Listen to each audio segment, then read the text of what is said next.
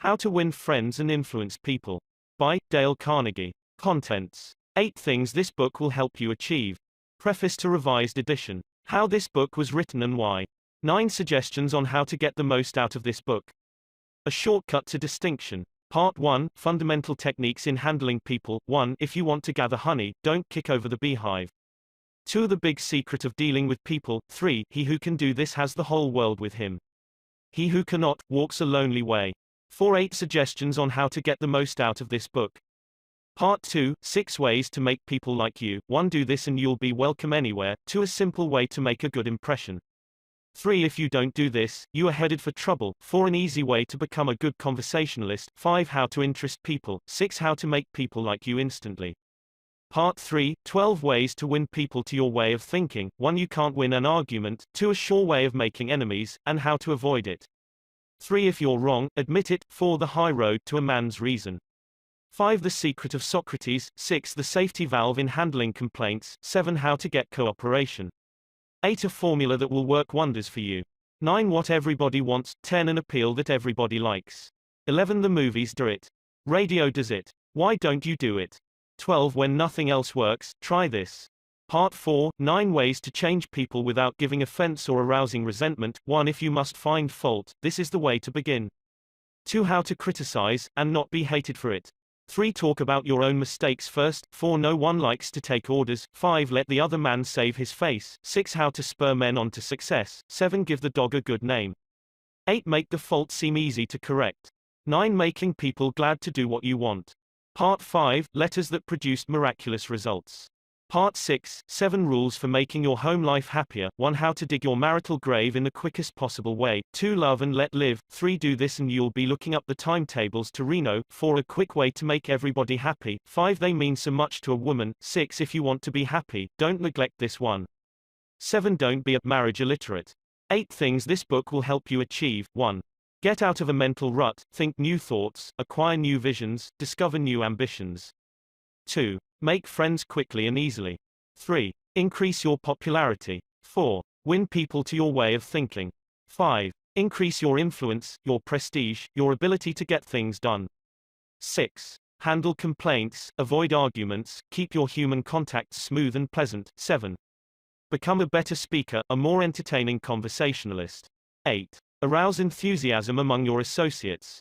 Preface to Revised Edition. How to Win Friends and Influence People was first published in 1937 in an edition of only 5,000 copies.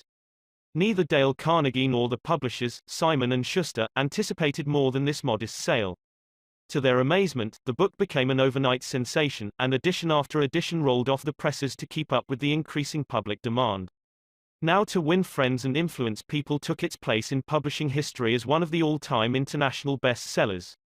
It touched a nerve and filled a human need that was more than a faddish phenomenon of post-Depression days, as evidenced by its continued and uninterrupted sales into the 80s, almost half a century later. Dale Carnegie used to say that it was easier to make $1 million than to put a phrase into the English language. How to Win Friends and Influence People became such a phrase, quoted, paraphrased, parodied, used in innumerable contexts from political cartoon to novels. The book itself was translated into almost every known written language. Each generation has discovered it anew and has found it relevant. Which brings us to the logical question, why revise a book that has proven and continues to prove its vigorous and universal appeal? Why tamper with success? To answer that, we must realize that Dale Carnegie himself was a tireless reviser of his own work during his lifetime. How to Win Friends and Influence People was written to be used as a textbook for his courses in effective speaking and human relations and is still used in those courses today. Until his death in 1955, he constantly improved and revised the course itself to make it applicable to the evolving needs of an ever-growing public. No one was more sensitive to the changing currents of present-day life than Dale Carnegie. He constantly improved and refined his methods of teaching. He updated his book on effective speaking several times. Had he lived longer, he himself would have revised How to Win Friends and Influence People to better reflect the changes that have taken place in the world since the 30s. Many of the names of prominent people in the book, well known at the time of first publication, are no longer recognized by many of today's readers. Certain examples and phrases seem as quaint and dated in our social climate as those in a Victorian novel. The important message and overall impact of the book is weakened to that extent. Our purpose, therefore, in this revision is to clarify and strengthen the book for a modern reader without tampering with the content. We have not changed How to Win Friends and Influence People except to make a few excisions and add a few more contemporary examples. The brash, breezy Carnegie style is intact, even the 30s slang is still there. Dale Carnegie wrote as he spoke, in an intensively exuberant, colloquial, conversational manner. So his voice still speaks as forcefully as ever, in the book and in his work. Thousands of people all over the world are being trained in Carnegie courses in increasing numbers each year. And other thousands are reading and studying How to Win Friends and Influence People and being inspired to use its principles to better their lives. To all of them, we offer this revision in the spirit of the honing and polishing of a finely made tool. Dorothy Carnegie, Mrs. Dale Carnegie, How This Book Was Written and Why by Dale Carnegie. During the first 35 years of the 20th century, the publishing houses of America printed more than 1/5 different books. Most of them were deadly dull, and many were financial failures. Many, did I say? The president of one of the largest publishing houses in the world confessed to me that his company, after 75 years of publishing experience, still lost money on 7 out of every 8 books it published. Why, then, did I have the temerity to write another book? And, after I had written it, why should you bother to read it? Fair questions, both, and I'll try to answer them. I have, since 1912, been conducting educational courses for business and professional men and women in New York. At first, I conducted courses in public speaking only, courses designed to train adults, by actual experience, to think on their feet and express their ideas with more clarity, more effectiveness and more poise, both in business interviews and before groups. But gradually, as the seasons passed, I realized that as sorely as these adults needed training in effective speaking, they needed still more training in the fine art of getting along with people in everyday business and social contacts. I also gradually realized that I was sorely in need of such training myself. As I look back across the years, I am appalled at my own frequent lack of finesse and understanding. How I wish a book such as this had been placed in my hands 20 years ago. What a priceless boon it would have been. Dealing with people is probably the biggest problem you face, especially if you are in business. Yes, and that is also true if you are a housewife, architect or engineer. Research done a few years ago under the auspices of the Carnegie Foundation for the Advancement of Teaching uncovered a most important and significant fact, a fact later confirmed by additional studies made at the Carnegie Institute of Technology. These investigations revealed that even in such technical lines as engineering, about 15% of one's financial success is due to one's technical knowledge and about 85% is due to skill in human engineering to personality and the ability to lead people. For many years, I conducted courses each season at the Engineers Club of Philadelphia, and also courses for the New York chapter of the American Institute of Electrical Engineers. A total of probably more than 1,500 engineers have passed through my classes. They came to me because they had finally realized, after years of observation and experience, that the highest paid personnel in engineering are frequently not those who know the most about engineering. One can, for example, hire mere technical ability in engineering, accountancy, architecture or any other profession at nominal salaries. But the person who has technical knowledge plus the ability to express ideas, to assume leadership, and to arouse enthusiasm among people, that person is headed for higher earning power. In the heyday of his activity, John D. Rockefeller said that the ability to deal with people is as purchasable a commodity as sugar or coffee, and I will pay more for that ability, said John D., than for any other under the sun. Wouldn't you suppose that every college in the land would conduct courses to develop the highest priced ability under the sun? But if there is just one practical, common sense course of that kind given for adults in even one college in the land, it has escaped my attention up to the present writing. The University of Chicago and the United YMCA. Schools conducted a survey to determine what adults want to study. That survey cost $25,000 and took 2 years. The last part of the survey was made in Meriden, Connecticut. It had been chosen as a typical American town. Every adult in Meriden was interviewed and requested to answer 156 questions. Questions such as, what is your business or profession? Your education? How do you spend your spare time? What is your income? Your hobbies? Your ambitions? Your problems? What subjects are you most interested in studying? And so on. That survey revealed that health is the prime interest of adults and that the second interest is people, how to understand and get along with people, how to make people like you, and how to win others to your way of thinking. So the committee conducting this survey resolved to conduct such a course for adults in Meriden. They searched diligently for a practical textbook on the subject and found not one. Finally, they approached one of the world's outstanding authorities on adult education and asked him if he knew of any book that met the needs of this group. No, he replied, I know what those adults want.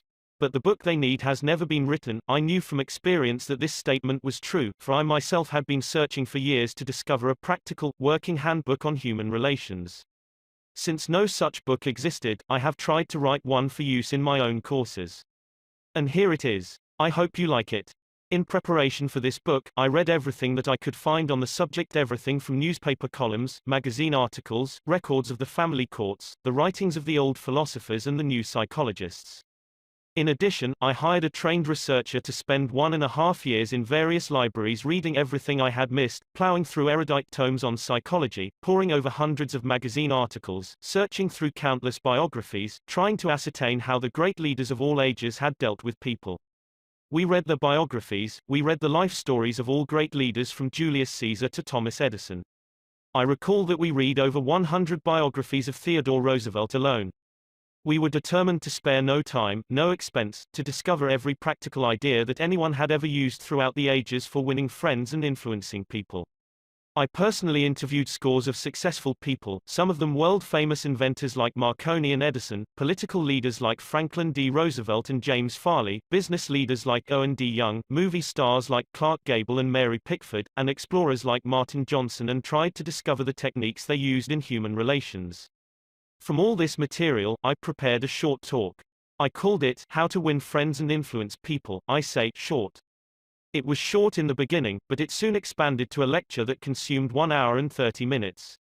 For years, I gave this talk each season to the adults in the Carnegie Institute courses in New York. I gave the talk and urged the listeners to go out and test it in the business and social contacts, and then come back to class and speak about their experiences and the results they had achieved. What an interesting assignment. These men and women, hungry for self-improvement, were fascinated by the idea of working in a new kind of laboratory, the first and only laboratory of human relationships for adults that had ever existed. This book wasn't written in the usual sense of the word. It grew as a child grows. It grew and developed out of that laboratory, out of the experiences of thousands of adults. Years ago, we started with a set of rules printed on a card no larger than a postcard. The next season we printed a larger card, then a leaflet, then a series of booklets, each one expanding in size and scope. After 15 years of experiment and research came this book. The rules we have set down here are not mere theories or guesswork. They work like magic. Incredible as it sounds, I have seen the application of these principles literally revolutionize the lives of many people. To illustrate, a man with 314 employees joined one of these courses. For years, he had driven and criticized and condemned his employees without stint or discretion. Kindness, words of appreciation and encouragement were alien to his lips. After studying the principles discussed in this book, this employer sharply altered his philosophy of life. His organization is now inspired with a new loyalty, a new enthusiasm, a new spirit of teamwork. 314 enemies have been turned into 314 friends. As he proudly said in a speech before the class, when I used to walk through my establishment, no one greeted me. My employees actually looked the other way when they saw me approaching. But now they're all my friends and even the janitor calls me by my first name.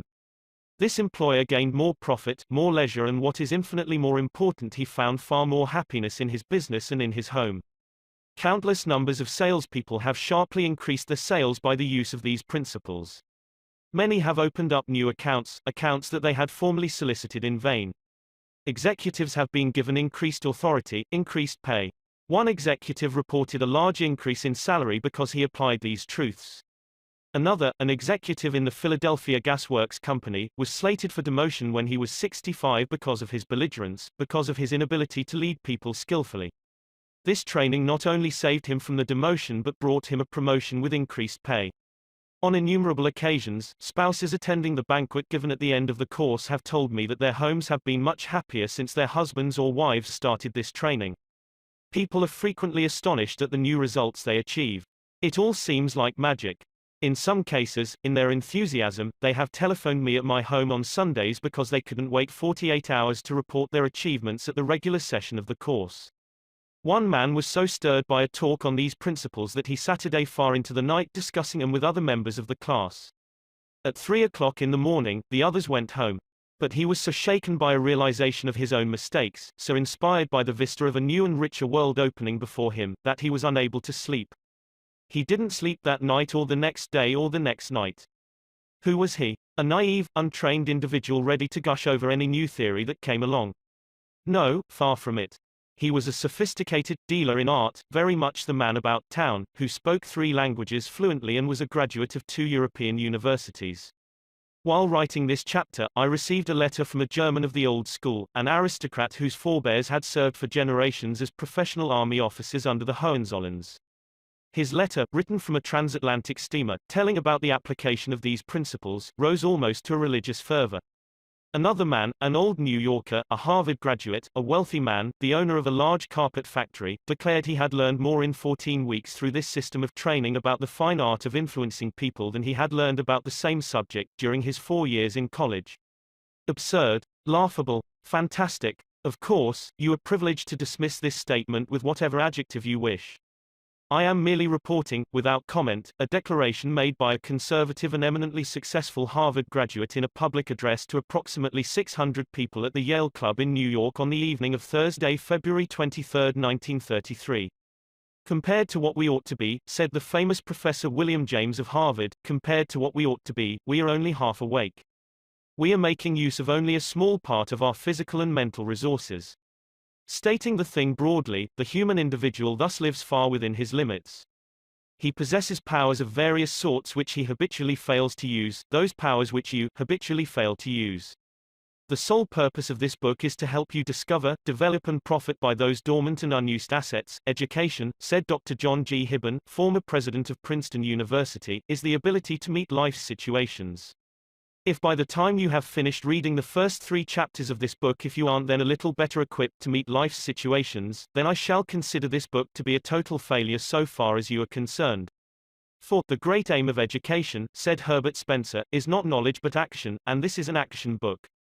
Dale Carnegie 1936, 9 suggestions on how to get the most out of this book. If you wish to get the most out of this book, there is one indispensable requirement, one essential infinitely more important than any rule or technique.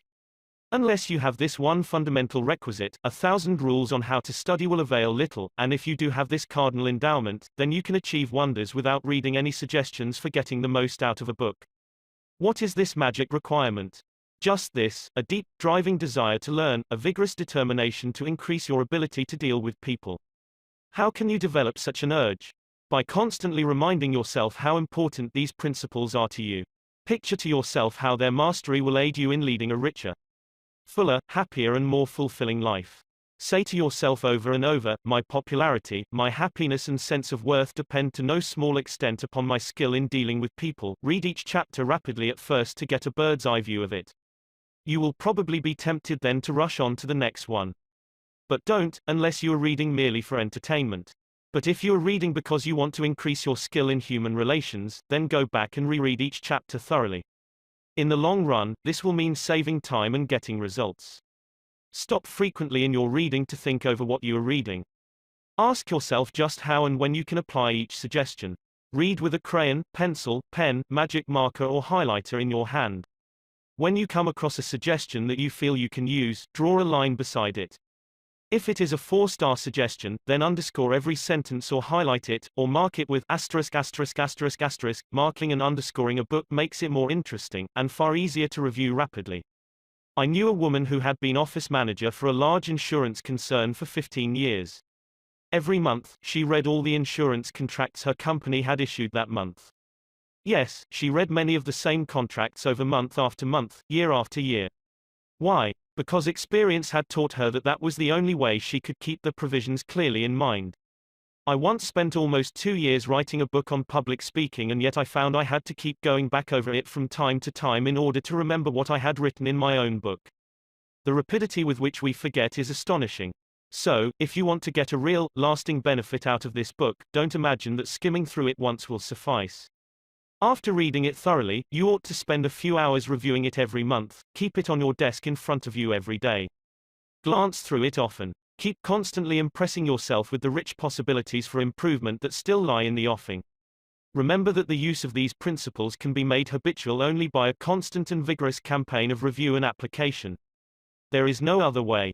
Bernard Shaw once remarked, "If you teach a man anything, he will never learn." Shaw was right. Learning is an active process. We learn by doing. So, if you desire to master the principles you are studying in this book, do something about them. Apply these rules at every opportunity. If you don't, you will forget them quickly. Only knowledge that is used sticks in your mind. You will probably find it difficult to apply these suggestions all the time. I know because I wrote the book, and yet frequently I found it difficult to apply everything I advocated. For example, when you are displeased, it is much easier to criticize and condemn than it is to try to understand the other person's viewpoint. It is frequently easier to find fault than to find praise. It is more natural to talk about what we want than to talk about what the other person wants. And so on. So, as you read this book, remember that you are not merely trying to acquire information. You are attempting to form new habits. Yes, you are attempting a new way of life. That will require time and persistence and daily application. So refer to these pages often. Regard this as a working handbook on human relations, and whenever you are confronted with some specific problem, such as handling a child, winning your spouse to your way of thinking, or satisfying an irritated customer, hesitate about doing the natural thing, the impulsive thing. This is usually wrong. Instead, turn to these pages and review the paragraphs you have underscored. Then try these new ways and watch them achieve magic for you. Offer your spouse, your child, or some business associate a dime or a dollar every time he or she catches you violating a certain principle. Make a lively game out of mastering these rules. The president of an important Wall Street bank once described, in a talk before one of my classes, a highly efficient system he used for self-improvement. This man had little formal schooling, yet he had become one of the most important financiers in America, and he confessed that he owed most of his success to the constant application of his homemade system. This is what he does. I'll put it in his own words as accurately as I can remember. For years I have kept an engagement book showing all the appointments I had during the day. My family never made any plans for me on Saturday night, for the family knew that I devoted a part of each Saturday evening to the illuminating process of self-examination and review and appraisal. After dinner I went off by myself, opened my engagement book, and thought over all the interviews, discussions and meetings that had taken place during the week. I asked myself, what mistakes did I make that time, what did I do that was right, and in what way could I have improved my performance, what lessons can I learn from that experience? I often found that this weekly review made me very unhappy. I was frequently astonished at my own blunders. Of course, as the years passed, these blunders became less frequent. Sometimes I was inclined to pat myself on the back a little after one of these sessions. This system of self-analysis, self-education, continued year after year, did more for me than any other one thing I have ever attempted. It helped me improve my ability to make decisions, and it aided me enormously in all my contacts with people. I cannot recommend it too highly. Why not use a similar system to check up on your application of the principles discussed in this book? If you do, two things will result. First, you will find yourself engaged in an educational process that is both intriguing and priceless. Second, you will find that your ability to meet and deal with people will grow enormously. You will find at the end of this book several blank pages on which you should record your triumphs in the application of these principles. Be specific. Give names, dates, results. Keeping such a record will inspire you to greater efforts, and how fascinating these entries will be when you chance upon them some evening years from now. In order to get the most out of this book, A. Develop a deep, driving desire to master the principles of human relations. B. Read each chapter twice before going on to the next one. C. As you read, stop frequently to ask yourself how you can apply each suggestion. D. Underscore each important idea. E. Review this book each month. F. Apply these principles at every opportunity. Use this volume as a working handbook to help you solve your daily problems. G. Make a lively game out of your learning by offering some friend a dime or a dollar every time he or she catches you violating one of these principles. H.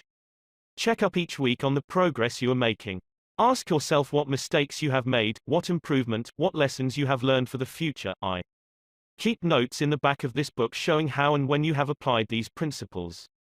A Shortcut to Distinction by Lowell Thomas. This biographical information about Dale Carnegie was written as an introduction to the original edition of How to Win Friends and Influence People. It is reprinted in this edition to give the readers additional background on Dale Carnegie. It was a cold January night in 1935, but the weather couldn't keep them away. 2,500 men and women thronged into the grand ballroom of the Hotel Pennsylvania in New York. Every available seat was filled by 7:30. At 8 o'clock, the eager crowd was still pouring in. The spacious balcony was soon jammed. Presently even standing space was at a premium, and hundreds of people, tired after navigating a day in business, stood up for an hour and a half that night to witness, what? A fashion show, a 6-day bicycle race or a personal appearance by Clark Gable. No, these people had been lured there by a newspaper ad. 2 evenings previously, they had seen this full-page announcement in the New York Sun staring them in the face, learn to speak effectively, prepare for leadership, old stuff. Yes, but believe it or not, in the most sophisticated town on earth, during a depression with 20% of the population on relief, 2,500 people had left their homes and hustled to the hotel in response to that ad. The people who responded were of the upper economic strata, executives, employers and professionals. These men and women had come to hear the opening gun of an ultra-modern, ultra-practical course in effective speaking and influencing men in business, a course given by the Dale Carnegie Institute of Effective Speaking and Human Relations. Why were they there, these 2,500 businessmen and women? Because of a sudden hunger for more education because of the Depression? Apparently not, for this same course had been playing to packed houses in New York City every season for the preceding 24 years. During that time, more than 15,000 business and professional people had been trained by Dale Carnegie. Even large, skeptical, conservative organizations such as the Westinghouse Electric Company, the McGraw-Hill Publishing Company, the Brooklyn Union Gas Company, the Brooklyn Chamber of Commerce, the American Institute of Electrical Engineers and the New York Telephone Company have had this training conducted in their own offices for the benefit of their members and executives. The fact that these people, 10 or 20 years after leaving grade school, high school or college, come and take this training is a glaring commentary on the shocking deficiencies of our educational system. What do adults really want to study? That is an important question, and in order to answer it, the University of Chicago, the American Association for Adult Education, and the United YMCA Schools made a survey over a 2-year period. That survey revealed that the prime interest of adults is health. It also revealed that the second interest is in developing skill in human relationships. They want to learn the technique of getting along with and influencing other people. They don't want to become public speakers, and they don't want to listen to a lot of high-sounding talk about psychology. They want suggestions they can use immediately in business, in social contacts and in the home. So that was what adults wanted to study, was it? All right, said the people making the survey. Fine. If that is what they want, we'll give it to them. Looking around for a textbook, they discovered that no working manual had ever been written to help people solve their daily problems in human relationships. Here was a fine kettle of fish. For hundreds of years, learned volumes had been written on Greek and Latin and higher mathematics, topics about which the average adult doesn't give two hoots. But on the one subject on which he has a thirst for knowledge, a veritable passion for guidance and help, nothing. This explained the presence of 2,500 eager adults crowding into the grand ballroom of the Hotel Pennsylvania in response to a newspaper advertisement. Here, apparently, at last was the thing for which they had long been seeking. Back in high school and college, they had pored over books, believing that knowledge alone was the open sesame to financial and professional rewards. But a few years in the rough and tumble of business and professional life had brought sharp disillusionment. They had seen some of the most important business successes won by men who possessed, in addition to their knowledge, the ability to talk well, to win people to their way of thinking, and to sell themselves and their ideas.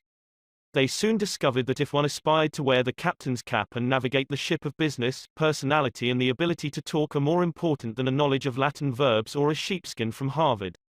The advertisement in the New York Sun promised that the meeting would be highly entertaining.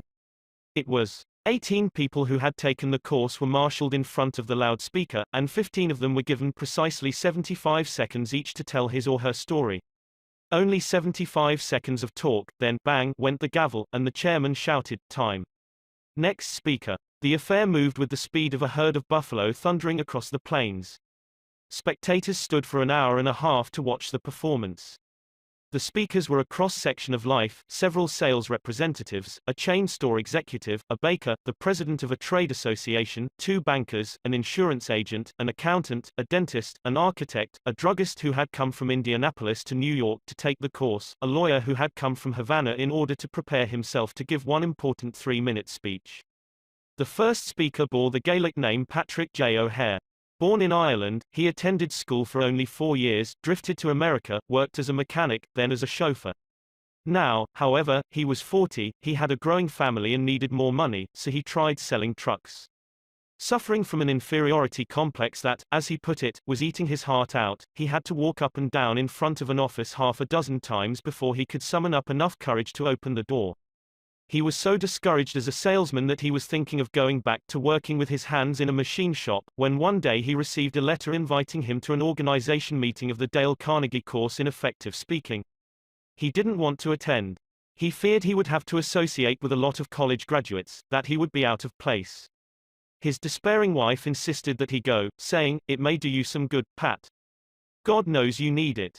He went down to the place where the meeting was to be held and stood on the sidewalk for 5 minutes before he could generate enough self-confidence to enter the room. The first few times he tried to speak in front of the others, he was dizzy with fear. But as the weeks drifted by, he lost all fear of audiences and soon found that he loved to talk. The bigger the crowd, the better. And he also lost his fear of individuals and of his superiors. He presented his ideas to them, and soon he had been advanced into the sales department. He had become a valued and much liked member of his company. This night, in the Hotel Pennsylvania, Patrick O'Hare stood in front of 2,500 people and told a gay, rollicking story of his achievements. Wave after wave of laughter swept over the audience. Few professional speakers could have equaled his performance. The next speaker, Godfrey Mayer, was a gray-headed banker, the father of 11 children. The first time he had attempted to speak in class, he was literally struck dumb. His mind refused to function. His story is a vivid illustration of how leadership gravitates to the person who can talk. He worked on Wall Street, and for 25 years he had been living in Clifton, New Jersey. During that time, he had taken no active part in community affairs and knew perhaps 500 people. Shortly after he had enrolled in the Carnegie course, he received his tax bill and was infuriated by what he considered unjust charges. Ordinarily, he would have sat a day at home and fumed, or he would have taken it out in grousing to his neighbors. But instead, he put on his hat that night, walked into the town meeting, and blew off steam in public. As a result of that talk of indignation, the citizens of Clifton, New Jersey, urged him to run for the town council. So for weeks he went from one meeting to another, denouncing waste and municipal extravagance. There were 96 candidates in the field. When the ballots were counted, lo, Godfrey Mayer's name led all the rest. Almost overnight, he had become a public figure among the 40,000 people in his community. As a result of his talks, he made 80 times more friends in 6 weeks than he had been able to previously in 25 years. And his salary as councilman meant that he got a return of 1,000% a year on his investment in the Carnegie course. The third speaker, the head of a large national association of food manufacturers, told how he had been unable to stand up and express his ideas at meetings of a board of directors. As a result of learning to think on his feet, 2 astonishing things happened.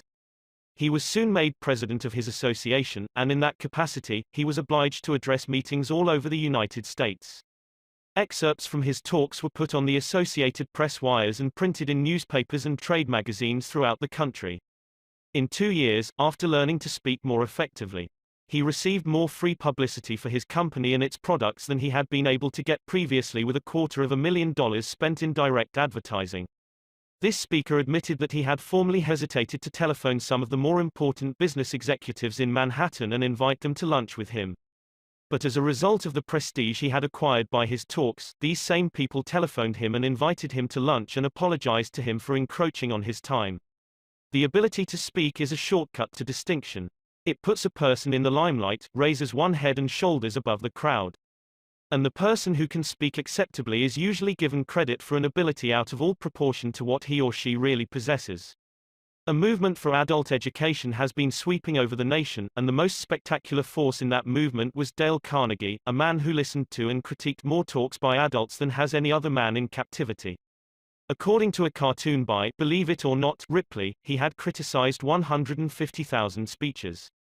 If that grand total doesn't impress you, remember that it meant one talk for almost every day that has passed since Columbus discovered America. Or, to put it in other words, if all the people who had spoken before him had used only 3 minutes and had appeared before him in succession, it would have taken 10 months, listening day and night, to hear them all. Dale Carnegie's own career, filled with sharp contrasts, was a striking example of what a person can accomplish when obsessed with an original idea and afire with enthusiasm. Born on a Missouri farm 10 miles from a railway, he never saw a streetcar until he was 12 years old, yet by the time he was 46, he was familiar with the far-flung corners of the earth, everywhere from Hong Kong to Hammerfest, and, at one time, he approached closer to the North Pole than Admiral Byrd's headquarters at Little America was to the South Pole. This Missouri lad who had once picked strawberries and cut cockleburs for 5 cents an hour became the highly paid trainer of the executives of large corporations in the art of self-expression. This erstwhile cowboy who had once punched cattle and branded calves and ridden fences out in western South Dakota later went to London to put on shows under the patronage of the royal family. This chap who was a total failure the first half dozen times he tried to speak in public later became my personal manager. Much of my success has been due to training under Dale Carnegie. Young Carnegie had to struggle for an education, for hard luck was always battering away at the old farm in northwest Missouri with a flying tackle and a body slam. Year after year, the 102 river rose and drowned the corn and swept away the hay. Season after season, the fat hogs sickened and died from cholera, the bottom fell out of the market for cattle and mules, and the bank threatened to foreclose the mortgage. Sick with discouragement, the family sold out and bought another farm near the State Teachers College at Warrensburg, Missouri. Board and room could be had in town for $1 a day, but young Carnegie couldn't afford it. So he stayed on the farm and commuted on horseback 3 miles to college each day. At home, he milked the cows, cut the wood, fed the hogs, and studied his Latin verbs by the light of a coal oil lamp until his eyes blurred and he began to nod. Even when he got to bed at midnight, he set the alarm for 3 o'clock. His father bred pedigreed Durrick Jersey hogs, and there was danger, during the bitter cold nights, that the young pigs would freeze to death, so they were put in a basket, covered with a gunny sack, and set behind the kitchen stove. True to their nature, the pigs demanded a hot meal at 3 a.m. So when the alarm went off, Dale Carnegie crawled out of the blankets, took the basket of pigs out to their mother, waited for them to nurse, and then brought them back to the warmth of the kitchen stove. There were 600 students in State Teachers College, and Dale Carnegie was one of the isolated half-dozen who couldn't afford to board in town. He was ashamed of the poverty that made it necessary for him to ride back to the farm and milk the cows every night. He was ashamed of his coat, which was too tight, and his trousers, which were too short. Rapidly developing an inferiority complex, he looked about for some shortcut to distinction. He soon saw that there were certain groups in college that enjoyed influence and prestige, the football and baseball players and the chaps who won the debating and public speaking contests. Realizing that he had no flair for athletics, he decided to win one of the speaking contests. He spent months preparing his talks. He practiced as he sat in the saddle galloping to college and back, he practiced his speeches as he milked the cows, and then he mounted a bale of hay in the barn and with great gusto and gestures harangued the frightened pigeons about the issues of the day. But in spite of all his earnestness and preparation, he met with defeat after defeat. He was 18 at the time, sensitive and proud. He became so discouraged, so depressed, that he even thought of suicide. And then suddenly he began to win, not one contest, but every speaking contest in college. Other students pleaded with him to train them, and they won also. After graduating from college, he started selling correspondence courses to the ranchers among the sandhills of western Nebraska and eastern Wyoming. In spite of all his boundless energy and enthusiasm, he couldn't make the grade. He became so discouraged that he went to his hotel room in Alliance, Nebraska, in the middle of the day, threw himself across the bed, and wept in despair. He longed to go back to college, he longed to retreat from the harsh battle of life, but he couldn't. So he resolved to go to Omaha and get another job. He didn't have the money for a railroad ticket, so he traveled on a freight train, feeding and watering 2 carloads of wild horses in return for his passage. After landing in South Omaha, he got a job selling bacon and soap and lard for Armour and Company. His territory was up among the Badlands and the cow and Indian country of western South Dakota. He covered his territory by freight train and stage coach and horseback and slept in pioneer hotels where the only partition between the rooms was a sheet of muslin. He studied books on salesmanship, rode bucking broncos, played poker with the Indians, and learned how to collect money. And when, for example, an inland storekeeper couldn't pay cash for the bacon and hams he had ordered, Dale Carnegie would take a dozen pairs of shoes off his shelf, sell the shoes to the railroad men, and forward the receipts to Armour and Company. He would often ride a freight train 100 miles a day. When the train stopped to unload freight, he would dash uptown, see 3 or 4 merchants, get his orders, and when the whistle blew, he would dash down the street again lickety-split and swing onto the train while it was moving. Within 2 years, he had taken an unproductive territory that had stood in the 25th place and had boosted it to first place among all the 29 car routes leading out of South Omaha. Armour and Company offered to promote him, saying, "You have achieved what seemed impossible." But he refused the promotion and resigned, went to New York, studied at the American Academy of Dramatic Arts, and toured the country, playing the role of Dr. Hartley in Polly of the Circus. He would never be a Booth or a Barrymore. He had the good sense to recognize that, so back he went to sales work, selling automobiles and trucks for the Packard Motor Car Company. He knew nothing about machinery and cared nothing about it. Dreadfully unhappy, he had to scourge himself to his task each day. He longed to have time to study, to write the books he had dreamed about writing back in college. So he resigned. He was going to spend his days writing stories and novels and support himself by teaching in a night school. Teaching what? As he looked back and evaluated his college work, he saw that his training in public speaking had done more to give him confidence, courage, poise and the ability to meet and deal with people in business than had all the rest of his college courses put together, so he urged the YMCA schools in New York to give him a chance to conduct courses in public speaking for people in business. What? Make orators out of business people? Absurd. The YMCA people knew. They had tried such courses and they had always failed. When they refused to pay him a salary of $2 a night, he agreed to teach on a commission basis and take a percentage of the net profits if there were any profits to take. And inside of 3 years they were paying him $30 a night on that basis, instead of $2. The course grew. Other East heard of it, then other cities. Dale Carnegie soon became a glorified circuit rider covering New York, Philadelphia, Baltimore and later London and Paris. All the textbooks were too academic and impractical for the business people who flocked to his courses. Because of this he wrote his own book entitled Public Speaking and Influencing Men in Business. It became the official text of all the YMCAs as well as of the American Bankers Association and the National Credit Men's Association. Dale Carnegie claimed that all people can talk when they get mad. He said that if you hit the most ignorant man in town on the jaw and knock him down, he would get on his feet and talk with an eloquence, heat and emphasis that would have rivaled that world-famous orator William Jennings Bryan at the height of his career. He claimed that almost any person can speak acceptably in public if he or she has self-confidence and an idea that is boiling and stewing within. The way to develop self-confidence, he said, is to do the thing you fear to do and get a record of successful experiences behind you. So he forced each class member to talk at every session of the course. The audience is sympathetic. They are all in the same boat, and, by constant practice, they develop a courage, confidence and enthusiasm that carry over into their private speaking. Dale Carnegie would tell you that he made a living all these years, not by teaching public speaking, that was incidental. His main job was to help people conquer their fears and develop courage. He started out at first to conduct merely a course in public speaking, but the students who came were businessmen and women. Many of them hadn't seen the inside of a classroom in 30 years. Most of them were paying their tuition on the installment plan. They wanted results and they wanted them quick, results that they could use the next day in business interviews and in speaking before groups. So he was forced to be swift and practical. Consequently, he developed a system of training that is unique, a striking combination of public speaking, salesmanship, human relations and applied psychology. A slave to no hard and fast rules, he developed a course that is as real as the measles and twice as much fun. When the classes terminated, the graduates formed clubs of their own and continued to meet fortnightly for years afterward. One group of 19 in Philadelphia met twice a month during the winter season for 17 years. Class members frequently travel 50 or 100 miles to attend classes. One student used to commute each week from Chicago to New York. Professor William James of Harvard used to say that the average person develops only 10% of his latent mental ability. Dale Carnegie, by helping businessmen and women to develop their latent possibilities, created one of the most significant movements in adult education. Lowell Thomas, 1936.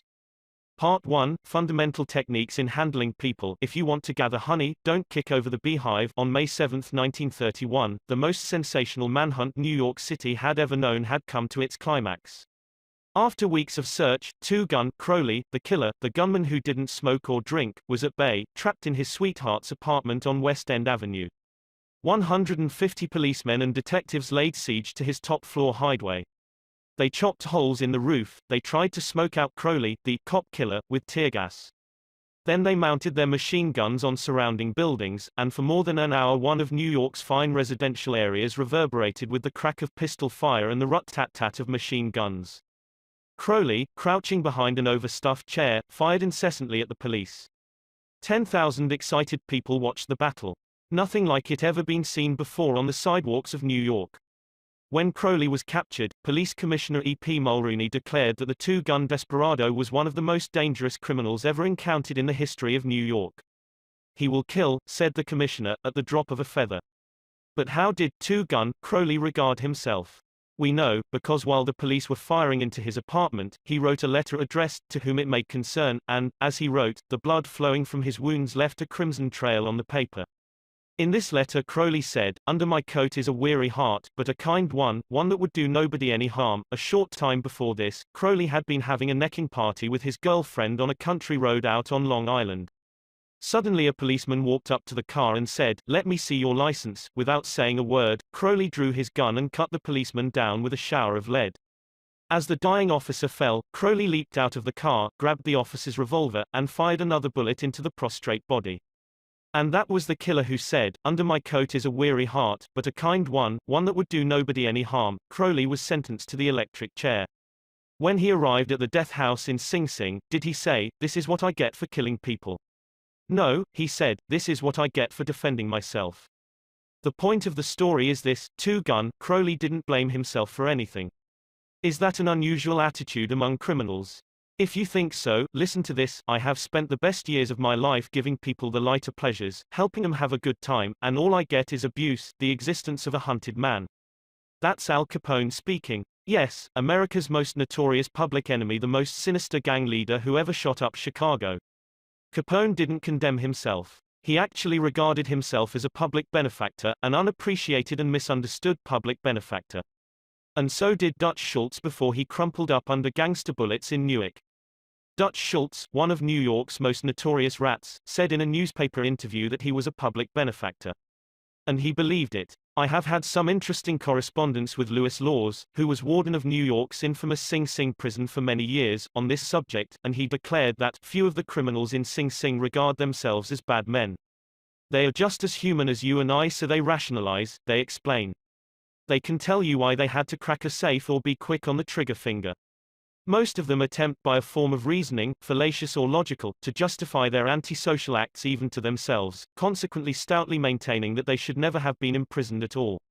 If Al Capone, Two-Gun Crowley, Dutch Schultz, and the desperate men and women behind prison walls don't blame themselves for anything, what about the people with whom you and I come in contact? John Wanamaker, founder of the stores that bear his name, once confessed, "I learned 30 years ago that it is foolish to scold.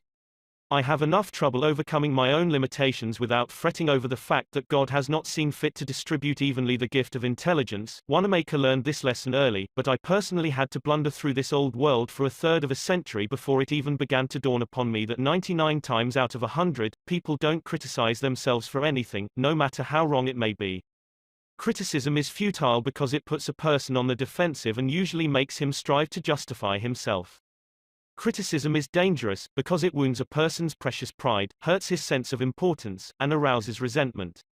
B.F. Skinner, the world-famous psychologist, proved through his experiments that an animal rewarded for good behavior will learn much more rapidly and retain what it learns far more effectively than an animal punished for bad behavior.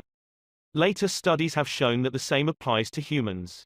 By criticizing, we do not make lasting changes and often incur resentment. Hans Selye, another great psychologist, said, "As much as we thirst for approval, we dread condemnation." The resentment that criticism engenders can demoralize employees, family members and friends, and still not correct the situation that has been condemned. George B. Johnston of Enid, Oklahoma, is the safety coordinator for an engineering company. One of his responsibilities is to see that employees wear their hard hats whenever they are on the job in the field. He reported that whenever he came across workers who were not wearing hard hats, he would tell them with a lot of authority of the regulation and that they must comply. As a result, he would get sullen acceptance, and often after he left, the workers would remove the hats. He decided to try a different approach. The next time he found some of the workers not wearing their hard hat, he asked if the hats were uncomfortable or did not fit properly. Then he reminded the men in a pleasant tone of voice that the hat was designed to protect them from injury and suggested that it always be worn on the job. The result was increased compliance with the regulation with no resentment or emotional upset. You will find examples of the futility of criticism bristling on 1,000 pages of history. Take, for example, the famous quarrel between Theodore Roosevelt and President Taft, a quarrel that split the Republican Party, put Woodrow Wilson in the White House, and wrote bold, luminous lines across the First World War and altered the flow of history. Let's review the facts quickly. When Theodore Roosevelt stepped out of the White House in 1908, he supported Taft, who was elected president. Then Theodore Roosevelt went off to Africa to shoot lions. When he returned, he exploded. He denounced Taft for his conservatism, tried to secure the nomination for a third term himself, formed the Bull Moose Party, and all but demolished the GOP. In the election that followed, William Howard Taft and the Republican Party carried only 2 states, Vermont and Utah. The most disastrous defeat the party had ever known. Theodore Roosevelt blamed Taft, but did President Taft blame himself? Of course not. With tears in his eyes, Taft said, "I don't see how I could have done any differently from what I have." Who was to blame? Roosevelt or Taft? Frankly, I don't know, and I don't care. The point I am trying to make is that all of Theodore Roosevelt's criticism didn't persuade Taft that he was wrong. It merely made Taft strive to justify himself and to reiterate with tears in his eyes, "I don't see how I could have done any differently from what I have." Or, take the Teapot Dome oil scandal. It kept the newspapers ringing with indignation in the early 1920s. It rocked the nation. Within the memory of living men, nothing like it had ever happened before in American public life. Here are the bare facts of the scandal. Albert B. Fall, Secretary of the Interior in Harding's cabinet, was entrusted with the leasing of government oil reserves at Elk Hill and Teapot Dome, oil reserves that had been set aside for the future use of the Navy. Did Secretary Fall permit competitive bidding? No, sir. He handed the fat, juicy contract outright to his friend Edward L. Doheny. And what did Doheny do? He gave Secretary Fall what he was pleased to call a loan of $100,000. Then, in a high-handed manner, Secretary Fall ordered United States Marines into the district to drive off competitors whose adjacent wells were sapping oil out of the Elk Hill reserves. These competitors, driven off the ground at the ends of guns and bayonets, rushed into court, and blew the lid off the Teapot Dome scandal. A stench arose so vile that it ruined the Harding administration, nauseated an entire nation, threatened to wreck the Republican Party, and put Albert B. Fall behind prison bars. Fall was condemned viciously, condemned as few men in public life have ever been. Did he repent? Never. Years later, Herbert Hoover intimated in a public speech that President Harding's death had been due to mental anxiety and worry because a friend had betrayed him. When Mrs. Fall heard that, she sprang from her chair, she wept, she shook her fists at fate and screamed, "What? Harding betrayed by Fall? No. My husband never betrayed anyone. This whole house full of gold would not tempt my husband to do wrong. He is the one who has been betrayed and led to the slaughter and crucified." There you are, human nature in action, wrongdoers, blaming everybody but themselves. We are all like that. So when you and I are tempted to criticize someone tomorrow, let's remember Al Capone, Two Gun, Crowley and Albert Fall. Let's realize that criticisms are like homing pigeons. They always return home. Let's realize that the person we are going to correct and condemn will probably justify himself or herself, and condemn us in return, or, like the gentle Taft, will say, "I don't see how I could have done any differently from what I have." On the morning of April 15, 1865, Abraham Lincoln lay dying in a hall bedroom of a cheap lodging house directly across the street from Ford's Theater, where John Wilkes Booth had shot him. Lincoln's long body lay stretched diagonally across a sagging bed that was too short for him. A cheap reproduction of Rosa Bonheur's famous painting The Horse Fair hung above the bed, and a dismal gas jet flickered yellow light. As Lincoln lay dying, Secretary of War Stanton said, "There lies the most perfect ruler of men that the world has ever seen." What was the secret of Lincoln's success in dealing with people? I studied the life of Abraham Lincoln for 10 years and devoted all of 3 years to writing and rewriting a book entitled Lincoln the Unknown. I believe I have made as detailed and exhaustive a study of Lincoln's personality and home life as it is possible for any being to make. I made a special study of Lincoln's method of dealing with people. Did he indulge in criticism? Oh, yes. As a young man in the Pigeon Creek Valley of Indiana, he not only criticized but he wrote letters and poems ridiculing people and dropped these letters on the country roads where they were sure to be found. One of these letters aroused resentments that burned for a lifetime. Even after Lincoln had become a practicing lawyer in Springfield, Illinois, he attacked his opponents openly in letters published in the newspapers. But he did this just once too often. In the autumn of 1842 he ridiculed a vain, pugnacious politician by the name of James Shields. Lincoln lammed him through an anonymous letter published in Springfield Journal. The town roared with laughter. Shields, sensitive and proud, boiled with indignation. He found out who wrote the letter, leaped on his horse, started after Lincoln, and challenged him to fight a duel. Lincoln didn't want to fight. He was opposed to dueling, but he couldn't get out of it and save his honor. He was given the choice of weapons. Since he had very long arms, he chose cavalry broadswords and took lessons in sword fighting from a West Point graduate, and, on the appointed day, he and Shields met on a sandbar in the Mississippi River, prepared to fight to the death, but, at the last minute, the seconds interrupted and stopped the duel. That was the most lurid personal incident in Lincoln's life. It taught him an invaluable lesson in the art of dealing with people. Never again did he write an insulting letter. Never again did he ridicule anyone. And from that time on, he almost never criticized anybody for anything.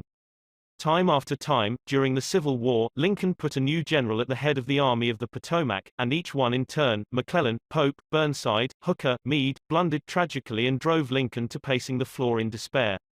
Half the nation savagely condemned these incompetent generals, but Lincoln, with malice toward none, with charity for all, held his peace.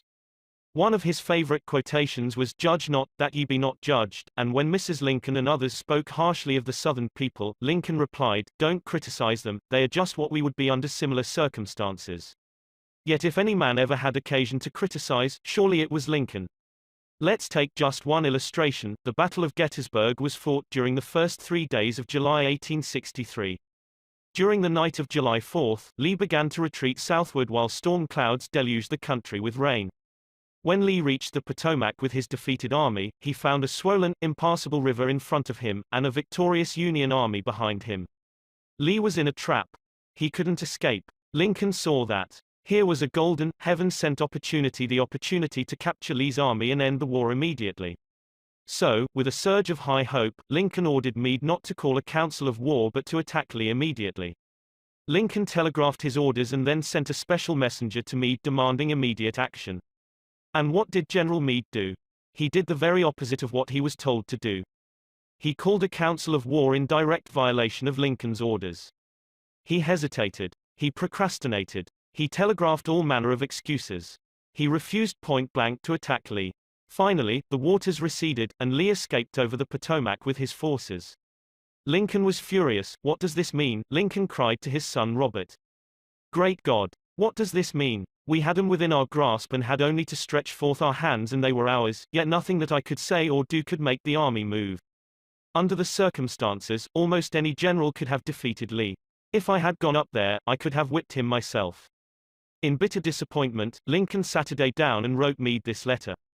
And remember, at this period of his life Lincoln was extremely conservative and restrained in his phraseology. So, this letter coming from Lincoln in 1863 was tantamount to the severest rebuke. "My dear General, I do not believe you appreciate the magnitude of the misfortune involved in Lee's escape. He was within our easy grasp, and to have closed upon him would, in connection with our other late successes, have ended the war. As it is, the war will be prolonged indefinitely. If you could not safely attack Lee last Monday, how can you possibly do so south of the river, when you can take with you very few, no more than 2/3 of the force you then had in hand? It would be unreasonable to expect, and I do not expect, that you can now effect much. Your golden opportunity is gone, and I am distressed immeasurably because of it." What do you suppose Meade did when he read the letter? Meade never saw that letter. Lincoln never mailed it. It was found among his papers after his death. My guess is, and this is only a guess, that after writing that letter, Lincoln looked out of the window and said to himself, "Just a minute. Maybe I ought not to be so hasty. It is easy enough for me to sit here in the quiet of the White House and order Meade to attack, but if I had been up at Gettysburg, and if I had seen as much blood as Meade has seen during the last week, and if my ears had been pierced with the screams and shrieks of the wounded and dying, maybe I wouldn't be so anxious to attack either. If I had Meade's timid temperament, perhaps I would have done just what he had done." Anyhow, it is water under the bridge now. If I send this letter, it will relieve my feelings, but it will make Meade try to justify himself. It will make him condemn me. It will arouse hard feelings, impair all his further usefulness as a commander, and perhaps force him to resign from the army. So, as I have already said, Lincoln put the letter aside, for he had learned by bitter experience that sharp criticisms and rebukes almost invariably end in futility. Theodore Roosevelt said that when he, as president, was confronted with a perplexing problem, he used to lean back and look up at a large painting of Lincoln which hung above his desk in the White House and ask himself, what would Lincoln do if he were in my shoes? How would he solve this problem?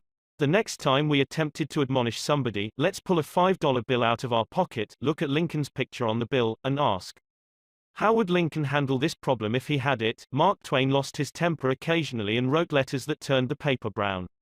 For example, he once wrote to a man who had aroused his ire, the thing for you is a burial permit. You have only to speak and I will see that you get it. On another occasion he wrote to an editor about a proofreader's attempts to improve my spelling and punctuation. He ordered, set the matter according to my copy hereafter and see that the proofreader retains his suggestions in the mush of his decayed brain. The writing of these stinging letters made Mark Twain feel better. They allowed him to blow off steam, and the letters didn't do any real harm, because Mark's wife secretly lifted them out of the mail. They were never sent. Do you know someone you would like to change and regulate and improve? Good. That is fine. I am all in favor of it, but why not begin on yourself? From a purely selfish standpoint, that is a lot more profitable than trying to improve others, yes, and a lot less dangerous. Don't complain about the snow on your neighbor's roof, said Confucius, when your own doorstep is unclean. When I was still young and trying hard to impress people, I wrote a foolish letter to Richard Harding Davis, an author who once loomed large on the literary horizon of America. I was preparing a magazine article about authors, and I asked Davis to tell me about his method of work. A few weeks earlier, I had received a letter from someone with this notation at the bottom, dictated but not read. I was quite impressed. I felt that the writer must be very big and busy and important. I wasn't the slightest bit busy, but I was eager to make an impression on Richard Harding Davis, so I ended my short note with the words, dictated but not read. He never troubled to answer the letter. He simply returned it to me with this scribbled across the bottom, your bad manners are exceeded only by your bad manners. True, I had blundered, and perhaps I deserved this rebuke. But, being human, I resented it. I resented it so sharply that when I read of the death of Richard Harding Davis 10 years later, the one thought that still persisted in my mind, I am ashamed to admit, was the hurt he had given me. If you and I want to stir up a resentment tomorrow that may rankle across the decades and endure until death, just let us indulge in a little stinging criticism no matter how certain we are that it is justified. When dealing with people, let us remember we are not dealing with creatures of logic. We are dealing with creatures of emotion, creatures bristling with prejudices and motivated by pride and vanity. Bitter criticism caused the sensitive Thomas Hardy, one of the finest novelists ever to enrich English literature, to give up forever the writing of fiction. Criticism drove Thomas Chatterton, the English poet, to suicide. Benjamin Franklin, tactless in his youth, became so diplomatic, so adroit at handling people, that he was made American ambassador to France. The secret of his success. I will speak ill of no man, he said, and speak all the good I know of everybody. Any fool can criticize, condemn and complain, and most fools do. But it takes character and self-control to be understanding and forgiving. A great man shows his greatness, said Carlyle, by the way he treats little men. Bob Hoover, a famous test pilot and frequent performer at air shows, was returning to his home in Los Angeles from an air show in San Diego. As described in the magazine Flight Operations, at 300 feet in the air, both engines suddenly stopped. By deft maneuvering he managed to land the plane, but it was badly damaged although nobody was hurt. Hoover's first act after the emergency landing was to inspect the airplane's fuel.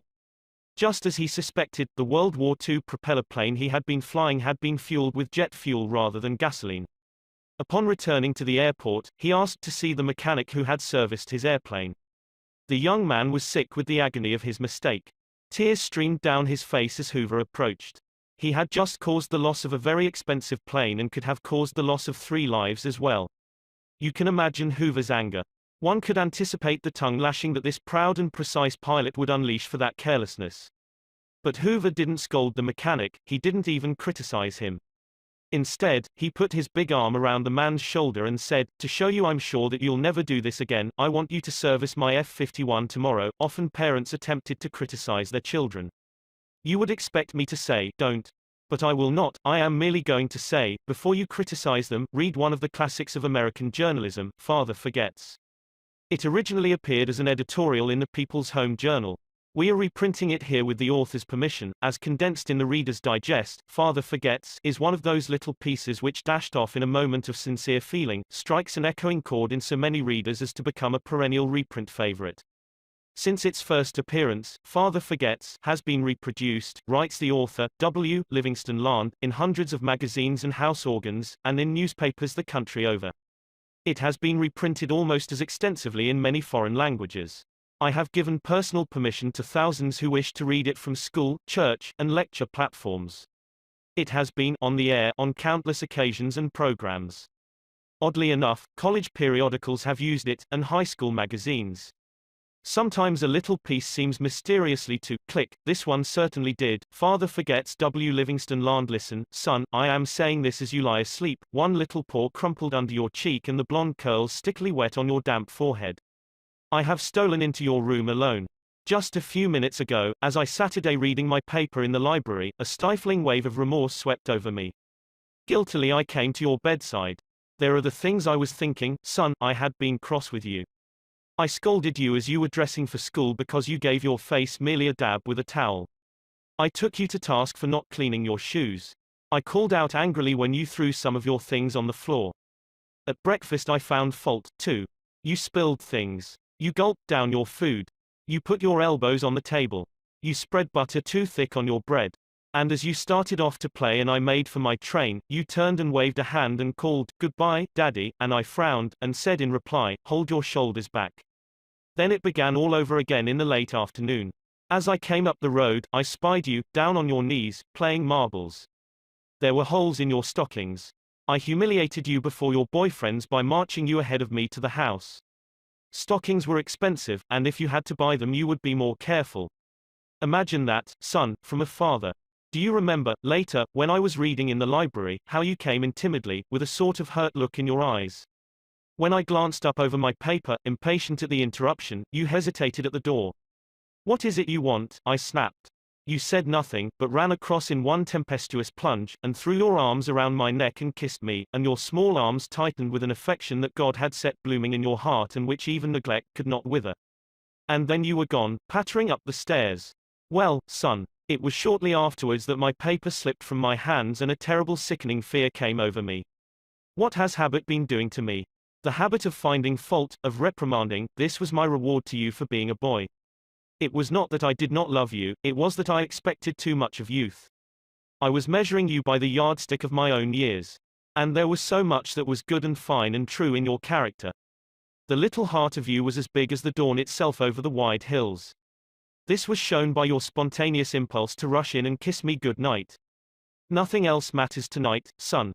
I have come to your bedside in the darkness, and I have knelt there, ashamed. It is a feeble atonement. I know you would not understand these things if I told them to you during your waking hours. But tomorrow I will be a real daddy. I will chum with you, and suffer when you suffer, and laugh when you laugh. I will bite my tongue when impatient words come. I will keep saying as if it were a ritual, he is nothing but a boy, a little boy. I am afraid I have visualized you as a man. Yet as I see you now, son, crumpled and weary in your cot, I see that you are still a baby. Yesterday you were in your mother's arms, your head on her shoulder. I have asked too much, too much. Instead of condemning people, let's try to understand them. Let's try to figure out why they do what they do. That's a lot more profitable and intriguing than criticism, and it breeds sympathy, tolerance and kindness. To know all is to forgive all. As Dr. Johnson said, God himself, sir, does not propose to judge man until the end of his days. Why should you and I? Principle 1. Don't criticize, condemn or complain with a well thought out and educated way to add a solution. The big secret of dealing with people: there is only one way under high heaven to get anybody to do anything. Did you ever stop to think of that? Yes, just one way. And that is by making the other person want to do it. Remember, there is no other way. Of course, you can make someone want to give you his watch by sticking a revolver in his ribs. You can make your employees give you cooperation, until your back is turned, by threatening to fire them. You can make a child do what you want it to do by a whip or a threat. But these crude methods have sharply undesirable repercussions. The only way I can get you to do anything is by giving you what you want. What do you want? Sigmund Freud said that everything you and I do springs from two motives, the sex urge and the desire to be great. John Dewey, one of America's most profound philosophers, phrased it a bit differently. Dr. Dewey said that the deepest urge in human nature is the desire to be important. Remember that phrase, the desire to be important. It is significant. You are going to hear a lot about it in this book. What do you want? Not many things, but the few that you do wish, you crave with an insistence that will not be denied. Some of the things most people want include 1. Health and the preservation of life. 2. Food. 3. Sleep. 4. Money and the things money will buy. 5. Life in the hereafter. 6. Sexual gratification. 7. The well-being of our children. 8. A feeling of importance. Almost all these wants are usually gratified, all except one. But there is one longing, almost as deep, almost as imperious, as the desire for food or sleep, which is seldom gratified. It is what Freud calls the desire to be great. It is what Dewey calls the desire to be important. Lincoln once began a letter saying, "Everybody likes a compliment." William James said, "The deepest principle in human nature is the craving to be appreciated." He didn't speak, mind you, of the wish or the desire or the longing to be appreciated. He said the craving to be appreciated. Here is a gnawing and unfaltering human hunger, and the rare individual who honestly satisfies this heart hunger will hold people in the palm of his or her hand, and even the undertaker will be sorry when he dies. The desire for a feeling of importance is one of the chief distinguishing differences between mankind and the animals. To illustrate, when I was a farm boy out in Missouri, my father bred fine Durrick Jersey hogs and pedigreed white-faced cattle.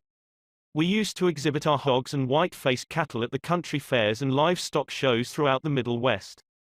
We won first prizes by the score.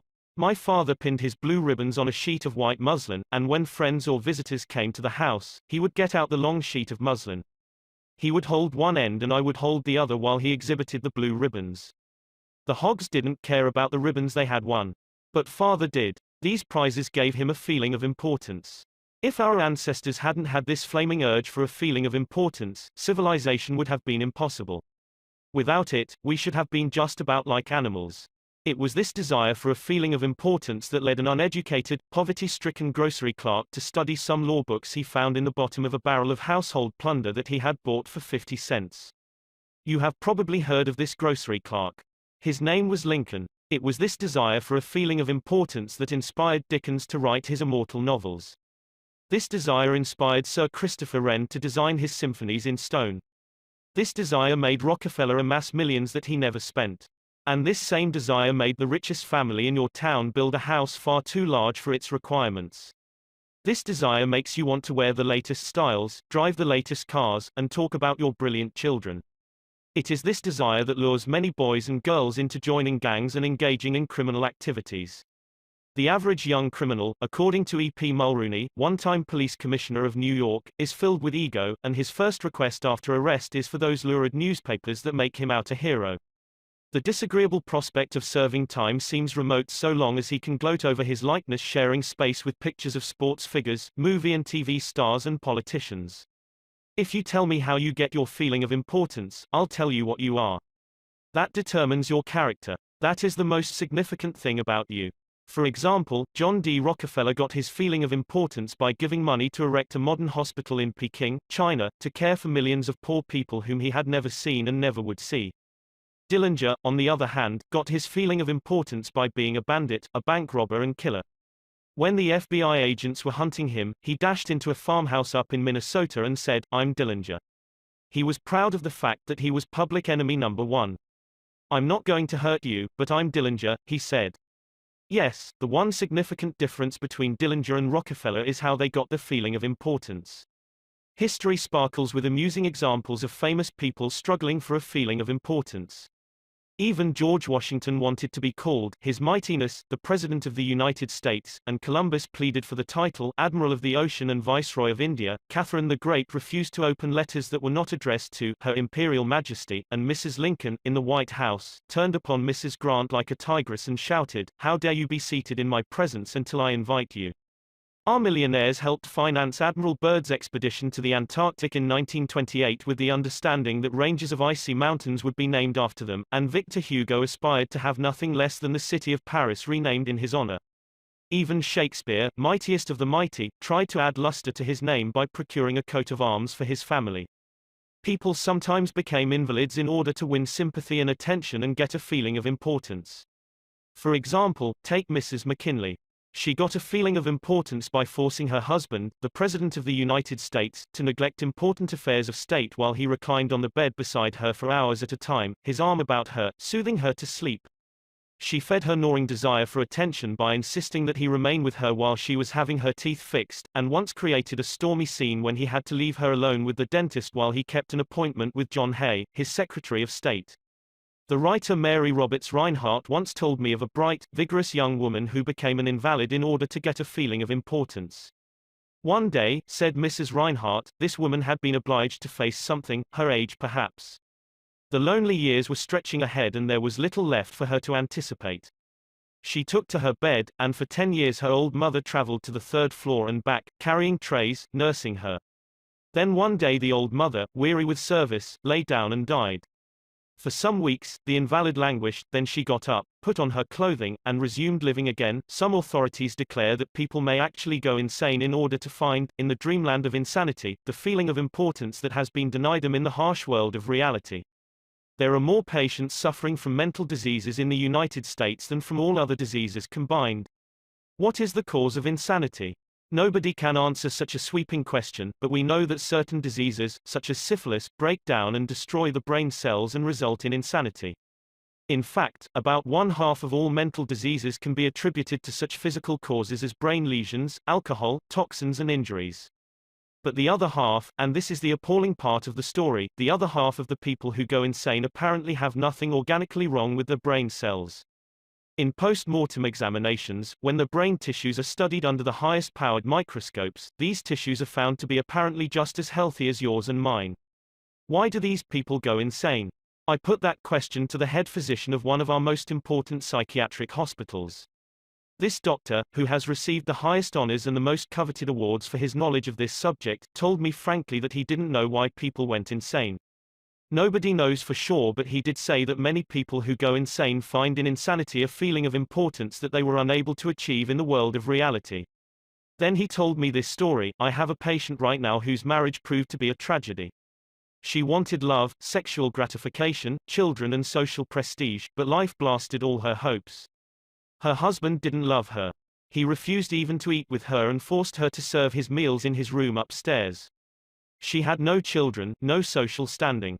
She went insane, and, in her imagination, she divorced her husband and resumed her maiden name. She now believes she has married into English aristocracy, and she insists on being called Lady Smith. And as for children, she imagines now that she has had a new child every night. Each time I call on her she says, "Doctor, I had a baby last night." Life once wrecked all her dream ships on the sharp rocks of reality, but in the sunny, fantasy isles of insanity, all her barkentines race into port with canvas billowing and wind singing through the masts. Tragic? Oh, I don't know. Her physician said to me, if I could stretch out my hand and restore her sanity, I wouldn't do it. She's much happier as she is. If some people are so hungry for a feeling of importance that they actually go insane to get it, imagine what miracle you and I can achieve by giving people honest appreciation this side of insanity. One of the first people in American business to be paid a salary of over $1 million a year when there was no income tax and a person earning $50 a week was considered well off was Charles Schwab. He had been picked by Andrew Carnegie to become the first president of the newly formed United States Steel Company in 1921, when Schwab was only 38 years old. Schwab later left U.S. Steel to take over the then-troubled Bethlehem Steel Company, and he rebuilt it into one of the most profitable companies in America. Why did Andrew Carnegie pay $1 million a year, or more than $3,000 a day, to Charles Schwab? Why? Because Schwab was a genius? No. Because he knew more about the manufacture of steel than other people. Nonsense. Charles Schwab told me himself that he had many men working for him who knew more about the manufacture of steel than he did. Schwab says that he was paid this salary largely because of his ability to deal with people. I asked him how he did it. Here is his secret set down in his own words, words that ought to be cast in eternal bronze and hung in every home and school, every shop and office in the land, words that children ought to memorize instead of wasting their time memorizing the conjugation of Latin verbs or the amount of the annual rainfall in Brazil, words that will all but transform your life and mine if we will only live them. I consider my ability to arouse enthusiasm among my people, said Schwab, the greatest asset I possess, and the way to develop the best that is in a person is by appreciation and encouragement. There is nothing else that so kills the ambitions of a person as criticisms from superiors. I never criticize anyone. I believe in giving a person incentive to work. So, I am anxious to praise but loath to find fault. If I like anything, I am hearty in my approbation and lavish in my praise. That is what Schwab did. But what do average people do? The exact opposite. If they don't like a thing, they bawl out their subordinates. If they do like it, they say nothing.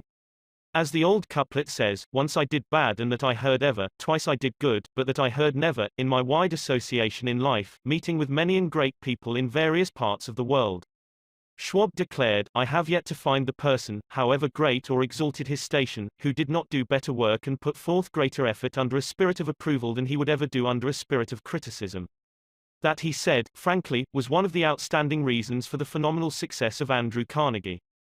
Carnegie praised his associates publicly as well as privately. Carnegie wanted to praise his assistants even on his tombstone. He wrote an epitaph for himself which read, "Here lies one who knew how to get around him men who were cleverer than himself." Sincere appreciation was one of the secrets of the first John D. Rockefeller's success in handling men. For example, when one of his partners, Edward T. Bedford, lost $1 million for the firm by a bad buy in South America, John D. might have criticized, but he knew Bedford had done his best, and the incident was closed. So, Rockefeller found something to praise. He congratulated Bedford because he had been able to save 60% of the money he had invested. "That's splendid," said Rockefeller. "We don't always do as well as that upstairs. I have among my clippings a story that I know never happened, but it illustrates a truth, so I'll repeat it. According to this silly story, a farm woman, at the end of a heavy day's work, set before her menfolks a heaping pile of hay. And when they indignantly demanded whether she had gone crazy, she replied, 'Why, how did I know you'd notice? I've been cooking for you men for the last 20 years and in all that time I ain't heard no word to let me know you wasn't just eating hay.' When a study was made a few years ago on runaway wives, what do you think was discovered to be the main reason wives ran away? It was lack of appreciation. And I'd bet that a similar study made of runaway husbands would come out the same way. We often take our spouses so much for granted that we never let them know we appreciate them. A member of one of our classes told of a request made by his wife. She and a group of other women in her church were involved in a self-improvement program. She asked her husband to help her by listing 6 things he believed she could do to help her become a better wife. He reported to the class, "I was surprised by such a request. Frankly, it would have been easy for me to list 6 things I would like to change about her. My heavens, she could have listed 1,000 things she would like to change about me, but I didn't. I said to her, 'Let me think about it and give you an answer in the morning.' The next morning I got up very early and called the florist and had him send 6 red roses to my wife with a note saying, 'I can't think of 6 things I would like to change about you. I love you the way you are.' When I arrived at home that evening, who do you think greeted me at the door? That's right. My wife. She was almost in tears. Needless to say, I was extremely glad I had not criticized her as she had requested. The following Sunday at church, after she had reported the results of her assignment, several women with whom she had been studying came up to me and said, 'That was the most considerate thing I have ever heard.' It was then I realized the power of appreciation. Florenz Ziegfeld, the most spectacular producer who ever dazzled Broadway, gained his reputation by his subtle ability to glorify the American girl. Time after time, he took drab little creatures that no one ever looked at twice and transformed them on the stage into glamorous visions of mystery and seduction.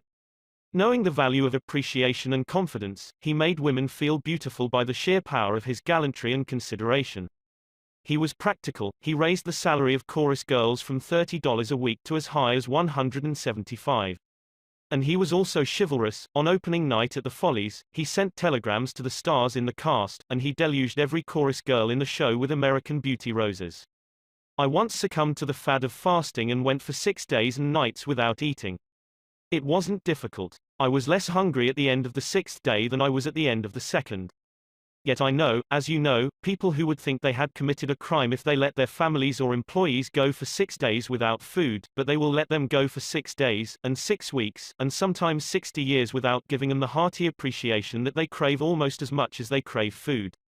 When Alfred Lunt, one of the great actors of his time, played the leading role in Reunion in Vienna, he said, "There is nothing I need so much as nourishment for my self-esteem. We nourish the bodies of our children and friends and employees, but how seldom do we nourish their self-esteem?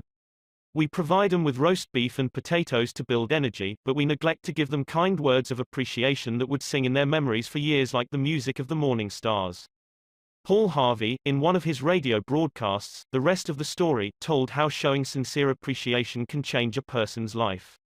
He reported that years ago a teacher in Detroit asked Stevie Morris to help her find a mouse that was lost in the classroom.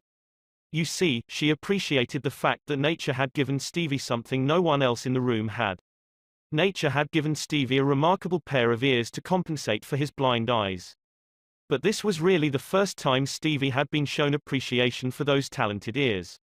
Now, years later, he says that this act of appreciation was the beginning of a new life. You see, from that time on he developed his gift of hearing and went on to become, under the stage name of Stevie Wonder, one of the great pop singers and songwriters of the 70s, *** Paul Laurent, Paul Harvey's The Rest of the Story, New York, Doubleday, 1977. Edited and compiled by Lynn Harvey. Copyright C by Paulin, Inc. Some readers are saying right now as they read these lines, "Oh, phooey. Flattery. Bear oil. I've tried that stuff. It doesn't work, not with intelligent people, of course. Flattery seldom works with discerning people. It is shallow, selfish and insincere. It ought to fail and it usually does. True, some people are so hungry, so thirsty, for appreciation that they will swallow anything, just as a starving man will eat grass and fishworms. Even Queen Victoria was susceptible to flattery. Prime Minister Benjamin Disraeli confessed that he put it on thick in dealing with the Queen. To use his exact words, he said he spread it on with a trowel. But Disraeli was one of the most polished, deft and adroit men who ever ruled the far-flung British Empire. He was a genius in his line. What would work for him wouldn't necessarily work for you and me.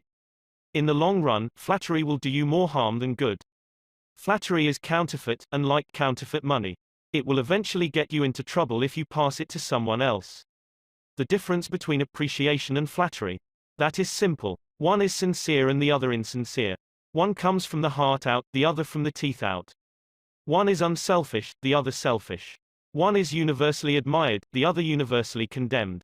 I recently saw a bust of Mexican hero General Alvaro Obregón in the Chapultepec Palace in Mexico City. Below the bust are carved these wise words from General Obregón's philosophy: don't be afraid of enemies who attack you. Be afraid of the friends who flatter you. No, no, no, I am not suggesting flattery. Far from it. I'm talking about a new way of life. Let me repeat. I am talking about a new way of life. King George V had a set of 6 maxims displayed on the walls of his study at Buckingham Palace. One of these maxims said, "Teach me neither to proffer nor receive cheap praise, that's all flattery is, cheap praise." I once read a definition of flattery that may be worth repeating. Flattery is telling the other person precisely what he thinks about himself. Use what language you will, said Ralph Waldo Emerson, you can never say anything but what you are. If all we had to do was flatter, everybody would catch on and we should all be experts in human relations. When we are not engaged in thinking about some definite problem, we usually spend about 95% of our time thinking about ourselves. Now, if we stop thinking about ourselves for a while and begin to think of the other person's good points, we won't have to resort to flattery so cheap and false that it can be spotted almost before it is out of the mouth. One of the most neglected virtues of our daily existence is appreciation. Somehow, we neglect to praise our son or daughter when he or she brings home a good report card, and we fail to encourage our children when they first succeed in baking a cake or building a birdhouse. Nothing pleases children more than this kind of parental interest and approval.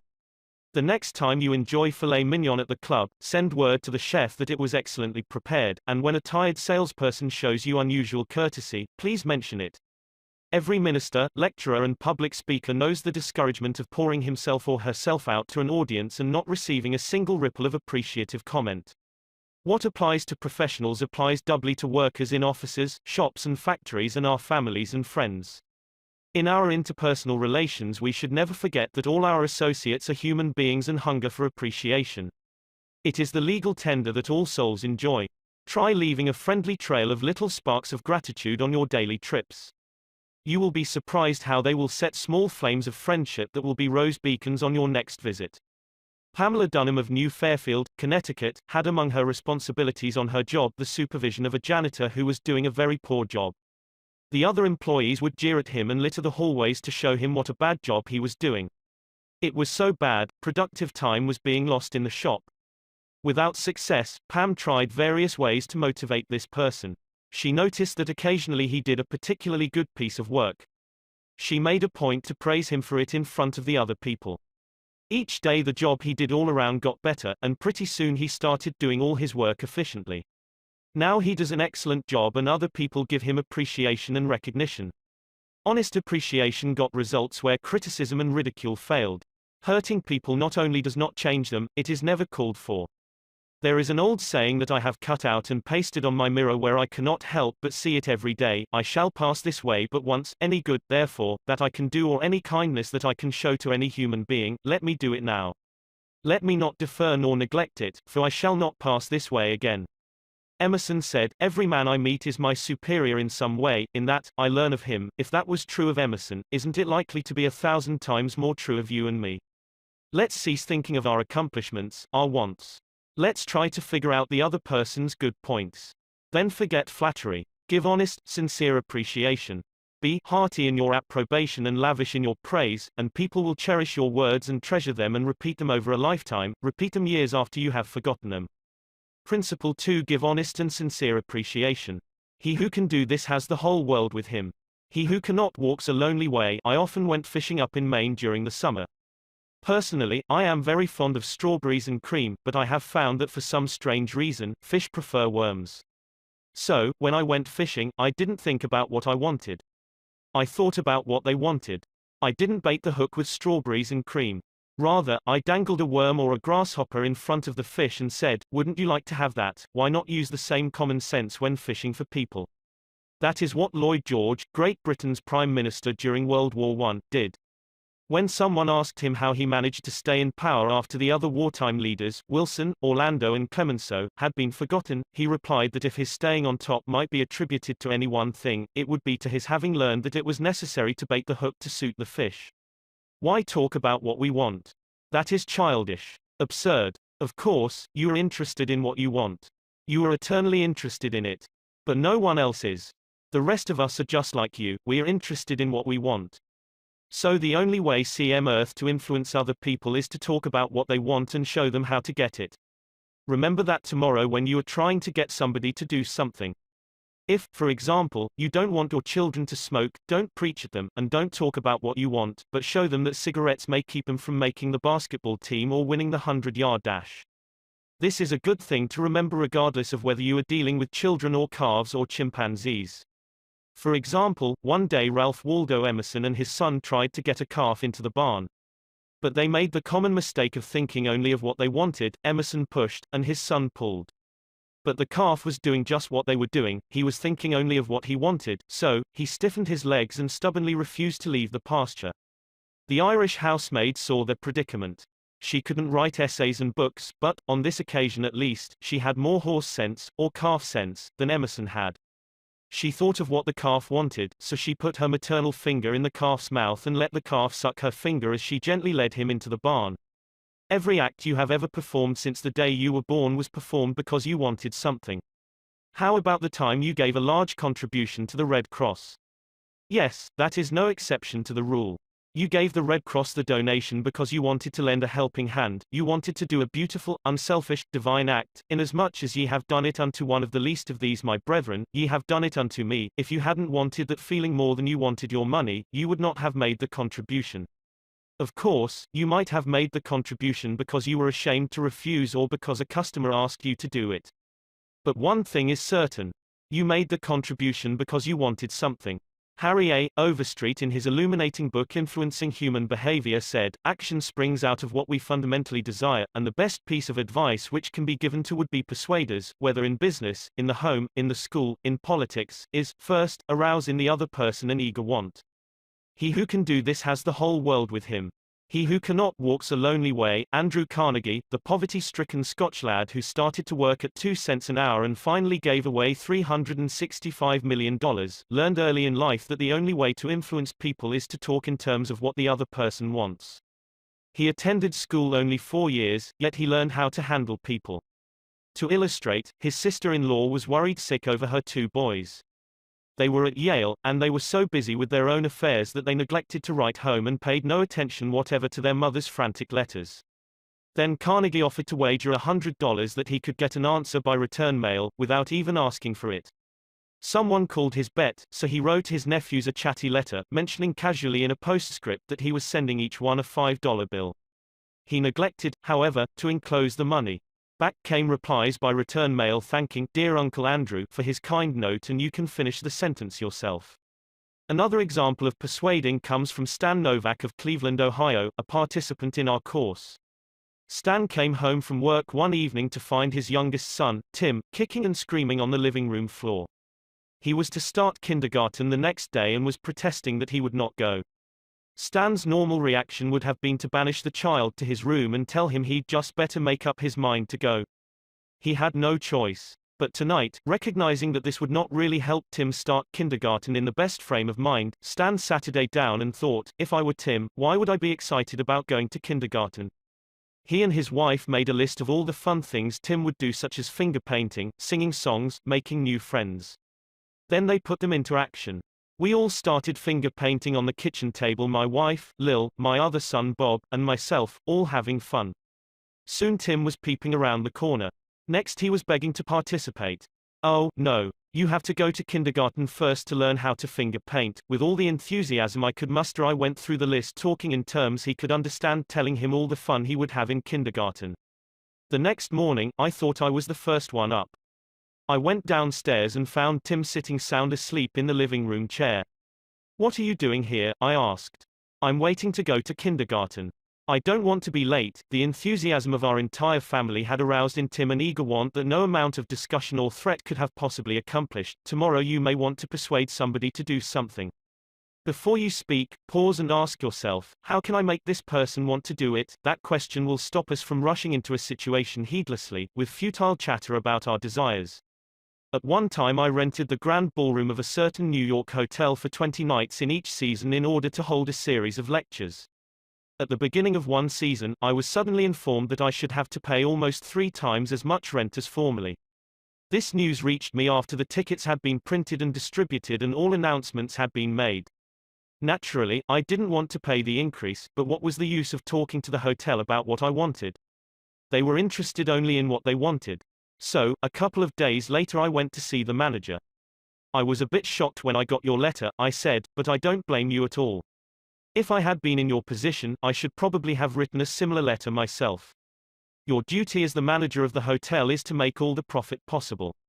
If you don't do that, you will be fired, and you ought to be fired. Now, let's take a piece of paper and write down the advantages and the disadvantages that will accrue to you if you insist on this increase in rent. Then I took a letterhead and ran a line through the center and headed one column advantages and the other column disadvantages. I wrote down under the head advantages these words, ballroom free. Then I went on to say, you will have the advantage of having the ballroom free to rent for dances and conventions. That is a big advantage, for affairs like that will pay you much more than you can get for a series of lectures. If I tie your ballroom up for 20 nights during the course of the season, it is sure to mean a loss of some very profitable business to you. Now, let's consider the disadvantages. First, instead of increasing your income from me, you are going to decrease it. In fact, you are going to wipe it out because I cannot pay the rent you are asking. I shall be forced to hold these lectures at some other place. There's another disadvantage to you also. These lectures attract crowds of educated and cultured people to your hotel. That is good advertising for you, isn't it? In fact, if you spent $5,000 advertising in the newspapers, you couldn't bring as many people to look at your hotel as I can bring by these lectures. That is worth a lot to a hotel, isn't it? As I talked, I wrote these 2 disadvantages under the proper heading, and handed the sheet of paper to the manager, saying, I wish you would carefully consider both the advantages and disadvantages that are going to accrue to you and then give me your final decision. I received a letter the next day, informing me that my rent would be increased only 50% instead of 300%. Mind you, I got this reduction without saying a word about what I wanted. I talked all the time about what the other person wanted and how he could get it.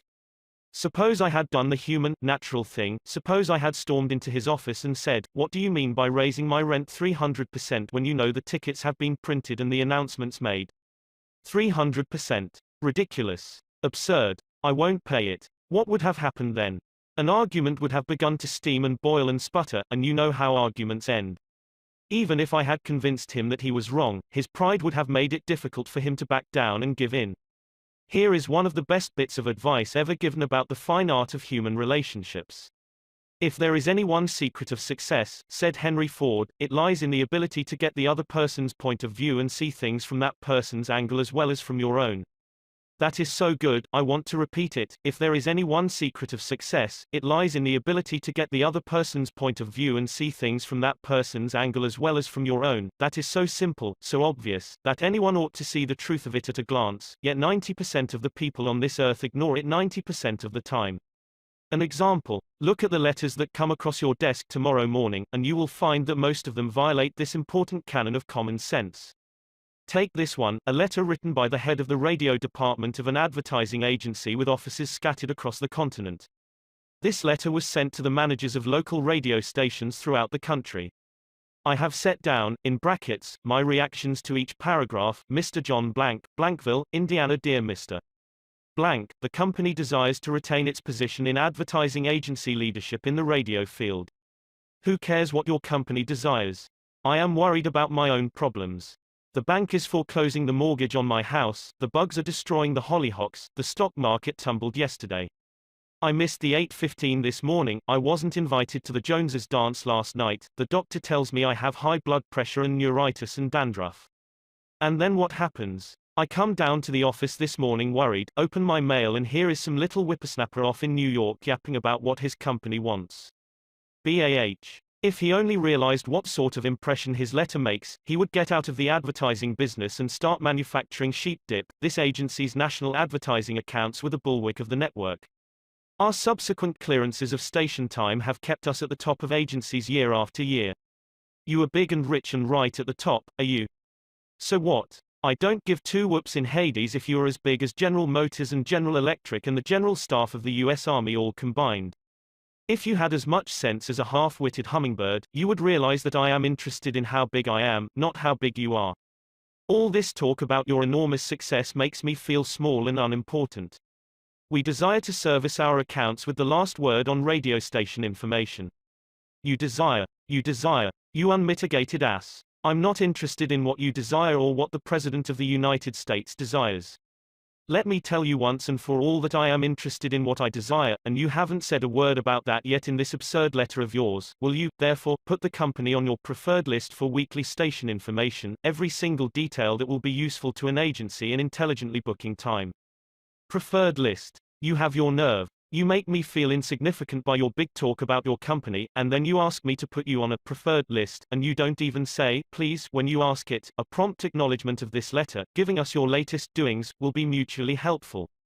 You fool. You mail me a cheap form letter, a letter scattered far and wide like the autumn leaves, and you have the gall to ask me, when I am worried about the mortgage and the hollyhocks and my blood pressure, to sit down and dictate a personal note acknowledging your form letter, and you ask me to do it promptly. What do you mean, promptly?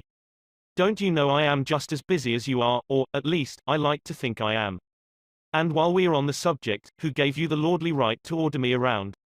You say it will be mutually helpful. At last, you have begun to see my viewpoint.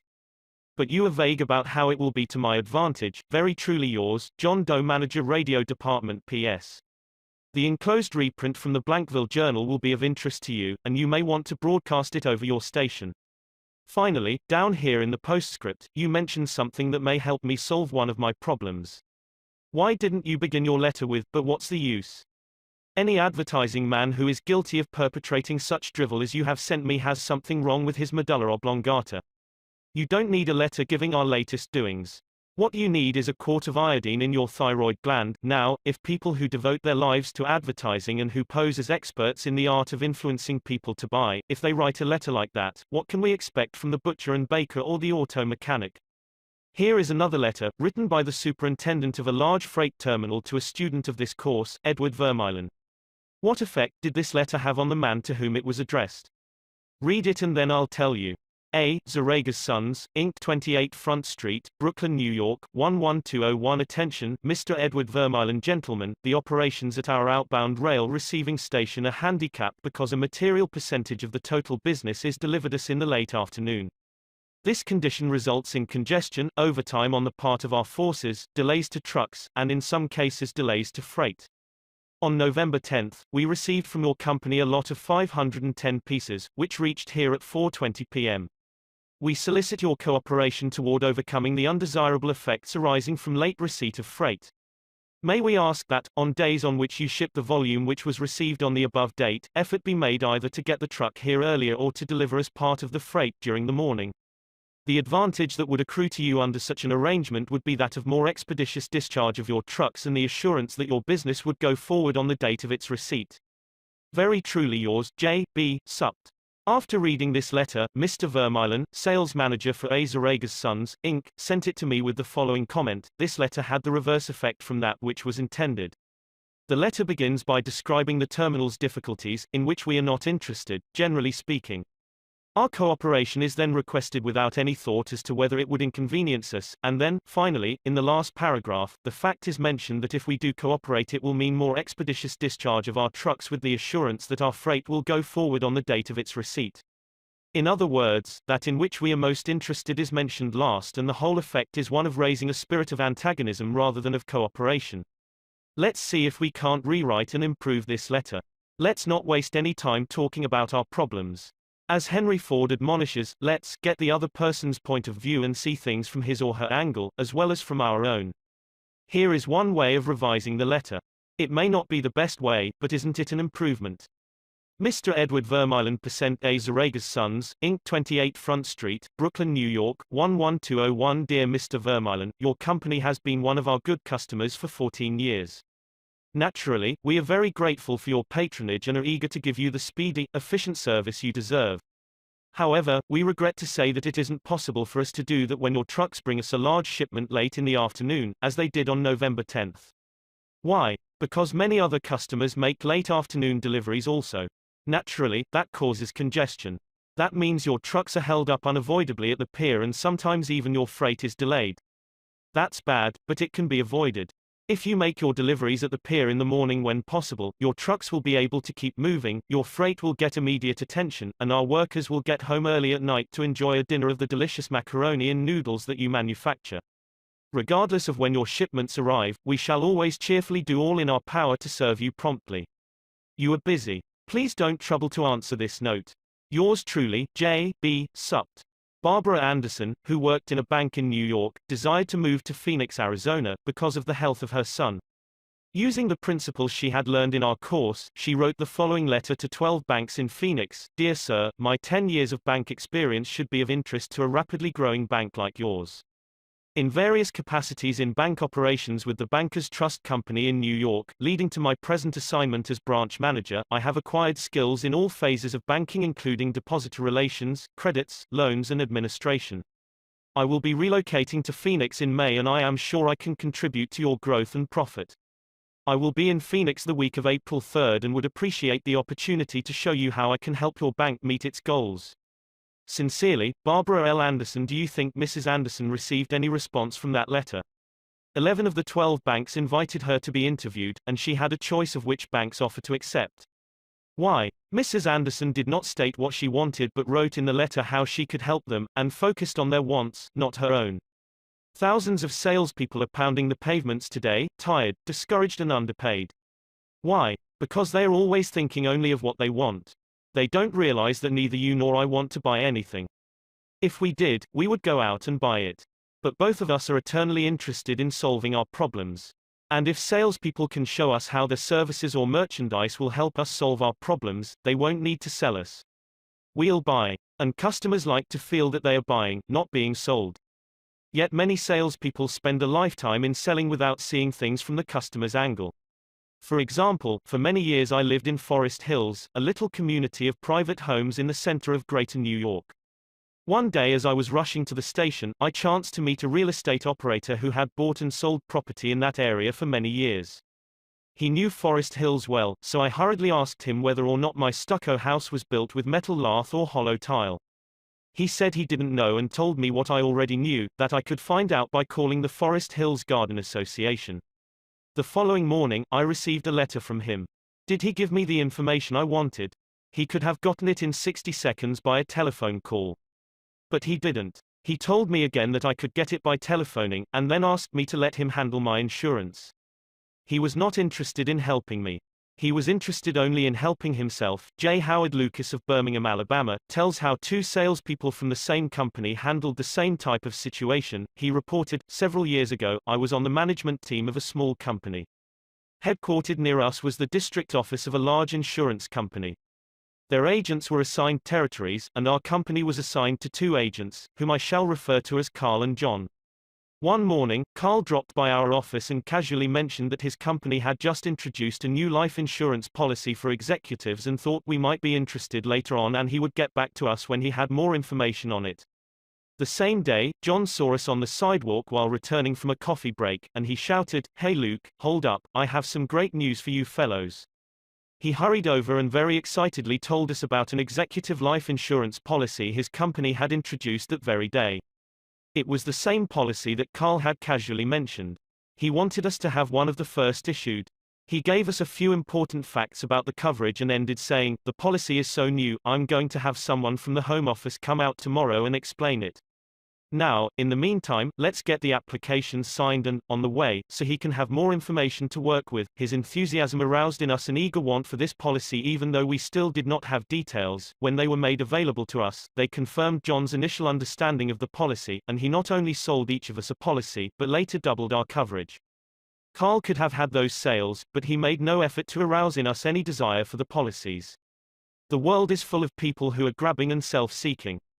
So, the rare individual who unselfishly tries to serve others has an enormous advantage. He has little competition. Owen D. Young, a noted lawyer and one of America's great business leaders, once said, "People who can put themselves in the place of other people who can understand the workings of their minds, need never worry about what the future has in store for them." If out of reading this book you get just one thing, an increased tendency to think always in terms of other people's point of view, and see things from their angle, if you get that one thing out of this book, it may easily prove to be one of the building blocks of your career. Looking at the other person's point of view and arousing in him an eager want for something is not to be construed as manipulating that person so that he will do something that is only for your benefit and his detriment. Each party should gain from the negotiation. In the letters to Mr. Vermeulen, both the sender and the receiver of the correspondence gained by implementing what was suggested. Both the bank and Mrs. Anderson won by her letter in that the bank obtained a valuable employee and Mrs. Anderson a suitable job. And in the example of John's sale of insurance to Mr. Lucas, both gained through this transaction. Another example in which everybody gains through this principle of arousing an eager want comes from Michael E. Whidden of Warwick, Rhode Island, who is a territory salesman for the Shell Oil Company. Mike wanted to become the #1 salesperson in his district, but one service station was holding him back. It was run by an older man who could not be motivated to clean up his station. It was in such poor shape that sales were declining significantly. This manager would not listen to any of Mike's pleas to upgrade the station.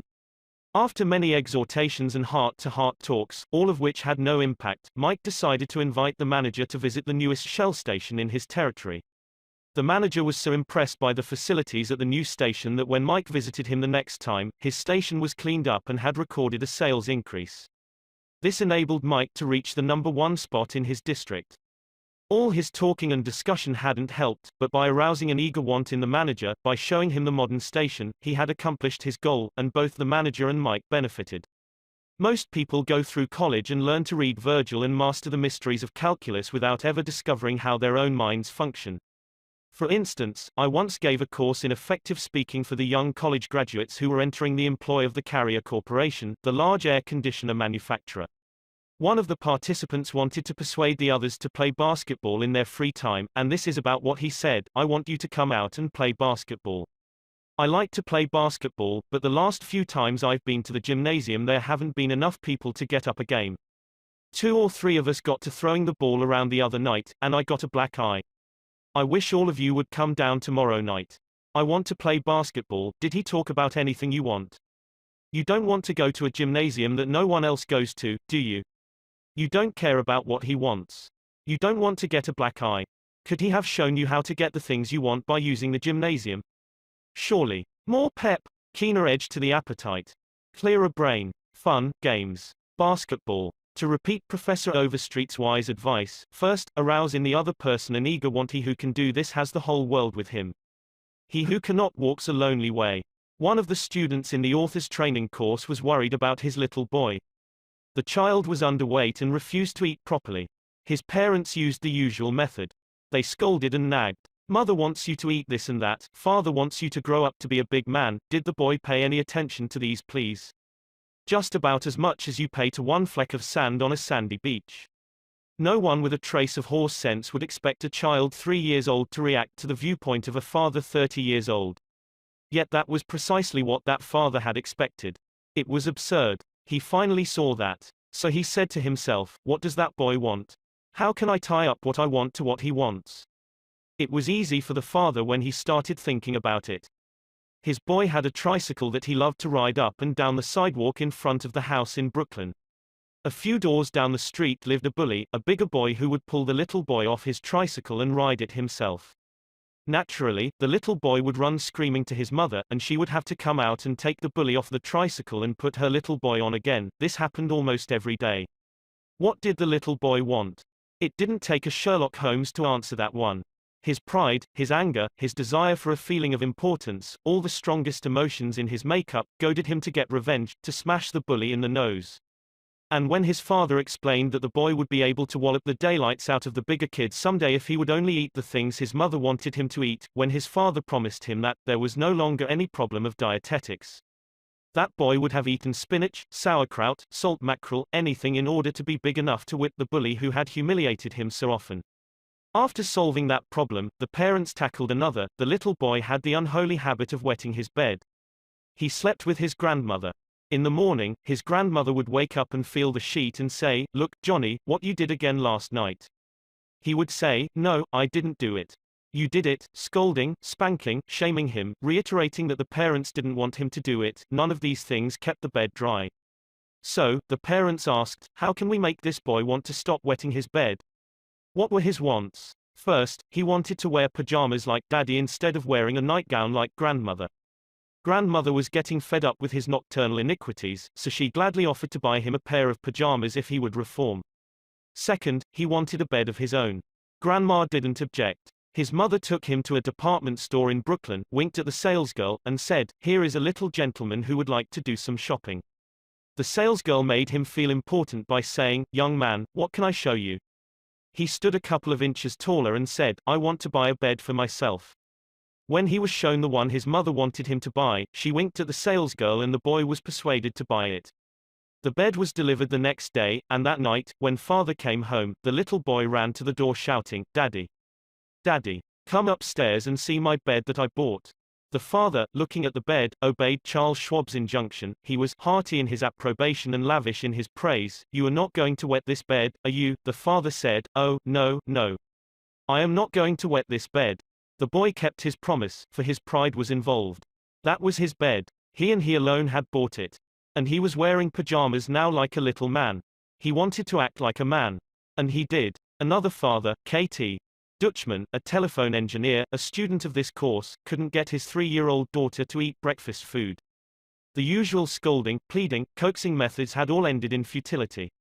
So the parents asked themselves, how can we make her want to do it? The little girl loved to imitate her mother, to feel big and grown up, so one morning they put her on a chair and let her make the breakfast food. At just the psychological moment, father drifted into the kitchen while she was stirring the cereal and she said, "Oh, look, Daddy, I am making the cereal this morning." She ate 2 helpings of the cereal without any coaxing, because she was interested in it. She had achieved a feeling of importance. She had found in making the cereal an avenue of self-expression. William Winter once remarked that self-expression is the dominant necessity of human nature. Why can't we adapt this same psychology to business dealings? When we have a brilliant idea, instead of making others think it is ours, why not let them cook and stir the idea themselves? They will then regard it as their own, they will like it and maybe eat a couple of helpings of it. Remember, first, arouse in the other person an eager want. He who can do this has the whole world with him. He who cannot walks a lonely way. Principle 3. Arouse in the other person an eager want. In a nutshell, fundamental techniques in handling people. Principle 1. Don't criticize, condemn or complain. Principle 2. Give honest and sincere appreciation. Principle 3. Arouse in the other person an eager want. Part 2. Ways to make people like you. 1. Do this and you'll be welcome anywhere. Why read this book to find out how to win friends? Why not study the technique of the greatest winner of friends the world has ever known? Who is he? You may meet him tomorrow coming down the street. When you get within 10 feet of him, he will begin to wag his tail. If you stop and pat him, he will almost jump out of his skin to show you how much he likes you. And you know that behind this show of affection on his part, there are no ulterior motives. He doesn't want to sell you any real estate, and he doesn't want to marry you. Did you ever stop to think that a dog is the only animal that doesn't have to work for a living? A hen has to lay eggs, a cow has to give milk, and a canary has to sing. But a dog makes his living by giving you nothing but love. When I was 5 years old, my father bought a little yellow-haired pup for 50 cents. He was the light and joy of my childhood. Every afternoon about 4:30, he would sit in the front yard with his beautiful eyes staring steadfastly at the path, and as soon as he heard my voice or saw me swinging my dinner pail through the buckbrush, he was off like a shot, racing breathlessly up the hill to greet me with leaps of joy and barks of sheer ecstasy. Tippy was my constant companion for 5 years. Then one tragic night, I shall never forget it, he was killed within 10 feet of my head, killed by lightning. Tippy's death was the tragedy of my boyhood. You never read a book on psychology, Tippy. You didn't need to. You knew by some divine instinct that you can make more friends in 2 months by becoming genuinely interested in other people than you can in 2 years by trying to get other people interested in you. Let me repeat that. You can make more friends in 2 months by becoming interested in other people than you can in 2 years by trying to get other people interested in you. Yet I know and you know people who blunder through life trying to wigwag other people into becoming interested in them. Of course, it doesn't work. People are not interested in you. They are not interested in me. They are interested in themselves, morning, noon and after dinner. The New York Telephone Company made a detailed study of telephone conversations to find out which word is the most frequently used. You have guessed it, it is the personal pronoun I. It was used 3,900 times in 500 telephone conversations. I. When you see a group photograph that you are in, whose picture do you look for first? If we merely try to impress people and get people interested in us, we will never have many true, sincere friends. Friends, real friends, are not made that way. Napoleon tried it, and in his last meeting with Josephine he said, "Josephine, I have been as fortunate as any man ever was on this earth, and yet, at this hour, you are the only person in the world on whom I can rely," and historians doubt whether he could rely even on her. Alfred Adler, the famous Viennese psychologist, wrote a book entitled What Life Should Mean to You. In that book he says, "It is the individual who is not interested in his fellow men who has the greatest difficulties in life and provides the greatest injury to others. It is from among such individuals that all human failures spring." You may read scores of erudite tomes on psychology without coming across a statement more significant for you and for me. Adler's statement is so rich with meaning that I am going to repeat it in italics. It is the individual who is not interested in his fellow men who has the greatest difficulties in life and provides the greatest injury to others. It is from among such individuals that all human failures spring. I once took a course in short story writing at New York University, and during that course the editor of a leading magazine talked to our class. He said he could pick up any one of the dozens of stories that drifted across his desk every day, and after reading a few paragraphs he could feel whether the author liked people. If the author doesn't like people, he said, people won't like his or her stories. This hard-boiled editor stopped twice in the course of his talk on fiction writing and apologized for preaching a sermon. "I am telling you," he said, "the same things your preacher would tell you, but remember, you have to be interested in people if you want to be a successful writer of stories. If that is true of writing fiction, you can be sure it is true of dealing with people face to face." I spent an evening in the dressing room of Howard Thurston the last time he appeared on Broadway. Thurston was the acknowledged dean of magicians. For 40 years he had traveled all over the world, time and again, creating illusions, mystifying audiences, and making people gasp with astonishment. More than 60 million people had paid admission to his show, and he had made almost $2 million in profit. I asked Mr. Thurston to tell me the secret of his success. His schooling certainly had nothing to do with it, for he ran away from home as a small boy, became a hobo, rode in boxcars, slept in haystacks, begged his food from door to door, and learned to read by looking out of boxcars at signs along the railway. Did he have a superior knowledge of magic? No, he told me hundreds of books had been written about legerdemain and scores of people knew as much about it as he did. But he had two things that the others didn't have. First, he had the ability to put his personality across the footlights. He was a master showman. He knew human nature. Everything he did, every gesture, every intonation of his voice, every lifting of an eyebrow had been carefully rehearsed in advance, and his actions were timed to split seconds. But, in addition to that, Thurston had a genuine interest in people. He told me that many magicians would look at the audience and say to themselves, well, there is a bunch of suckers out there, a bunch of hicks, I'll fool them all right. But Thurston's method was totally different. He told me that every time he went on stage, he said to himself, I am grateful because these people come to see me, they make it possible for me to make my living in a very agreeable way. I'm going to give them the very best I possibly can. He declared he never stepped in front of the footlights without first saying to himself over and over, I love my audience. I love my audience, ridiculous. Absurd. You are privileged to think anything you like. I am merely passing it on to you without comment as a recipe used by one of the most famous magicians of all time. George Dyke of North Warren, Pennsylvania, was forced to retire from his service station business after 30 years when a new highway was constructed over the site of his station. It wasn't long before the idle days of retirement began to bore him, so he started filling in his time trying to play music on his old fiddle. Soon he was traveling the area to listen to music and talk with many of the accomplished fiddlers. In his humble and friendly way he became generally interested in learning the background and interests of every musician he met. Although he was not a great fiddler himself, he made many friends in this pursuit. He attended competitions and soon became known to the country music fans in the eastern part of the United States as Uncle George, the fiddle scraper from Kinzua County. When we heard Uncle George, he was 72 and enjoying every minute of his life. By having a sustained interest in other people, he created a new life for himself at a time when most people consider their productive years over. That, too, was one of the secrets of Theodore Roosevelt's astonishing popularity. Even his servants loved him. His valet, James E. Amos, wrote a book about him entitled Theodore Roosevelt, Hero to His Valet. In that book Amos relates this illuminating incident. My wife one time asked the president about a bobwhite. She had never seen one and he described it to her fully. Sometime later, the telephone at our cottage rang. Amos and his wife lived in a little cottage on the Roosevelt estate at Oyster Bay. My wife answered it and it was Mr. Roosevelt himself. He had called her, he said, to tell her that there was a bobwhite outside her window and that if she would look out she might see it. Little things like that were so characteristic of him. Whenever he went by our cottage, even though we were out of sight, we would hear him call out, ooh ooh ooh, Annie, or ooh ooh ooh, James. It was just a friendly greeting as he went by. How could employees keep from liking a man like that? How could anyone keep from liking him? Roosevelt called at the White House one day when the President and Mrs. Taft were away. His honest liking for humble people was shown by the fact that he greeted all the old White House servants by name, even the scullery maids.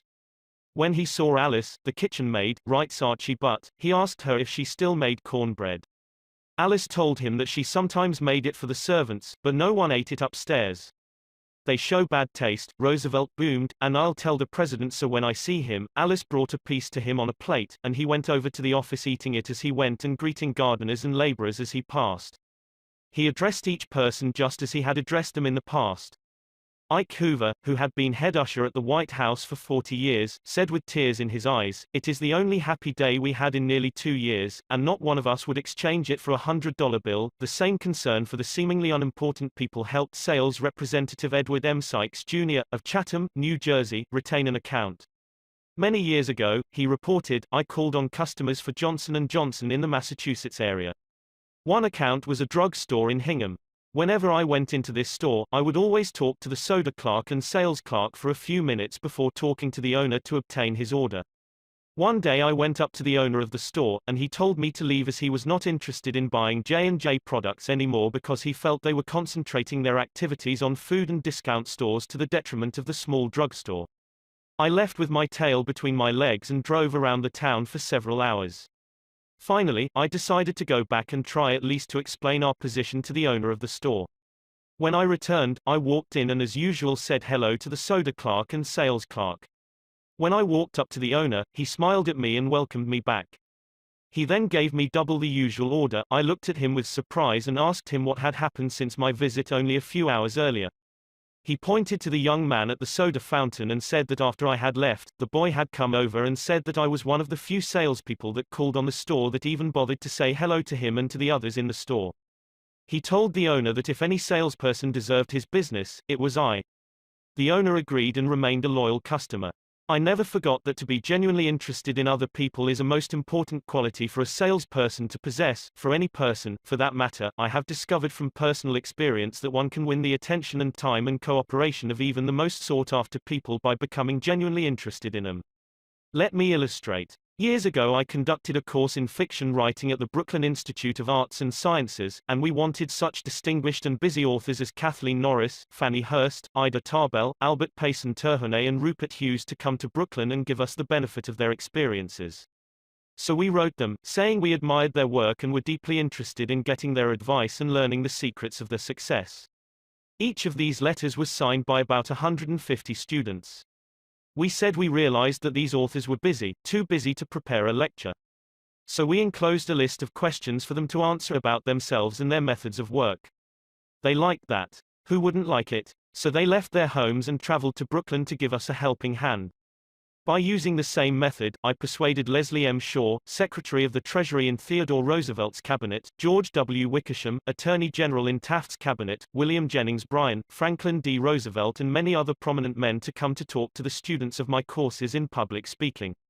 All of us, be we workers in a factory, clerks in an office or even a king upon his throne, all of us like people who admire us. Take the German Kaiser, for example. At the close of World War I he was probably the most savagely and universally despised man on this earth. Even his own nation turned against him when he fled over into Holland to save his neck. The hatred against him was so intense that millions of people would have loved to tear him limb from limb or burn him at the stake. In the midst of all this forest fire of fury, one little boy wrote the Kaiser a simple, sincere letter glowing with kindliness and admiration. This little boy said that no matter what the others thought, he would always love Wilhelm as his emperor. The Kaiser was deeply touched by his letter and invited the little boy to come to see him. The boy came, so did his mother, and the Kaiser married her. That little boy didn't need to read a book on how to win friends and influence people. He knew how instinctively. If we want to make friends, let's put ourselves out to do things for other people, things that require time, energy, unselfishness and thoughtfulness. When the Duke of Windsor was Prince of Wales, he was scheduled to tour South America, and before he started out on that tour he spent months studying Spanish so that he could make public talks in the language of the country, and the South Americans loved him for it. For years I made it a point to find out the birthdays of my friends. How? Although I haven't the foggiest bit of faith in astrology, I began by asking the other party whether he believed the date of one's birth has anything to do with character and disposition. I then asked him or her to tell me the month and day of birth. If he or she said November 24th, for example, I kept repeating to myself, November 24th, November 24th. The minute my friend's back was turned, I wrote down the name and birthday and later would transfer it to a birthday book. At the beginning of each year, I had these birthday dates scheduled in my calendar pad so that they came to my attention automatically. When the natal day arrived, there was my letter or telegram. What a hit it made. I was frequently the only person on earth who remembered. If we want to make friends, let's greet people with animation and enthusiasm. When somebody calls you on the telephone, use the same psychology. Say, hello, in tones that bespeak how pleased you are to have the person call. Many companies train their telephone operators to greet all callers in a tone of voice that radiates interest and enthusiasm. The caller feels the company is concerned about them. Let's remember that when we answer the telephone tomorrow. Showing a genuine interest in others not only wins friends for you but may develop in its customers a loyalty to your company. In an issue of the publication of the National Bank of North America of New York, the following letter from Madeline Rosedale, a depositor, was published, *** Eagle, publication of the National Bank of North America, NEW York, March 31, 1978. I would like you to know how much I appreciate your staff. Everyone is so courteous, polite and helpful. What a pleasure it is, after waiting on a long line, to have the teller greet you pleasantly. Last year my mother was hospitalized for 5 months. Frequently I went to Marie Petricello, a teller. She was concerned about my mother and inquired about her progress. Is there any doubt that Mrs. Rosedale will continue to use this bank? Charles R. Walters, of one of the large banks in New York City, was assigned to prepare a confidential report on a certain corporation. He knew of only one person who possessed the facts he needed so urgently. As Mr. Walters was ushered into the president's office, a young woman stuck her head through a door and told the president that she didn't have any stamps for him that day. I am collecting stamps for my 12-year-old son, the president explained to Mr. Walters. Mr. Walters stated his mission and began asking questions. The president was vague, general, nebulous. He didn't want to talk, and apparently nothing could persuade him to talk. The interview was brief and barren. Frankly, I didn't know what to do, Mr. Walters said as he related the story to the class. Then I remembered what his secretary had said to him, stamps, 12-year-old son. And I also recalled that the foreign department of our bank collected stamps taken from letters pouring in from every continent washed by the 7 seas. The next afternoon I called on this man and sent in word that I had some stamps for his boy. Was I ushered in with enthusiasm?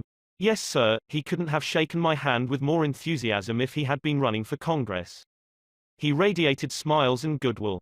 My George will love this one, he kept saying as he fondled the stamps. And look at this. This is a treasure. We spent half an hour talking stamps and looking at a picture of his boy, and he then devoted more than an hour of his time to giving me every bit of information I wanted, without my even suggesting that he do it. He told me all he knew, and then called in his subordinates and questioned them. He telephoned some of his associates. He loaded me down with facts, figures, reports and correspondence. In the parlance of newspaper reporters, I had a scoop. Here is another illustration. M. Nafley Jr. of Philadelphia had tried for years to sell fuel to a large chain store organization. But the chain store company continued to purchase its fuel from an out-of-town dealer and haul it right past the door of Nal's office. Mr. Nafley made a speech one night before one of my classes, pouring out his hot wrath upon chain stores, branding them as a curse to the nation. And still he wondered why he couldn't sell them. I suggested that he try different tactics. To put it briefly, this is what happened. We staged a debate between members of the course on whether the spread of the chain store is doing the country more harm than good. Mr. Nafley, at my suggestion, took the negative side. He agreed to defend the chain stores, and then went straight to an executive of the chain store organization that he despised and said, I am not here to try to sell fuel. I have come to ask you to do me a favor. He then told about his debate and said, I have come to you for help because I can't think of anyone else who would be more capable of giving me the facts I want. I'm anxious to win this debate, and I'll deeply appreciate whatever help you can give me. Here is the rest of the story in Mr. Nal's own words. I had asked this man for precisely 1 minute of his time. It was with that understanding that he consented to see me. After I had stated my case, he motioned me to a chair and talked to me for exactly 1 hour and 47 minutes. He called in another executive who had written a book on chain stores. He wrote to the National Chain Store Association and secured for me a copy of a debate on the subject. He feels that the chain store is rendering a real service to humanity. He is proud of what he is doing for hundreds of communities. His eyes fairly glowed as he talked, and I must confess that he opened my eyes to things I had never even dreamed of. He changed my whole mental attitude. As I was leaving, he walked with me to the door, put his arm around my shoulder, wished me well in my debate, and asked me to stop in and see him again and let him know how I made out. The last words he said to me were, please see me again later in the spring. I should like to place an order with you for fuel. To me that was almost a miracle. Here he was offering to buy fuel without my even suggesting it.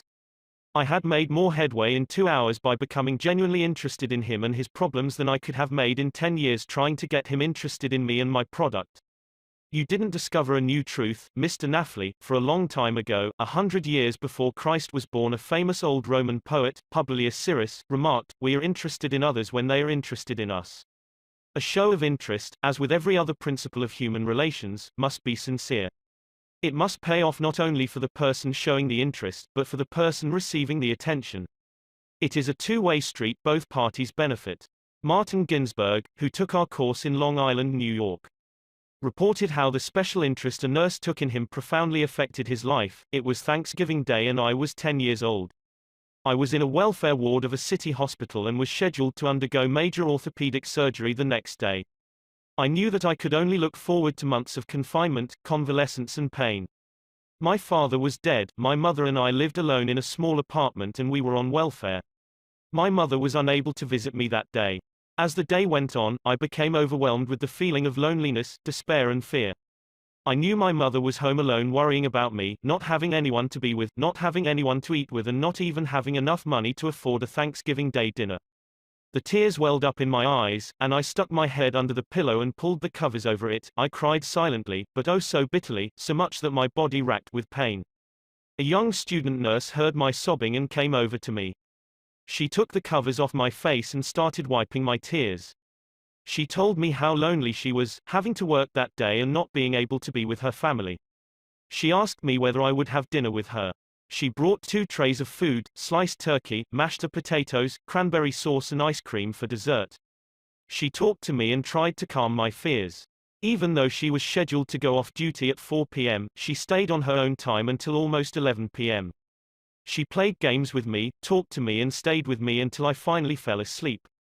Many Thanksgivings have come and gone since I was 10, but one never passes without me remembering that particular one and my feelings of frustration, fear, loneliness and the warmth and tenderness of the stranger that somehow made it all bearable.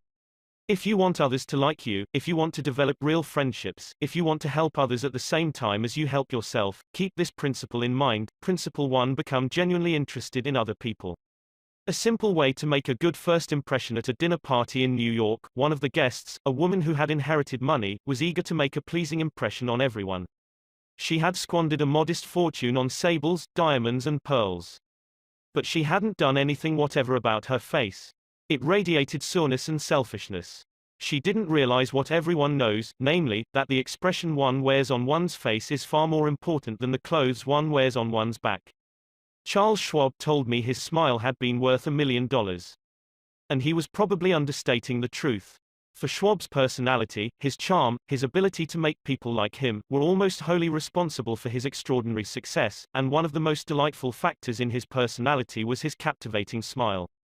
Actions speak louder than words, and a smile says, "I like you, you make me happy. I am glad to see you." That is why dogs make such a hit. They are so glad to see us that they almost jump out of their skins. So, naturally, we are glad to see them. A baby's smile has the same effect. Have you ever been in a doctor's waiting room and looked around at all the glum faces waiting impatiently to be seen?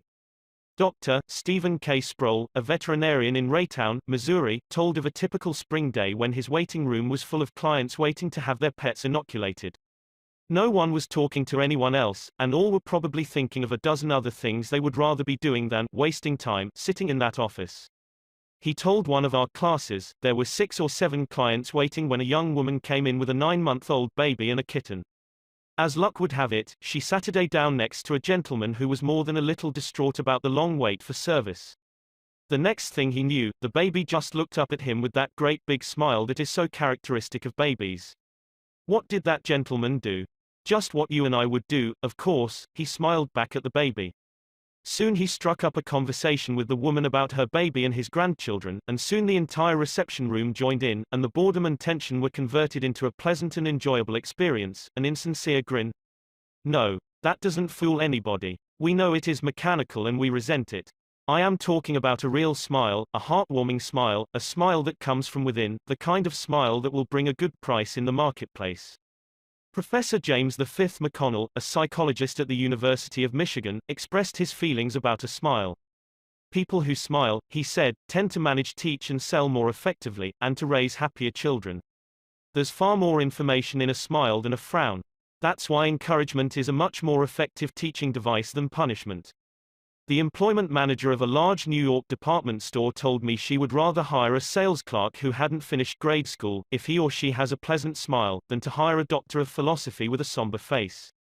The effect of a smile is powerful, even when it is unseen. Telephone companies throughout the United States have a program called Phone Power, which is offered to employees who use the telephone for selling their services or products. In this program they suggest that you smile when talking on the phone. Your smile comes through in your voice. Robert Cryer, manager of a computer department for a Cincinnati, Ohio, company, told how he had successfully found the right applicant for a hard-to-fill position. I was desperately trying to recruit a PhD in computer science for my department. I finally located a young man with ideal qualifications who was about to be graduated from Purdue University. After several phone conversations, I learned that he had several offers from other companies, many of them larger and better known than mine. I was delighted when he accepted my offer. After he started on the job, I asked him why he had chosen us over the others. He paused for a moment and then he said, "I think it was because managers in the other companies spoke on the phone in a cold, business-like manner, which made me feel like just another business transaction. Your voice sounded as if you were glad to hear from me, that you really wanted me to be part of your organization. You can be assured, I am still answering my phone with a smile." The chairman of the board of directors of one of the largest rubber companies in the United States told me that, according to his observations, people rarely succeed at anything unless they have fun doing it. This industrial leader doesn't put much faith in the old adage that hard work alone is the magic key that will unlock the door to our desires. "I have known people," he said, "who succeeded because they had a rip-roaring good time conducting their business. Later, I saw those people change as the fun became work. The business had grown dull, they lost all joy in it, and they failed. You must have a good time meeting people if you expect them to have a good time meeting you. I have asked thousands of business people to smile at someone every hour of the day for a week and then come to class and talk about the results.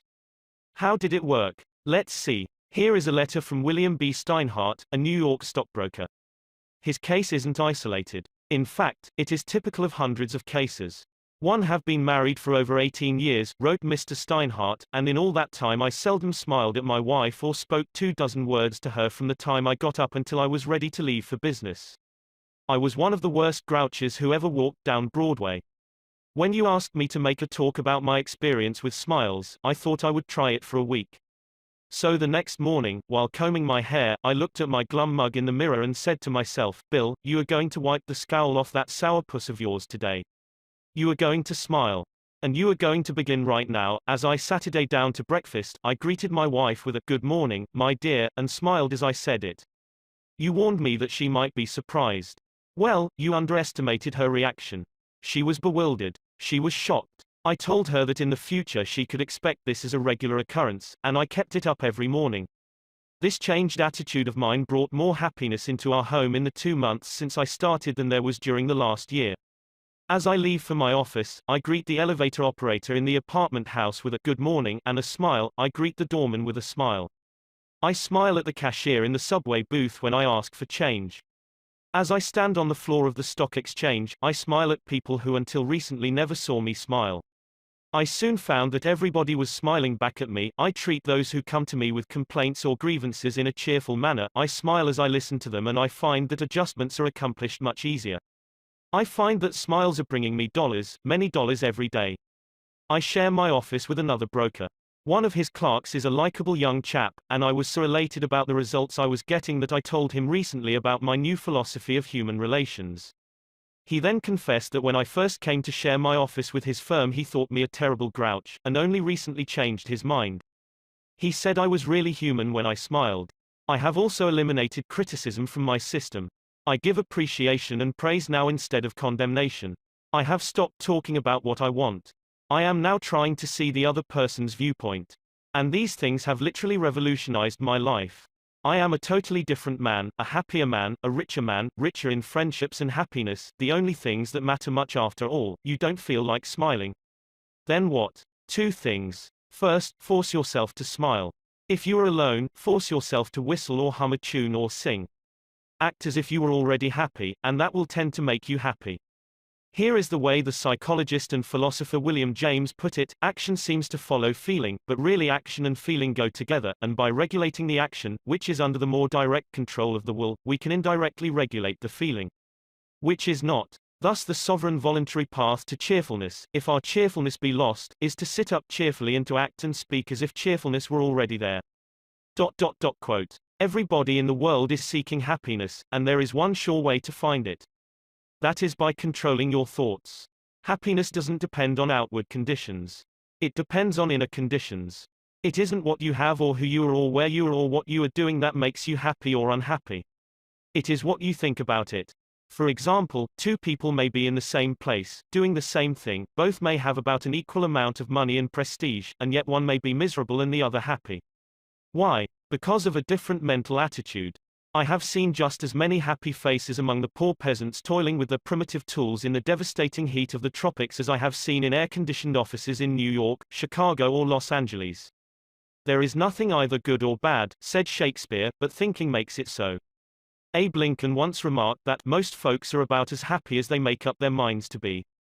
He was right. I saw a vivid illustration of that truth as I was walking up the stairs of the Long Island Railroad station in New York. Directly in front of me 30 or 40 crippled boys on canes and crutches were struggling up the stairs. One boy had to be carried up. I was astonished at their laughter and gaiety. I spoke about it to one of the men in charge of the boys. Oh, yes, he said, when a boy realizes that he is going to be a cripple for life, he is shocked at first, but after he gets over the shock, he usually resigns himself to his fate and then becomes as happy as normal boys. I felt like taking my hat off to those boys. They taught me a lesson I hope I shall never forget.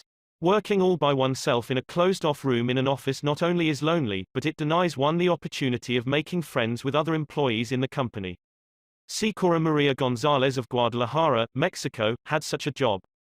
She envied the shared comradeship of other people in the company as she heard their chatter and laughter. As she passed them in the hall during the first weeks of her employment, she shyly looked the other way. After a few weeks, she said to herself, "Maria, you can't expect those women to come to you. You have to go out and meet them." The next time she walked to the water cooler, she put on her brightest smile and said, "Hi, how are you today?" to each of the people she met. The effect was immediate. Smiles and hellos were returned, the hallway seemed brighter, the job friendlier. Acquaintanceships developed and some ripened into friendships. Her job and her life became more pleasant and interesting. Peruse this bit of sage advice from the essayist and publisher Elbert Hubbard, but remember, perusing it won't do you any good unless you apply it. Whenever you go out of doors, draw the chin in, carry the crown of the head high, and fill the lungs to the utmost, drink in the sunshine, greet your friends with a smile, and put soul into every handclasp. Do not fear being misunderstood and do not waste a minute thinking about your enemies.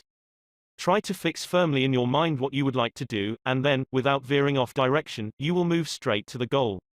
Keep your mind on the great and splendid things you would like to do, and then, as the days go gliding away, you will find yourself unconsciously seizing upon the opportunities that are required for the fulfillment of your desire, just as the coral insect takes from the running tide the element it needs. Picture in your mind the able, earnest, useful person you desire to be, and the thought you hold is hourly transforming you into that particular individual. Thought is supreme. Preserve a right mental attitude, the attitude of courage, frankness, and good cheer. To think rightly is to create. All things come through desire and every sincere prayer is answered. We become like that on which our hearts are fixed. Carry your chin in and the crown of your head high. We are gods in the chrysalis. The ancient Chinese were a wise lot, wise in the ways of the world, and they had a proverb that you and I ought to cut out and paste inside our hats. It goes like this: a man without a smiling face must not open a shop. Your smile is a messenger of your goodwill. Your smile brightens the lives of all who see it. To someone who has seen a dozen people frown, scowl or turn their faces away, your smile is like the sun breaking through the clouds. Especially when that someone is under pressure from his bosses, his customers, his teachers or parents or children, a smile can help him realize that all is not hopeless, that there is joy in the world. Some years ago, a department store in New York City, in recognition of the pressures its sales clerks were under during the Christmas rush, presented the readers of its advertisements with the following homely philosophy: the value of a smile, it costs nothing, but creates much. It enriches those who receive, without impoverishing those who give. It happens in a flash and the memory of it sometimes lasts forever. None are so rich they can get along without it, and none so poor but are richer for its benefits. It creates happiness in the home, fosters goodwill in a business, and is the countersign of friends.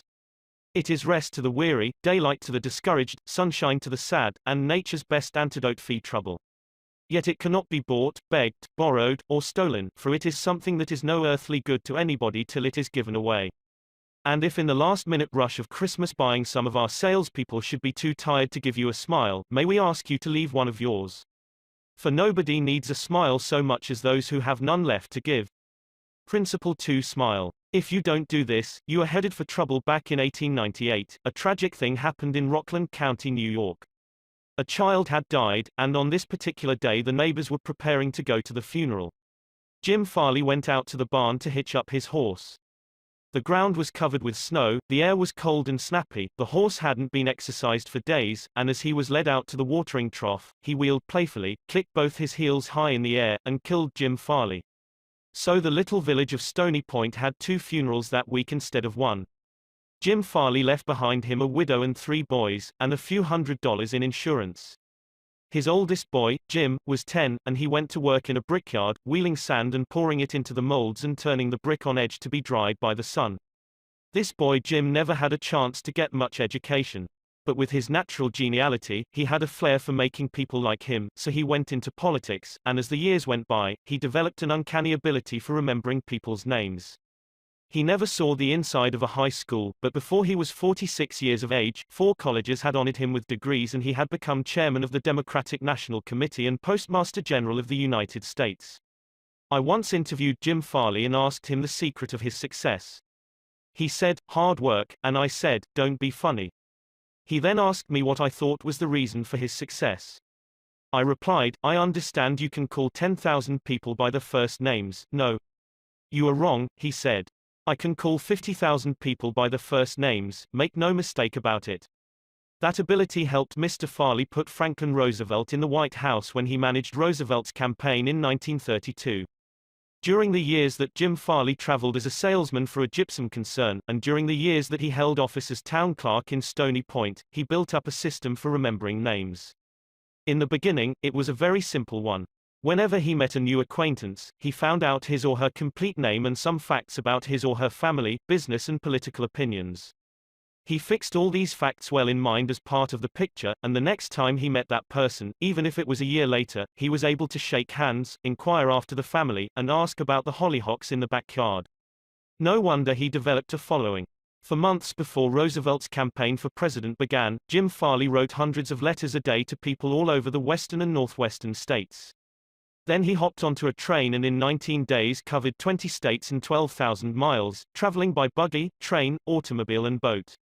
He would drop into town, meet his people at lunch or breakfast, tea or dinner, and give them a heart-to-heart talk, then he'd dash off again on another leg of his journey. As soon as he arrived back east, he wrote to one person in each town he had visited, asking for a list of all the guests to whom he had talked. The final list contained thousands and thousands of names, yet each person on that list was paid the subtle flattery of getting a personal letter from James Farley. These letters began, "Dear Bill," or "Dear Jane," and they were always signed, Jim. Jim Farley discovered early in life that the average person is more interested in his or her own name than in all the other names on earth put together. Remember that name and call it easily, and you have paid a subtle and very effective compliment. But forget it or misspell it, and you have placed yourself at a sharp disadvantage. For example, I once organized a public speaking course in Paris and sent form letters to all the American residents in the city. French typists with apparently little knowledge of English filled in the names and naturally they made blunders. One man, the manager of a large American bank in Paris, wrote me a scathing rebuke because his name had been misspelled.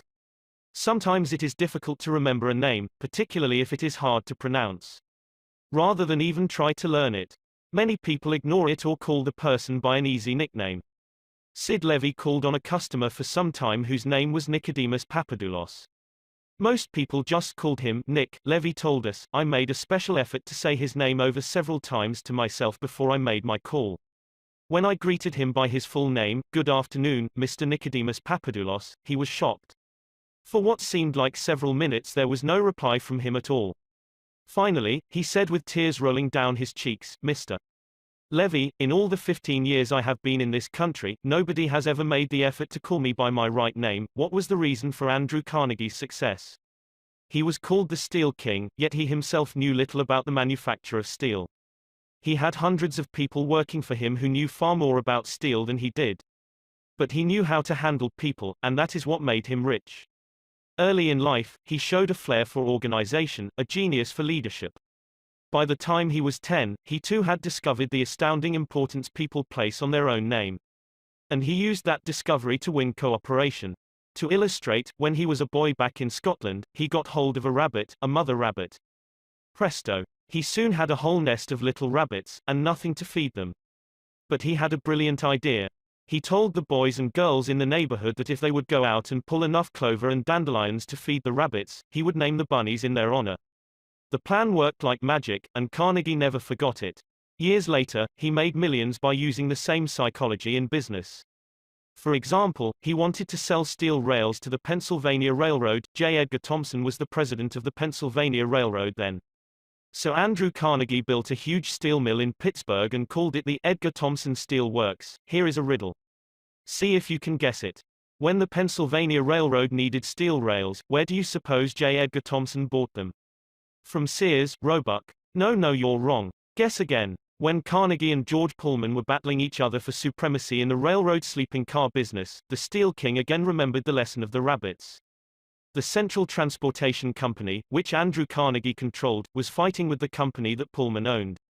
Both were struggling to get the sleeping car business of the Union Pacific Railroad, bucking each other, slashing prices, and destroying all chance of profit.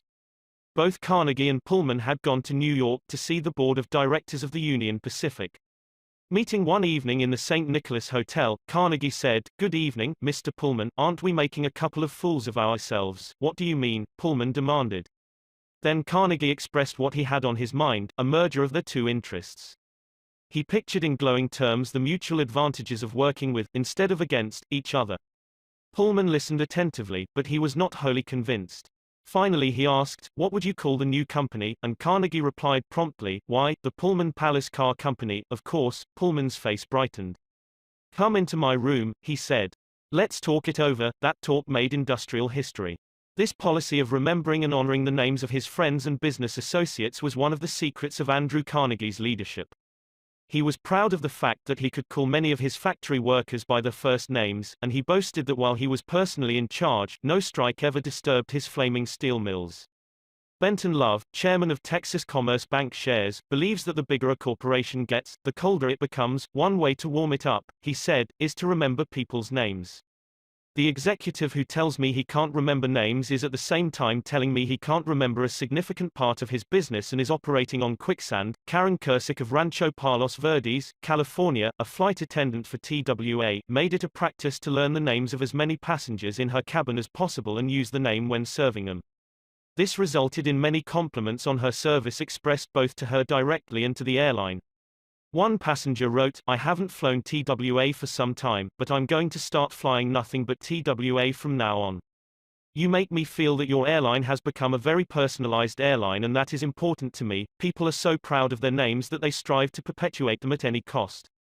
Even blustering, hard-boiled old P.T. Barnum, the greatest showman of his time, disappointed because he had no sons to carry on his name, offered his grandson, C.H. Seeley, $25,000 if he would call himself Barnum Seeley. For many centuries, nobles and magnates supported artists, musicians and authors so that their creative works would be dedicated to them.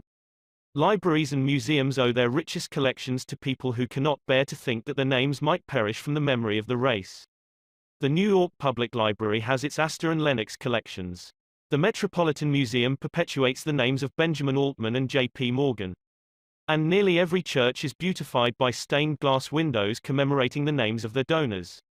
Many of the buildings on the campus of most universities bear the names of donors who contributed large sums of money for this honor.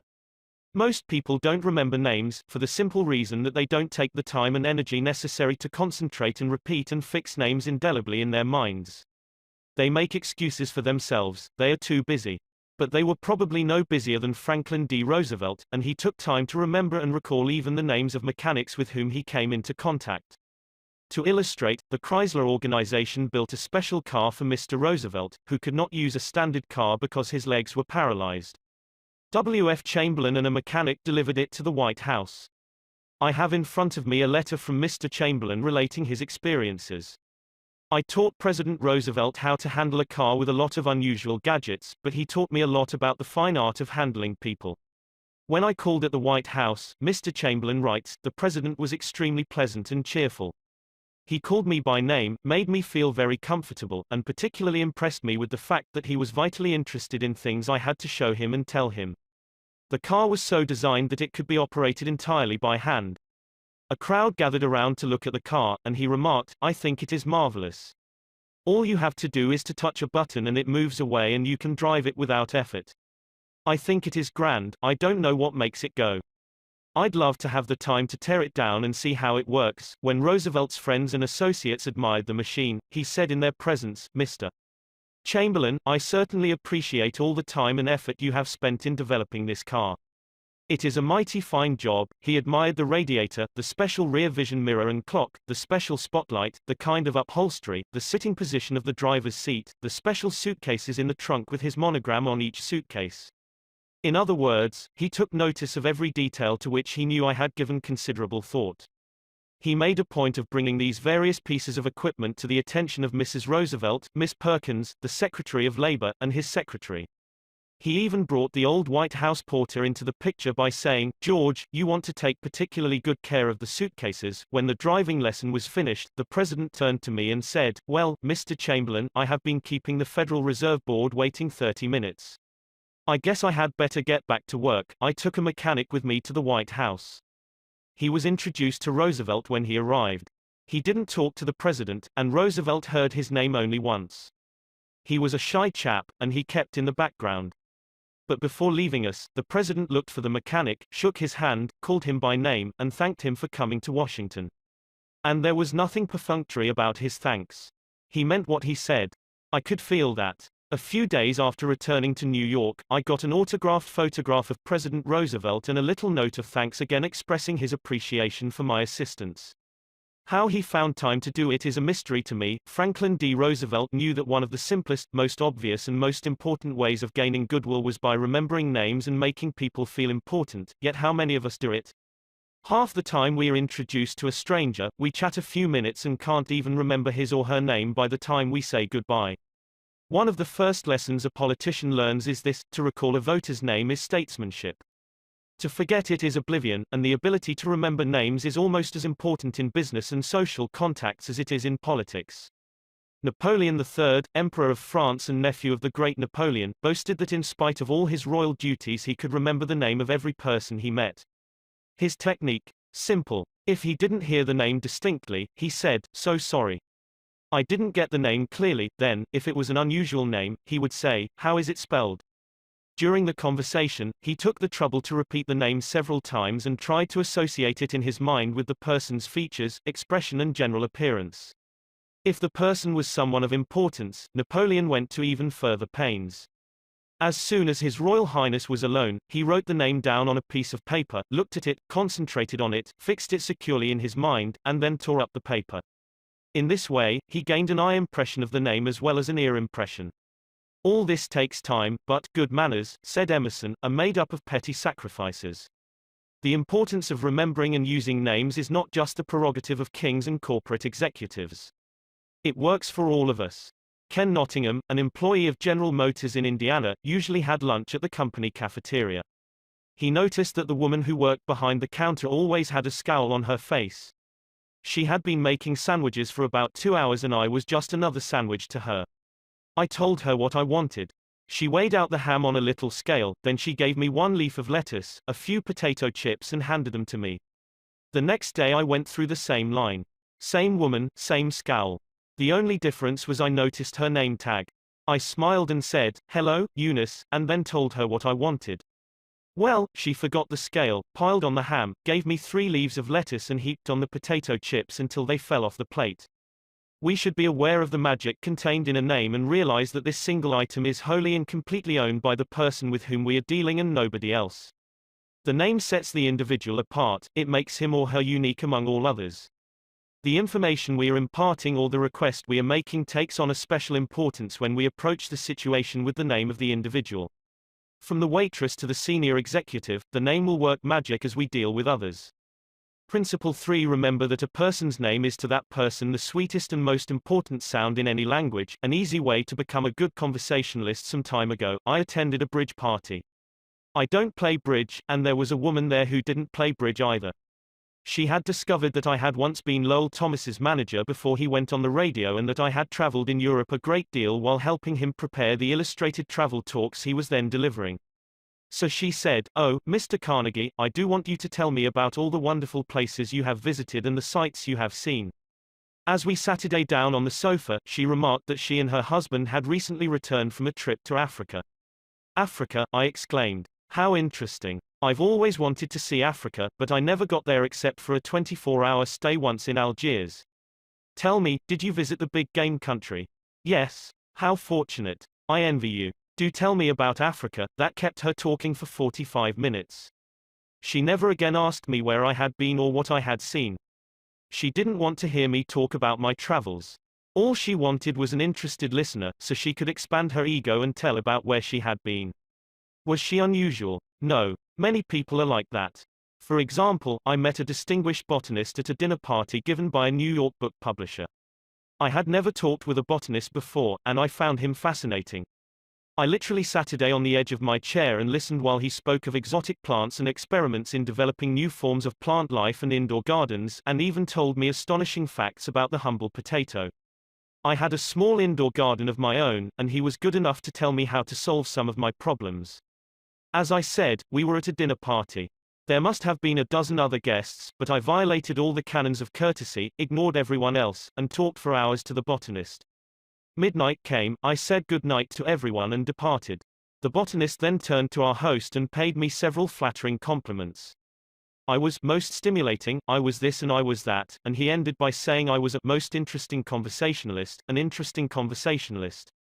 Why, I had said hardly anything at all. I couldn't have said anything if I had wanted to without changing the subject, for I didn't know any more about botany than I knew about the anatomy of a penguin. But I had done this, I had listened intently. I had listened because I was genuinely interested. And he felt it. Naturally that pleased him. That kind of listening is one of the highest compliments we can pay anyone. Few human beings, wrote Jack Woodford in Strangers in Love, few human beings are proof against the implied flattery of rapt attention. I went even further than giving him rapt attention. I was hearty in my approbation and lavish in my praise. I told him that I had been immensely entertained and instructed, and I had. I told him I wished I had his knowledge, and I did. I told him that I should love to wander the fields with him, and I have. I told him I must see him again, and I did. And so I had him thinking of me as a good conversationalist when, in reality, I had been merely a good listener and had encouraged him to talk. What is the secret, the mystery, of a successful business interview? Well, according to former Harvard President Charles W. Eliot, there is no mystery about successful business intercourse. Exclusive attention to the person who is speaking to you is very important. Nothing else is so flattering as that. Eliot himself was a past master of the art of listening. Henry James, one of America's first great novelists, recalled, Dr. Eliot's listening was not mere silence, but a form of activity.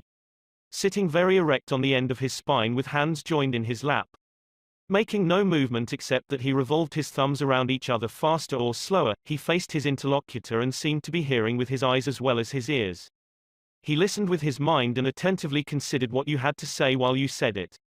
At the end of an interview, the person who had talked to him felt that he had had his say. Self-evident, isn't it? You don't have to study for 4 years in Harvard to discover that. Yet I know and you know department store owners who will rent expensive space, buy their goods economically, dress their windows appealingly, spend thousands of dollars in advertising and then hire clerks who haven't the sense to be good listeners, clerks who interrupt customers, contradict them, irritate them, and all but drive them from the store. A department store in Chicago almost lost a regular customer who spent several $1,000s each year in that store because a sales clerk wouldn't listen. Mrs. Henrietta Douglas, who took our course in Chicago, had purchased a coat at a special sale. After she had brought it home, she noticed that there was a tear in the lining. She came back the next day and asked the sales clerk to exchange it. The clerk refused even to listen to her complaint. "You bought this at a special sale," she said. She pointed to a sign on the wall. "Read that," she exclaimed, "all sales are final. Once you bought it, you have to keep it. Sew up the lining yourself." "But this was damaged merchandise," Mrs. Douglas complained. "Makes no difference," the clerk interrupted. "Final's final." Mrs. Douglas was about to walk out indignantly, swearing never to return to that store ever, when she was greeted by the department manager, who knew her from her many years of patronage. Mrs. Douglas told her what had happened. The manager listened attentively to the whole story, examined the coat and then said, "Special sales are final, so we can dispose of merchandise at the end of the season. But this no return policy does not apply to damaged goods. We will certainly repair or replace the lining, or if you prefer, give you your money back." What a difference in treatment. If that manager had not come along and listened to the customer, a long-term patron of that store could have been lost forever. Listening is just as important in one's home life as in the world of business. Millie Esposito of Croton-on-Hudson, New York, made it her business to listen carefully when one of her children wanted to speak with her. One evening she was sitting in the kitchen with her son, Robert, and after a brief discussion of something that was on his mind, Robert said, "Mom, I know that you love me very much." Mrs. Esposito was touched and said, "Of course I love you very much.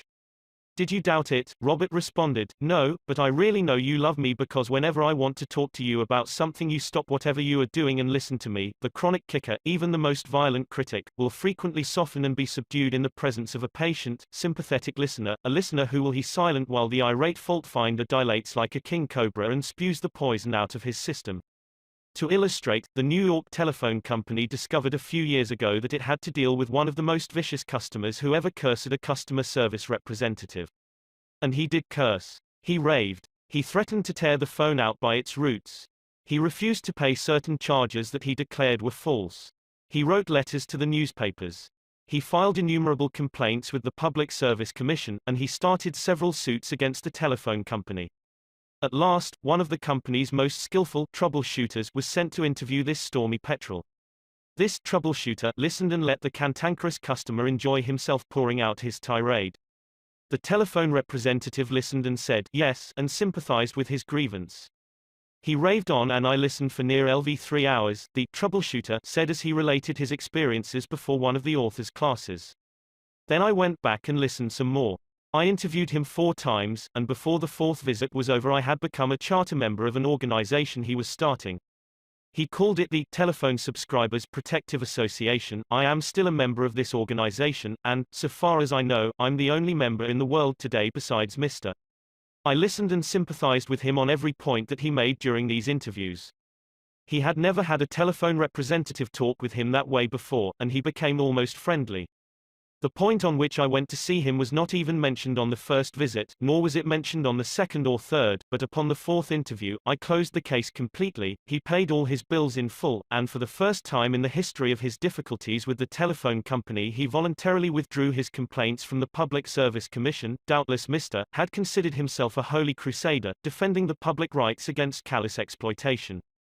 But in reality, what he had really wanted was a feeling of importance. He got this feeling of importance at first by kicking and complaining. But as soon as he got his feeling of importance from a representative of the company, his imagined grievances vanished into thin air. One morning years ago, an angry customer stormed into the office of Julian F. Detmer, founder of the Detmer Woolen Company, which later became the world's largest distributor of woolens to the tailoring trade. "This man owed us a small sum of money," Mr. Detmer explained to me. "The customer denied it, but we knew he was wrong. So our credit department had insisted that he pay. After getting a number of letters from our credit department, he packed his grip, made a trip to Chicago, and hurried into my office to inform me not only that he was not going to pay that bill, but that he was never going to buy another dollar's worth of goods from the Detmer Woolen Company."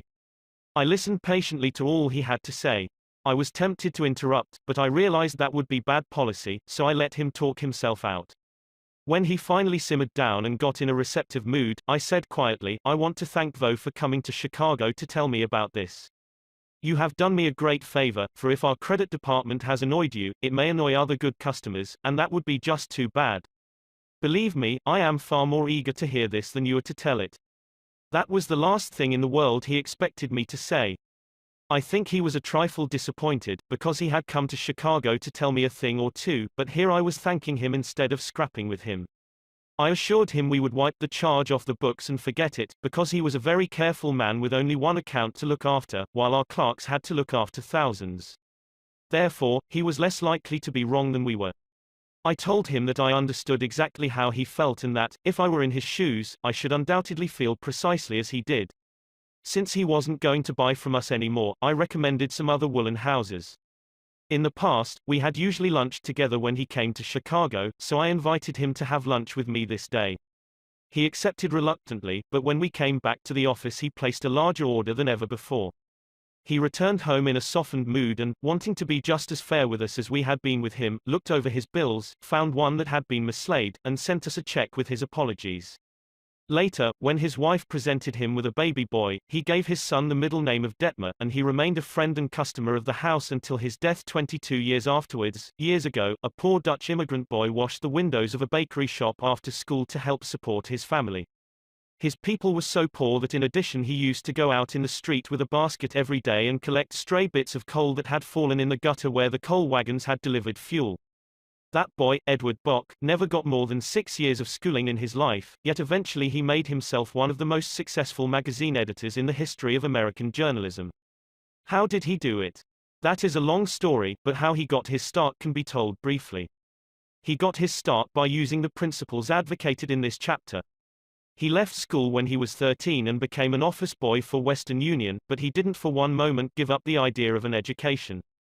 Instead, he started to educate himself. He saved his car fares and went without lunch until he had enough money to buy an encyclopedia of American biography, and then he did an unheard of thing. He read the lives of famous people and wrote them asking for additional information about their childhoods.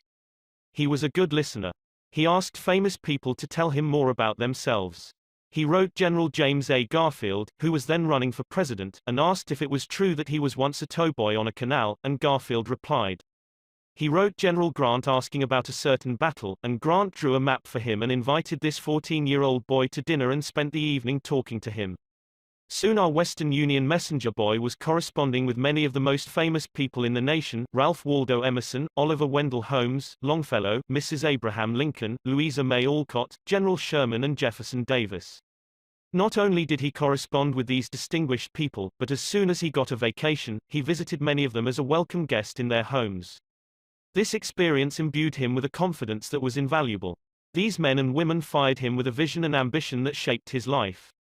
And all this, let me repeat, was made possible solely by the application of the principles we are discussing here. Isaac F. Marcosson, a journalist who interviewed hundreds of celebrities, declared that many people fail to make a favorable impression because they don't listen attentively. They have been so much concerned with what they are going to say next that they do not keep their ears open. Very important people have told me that they prefer good listeners to good talkers, but the ability to listen seems rarer than almost any other good trait, and not only important personages crave a good listener, but ordinary folk do too. As the Reader's Digest once said, many persons call a doctor when all they want is an audience. During the darkest hours of the Civil War, Lincoln wrote to an old friend in Springfield, Illinois, asking him to come to Washington. Lincoln said he had some problems he wanted to discuss with him. The old neighbor called at the White House, and Lincoln talked to him for hours about the advisability of issuing a proclamation freeing the slaves. Lincoln went over all the arguments for and against such a move, and then read letters and newspaper articles, some denouncing him for not freeing the slaves and others denouncing him for fear he was going to free them. After talking for hours, Lincoln shook hands with his old neighbor, said good night, and sent him back to Illinois without even asking for his opinion. Lincoln had done all the talking himself. That seemed to clarify his mind. He seemed to feel easier after that talk, the old friend said. Lincoln hadn't wanted advice, he had wanted merely a friendly, sympathetic listener to whom he could unburden himself. That's what we all want when we are in trouble. That is frequently all the irritated customer wants, and the dissatisfied employee or the hurt friend. One of the great listeners of modern times was Sigmund Freud. A man who met Freud described his manner of listening. It struck me so forcibly that I shall never forget him. He had qualities which I had never seen in any other man. Never had I seen such concentrated attention. There was none of that piercing, soul-penetrating gaze business. His eyes were mild and genial. His voice was low and kind. His gestures were few, but the attention he gave me, his appreciation of what I said, even when I said it badly, was extraordinary. You've no idea what it meant to be listened to like that. If you want to know how to make people shun you and laugh at you behind your back and even despise you, here is the recipe: never listen to anyone for long. Talk incessantly about yourself. If you have an idea while the other person is talking, don't wait for him or her to finish, bust right in and interrupt in the middle of a sentence. Do you know people like that? I do, unfortunately, and the astonishing part of it is that some of them are prominent. Bores, that is all they are, bores intoxicated with their own egos, drunk with a sense of their own importance. People who talk only of themselves think only of themselves. And those people who think only of themselves, Dr. Nicholas Murray Butler, longtime president of Columbia University, said, are hopelessly uneducated. They are not educated, said Dr. Butler, no matter how instructed they may be, so if you aspire to be a good conversationalist, be an attentive listener. To be interesting, be interested. Ask questions that other persons will enjoy answering. Encourage them to talk about themselves and their accomplishments. Remember that the people you are talking to are 100 times more interested in themselves and their wants and problems than they are in you and your problems. A person's toothache means more to that person than a famine in China which kills 1 million people. A boil on one's neck interests one more than 40 earthquakes in Africa. Think of that the next time you start a conversation. Principle 4. Be a good listener. How to interest people. Everyone who was ever a guest of Theodore Roosevelt was astonished at the range and diversity of his knowledge. Whether his visitor was a cowboy or a rough rider, a New York politician or a diplomat, Roosevelt knew what to say. And how was it done?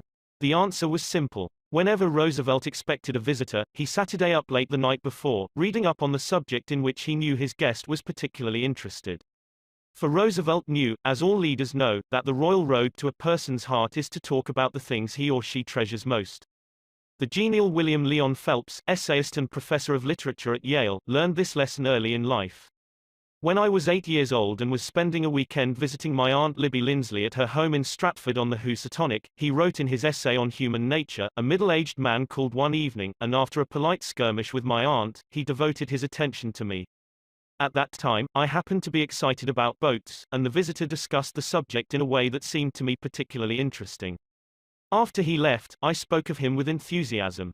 What a man! My aunt informed me he was a New York lawyer, that he cared nothing whatever about boats, that he took not the slightest interest in the subject. But why then did he talk all the time about boats? Because he is a gentleman.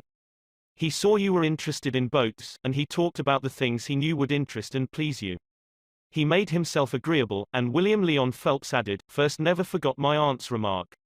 As I write this chapter, I have before me a letter from Edward L. Challiff, who was active in Boy Scout work. One day I found I needed a favor, wrote Mr. Challiff. A big Scout jamboree was coming off in Europe. And I wanted the president of one of the largest corporations in America to pay the expenses of one of my boys for the trip. Fortunately, just before I went to see this man, I heard that he had drawn a check for $1 million, and that after it was cancelled, he had had it framed. So the first thing I did when I entered his office was to ask to see the check. A check for $1 million. I told him I never knew that anybody had ever written such a check, and that I wanted to tell my boys that I had actually seen a check for $1 million.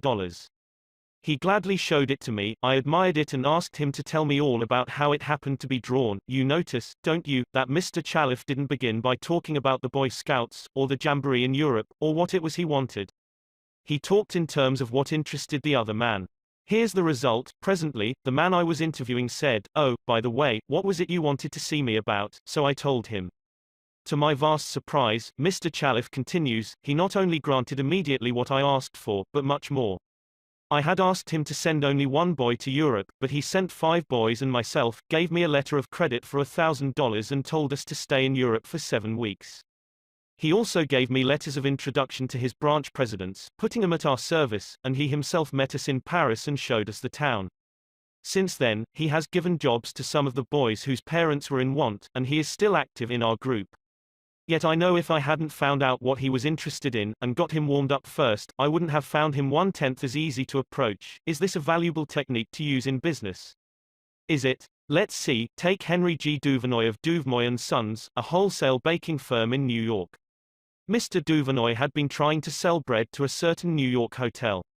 He had called on the manager every week for 4 years. He went to the same social affairs the manager attended. He even took rooms in the hotel and lived there in order to get the business. But he failed. Then, said Mr. Duvernoy, after studying human relations, I resolved to change my tactics. I decided to find out what interested this man, what caught his enthusiasm. I discovered he belonged to a society of hotel executives called the Hotel Greeters of America. He not only belonged, but his bubbling enthusiasm had made him president of the organization, and president of the International Greeters. No matter where its conventions were held, he would be there. So when I saw him the next day, I began talking about the greeters. What a response I got! What a response! He talked to me for half an hour about the greeters, his tones vibrant with enthusiasm. I could plainly see that this society was not only his hobby, it was the passion of his life. Before I left his office, he had sold me a membership in his organization. In the meantime, I had said nothing about bread. But a few days later, the steward of his hotel phoned me to come over with samples and prices. I don't know what you did to the old boy, the steward greeted me, but he sure is sold on you, think of it. I had been drumming at that man for 4 years, trying to get his business, and I'd still be drumming at him if I hadn't finally taken the trouble to find out what he was interested in, and what he enjoyed talking about. Edward E. Harriman of Hagerstown, Maryland, chose to live in the beautiful Cumberland Valley of Maryland after he completed his military service. Unfortunately, at that time there were few jobs available in the area.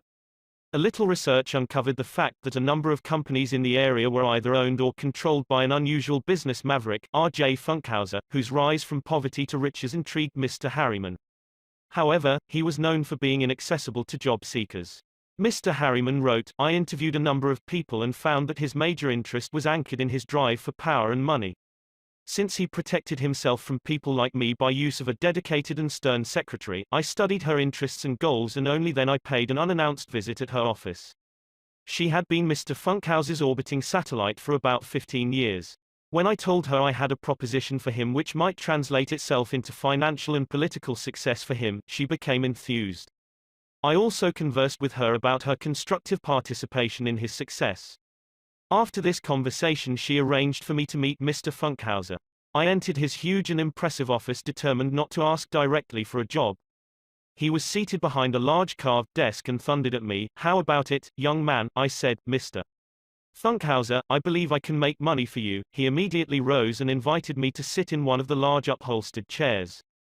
I enumerated my ideas and the qualifications I had to realize these ideas, as well as how they would contribute to his personal success and that of his businesses. R.J., as he became known to me, hired me at once, and for over 20 years I have grown in his enterprises and we both have prospered. Talking in terms of the other person's interests pays off for both parties. Howard Z. Herzig, a leader in the field of employee communications, has always followed this principle. When asked what reward he got from it, Mr. Herzig responded that he not only received a different reward from each person but that in general the reward had been an enlargement of his life each time he spoke to someone. Principle 5. Talk in terms of the other person's interests. How to make people like you instantly. I was waiting in line to register a letter in the post office at 33rd Street and 8th Avenue in New York.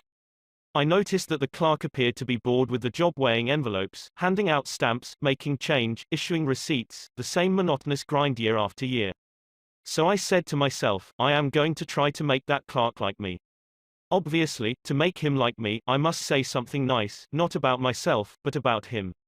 So I asked myself, what is there about him that I can honestly admire? That is sometimes a hard question to answer, especially with strangers, but, in this case, it happened to be easy. I instantly saw something I admired no end. So while he was weighing my envelope, I remarked with enthusiasm, "I certainly wish I had your head of hair." He looked up, half startled, his face beaming with smiles. "Well, it isn't as good as it used to be," he said modestly. I assured him that although it might have lost some of its pristine glory, nevertheless it was still magnificent. He was immensely pleased. We carried on a pleasant little conversation, and the last thing he said to me was, "Many people have admired my hair. I'll bet that person went out to lunch that day walking on air. I'll bet he went home that night and told his wife about it. I'll bet he looked in the mirror and said, 'It is a beautiful head of hair.'" I told this story once in public and a man asked me afterwards, "What did you want to get out of him? What was I trying to get out of him? What was I trying to get out of him?" If we are so contemptibly selfish that we can't radiate a little happiness and pass on a bit of honest appreciation without trying to get something out of the other person in return, if our souls are no bigger than sour crab apples, we shall meet with the failure we so richly deserve. Oh yes, I did want something out of that chap. I wanted something priceless. And I got it. I got the feeling that I had done something for him without his being able to do anything whatever in return for me. That is a feeling that flows and sings in your memory long after the incident is past. There is one all-important law of human conduct. If we obey that law, we shall almost never get into trouble. In fact, that law, if obeyed, will bring us countless friends and constant happiness. But the very instant we break the law, we shall get into endless trouble. The law is this: always make the other person feel important. John Dewey, as we have already noted, said that the desire to be important is the deepest urge in human nature, and William James said, the deepest principle in human nature is the craving to be appreciated. As I have already pointed out, it is this urge that differentiates us from the animals. It is this urge that has been responsible for civilization itself.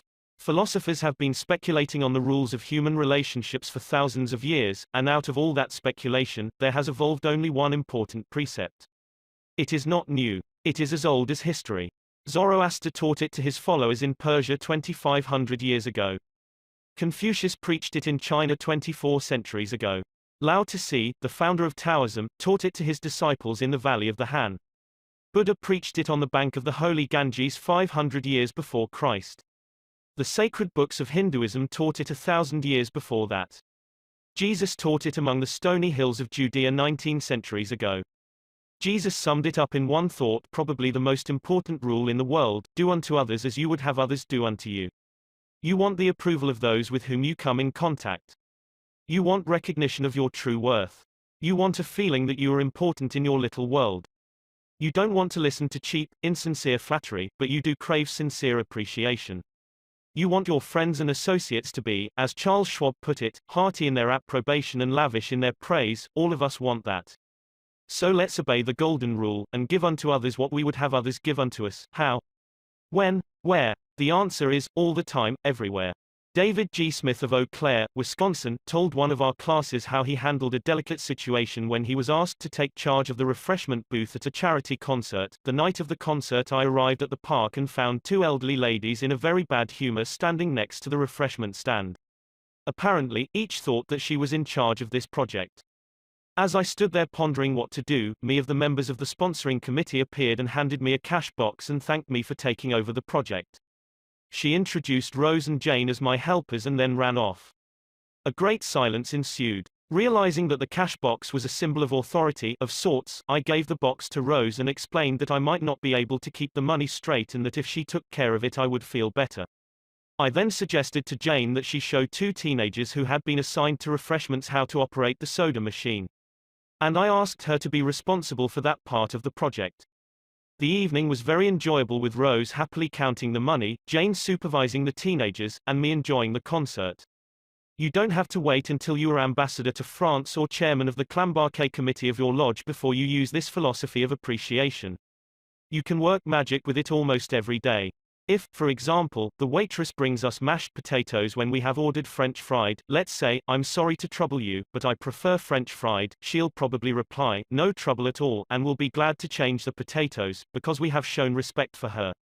Little phrases such as, "I'm sorry to trouble you, would you be so kind as to," "Won't you please, would you mind," "Thank you," little courtesies like these oil the cogs of the monotonous grind of everyday life, and, incidentally, they are the hallmark of good breeding. Let's take another illustration. Hall Caine's novels The Christian, The Deemster, The Manxman, among them, were all bestsellers in the early part of this century. Millions of people read his novels, countless millions. He was the son of a blacksmith. He never had more than 8 years schooling in his life, yet when he died he was the richest literary man of his time. The story goes like this: Hall Caine loved sonnets and ballads, so he devoured all of Dante Gabriel Rossetti's poetry. He even wrote a lecture chanting the praises of Rossetti's artistic achievement and sent a copy to Rossetti himself. Rossetti was delighted. "Any young man who has such an exalted opinion of my ability," Rossetti probably said to himself, "must be brilliant." So Rossetti invited this blacksmith's son to come to London and act as his secretary. That was the turning point in Hall Caine's life, for, in his new position, he met the literary artists of the day. Profiting by their advice and inspired by their encouragement, he launched upon a career that emblazoned his name across the sky. His home, Greeba Castle, on the Isle of Man, became a mecca for tourists from the far corners of the world, and he left a multi-million-dollar estate. Yet, who knows, he might have died poor and unknown had he not written an essay expressing his admiration for a famous man. Such is the power, the stupendous power, of sincere, heartfelt appreciation. Rossetti considered himself important. That is not strange, almost everyone considers himself important, very important. The life of many a person could probably be changed if only someone would make him feel important. Ronald J. Rowland, who is one of the instructors of our course in California, is also a teacher of arts and crafts. He wrote to us about a student named Chris in his beginning crafts class. Chris was a very quiet, shy boy lacking in self-confidence, the kind of student that often does not receive the attention he deserves. I also teach an advanced class that had grown to be somewhat of a status symbol and a privilege for a student to have earned the right to be in it. On Wednesday, Chris was diligently working at his desk. I really felt there was a hidden fire deep inside him. I asked Chris if he would like to be in the advanced class. How I wish I could express the look in Chris's face, the emotions in that shy 14-year-old boy, trying to hold back his tears. Who me, Mr. Rowland? Am I good enough? Yes, Chris, you are good enough. I had to leave at that point because tears were coming to my eyes. As Chris walked out of class that day, seemingly 2 inches taller, he looked at me with bright blue eyes and said in a positive voice, "Thank you, Mr. Rowland. Chris taught me a lesson I will never forget: our deep desire to feel important. To help me never forget this rule, I made a sign which reads, 'You are important.' This sign hangs in the front of the classroom for all to see and to remind me that each student I face is equally important. The unvarnished truth is that almost all the people you meet feel themselves superior to you in some way, and a sure way to their hearts is to let them realize in some subtle way that you recognize their importance, and recognize it sincerely. Remember what Emerson said, 'Every man I meet is my superior in some way.'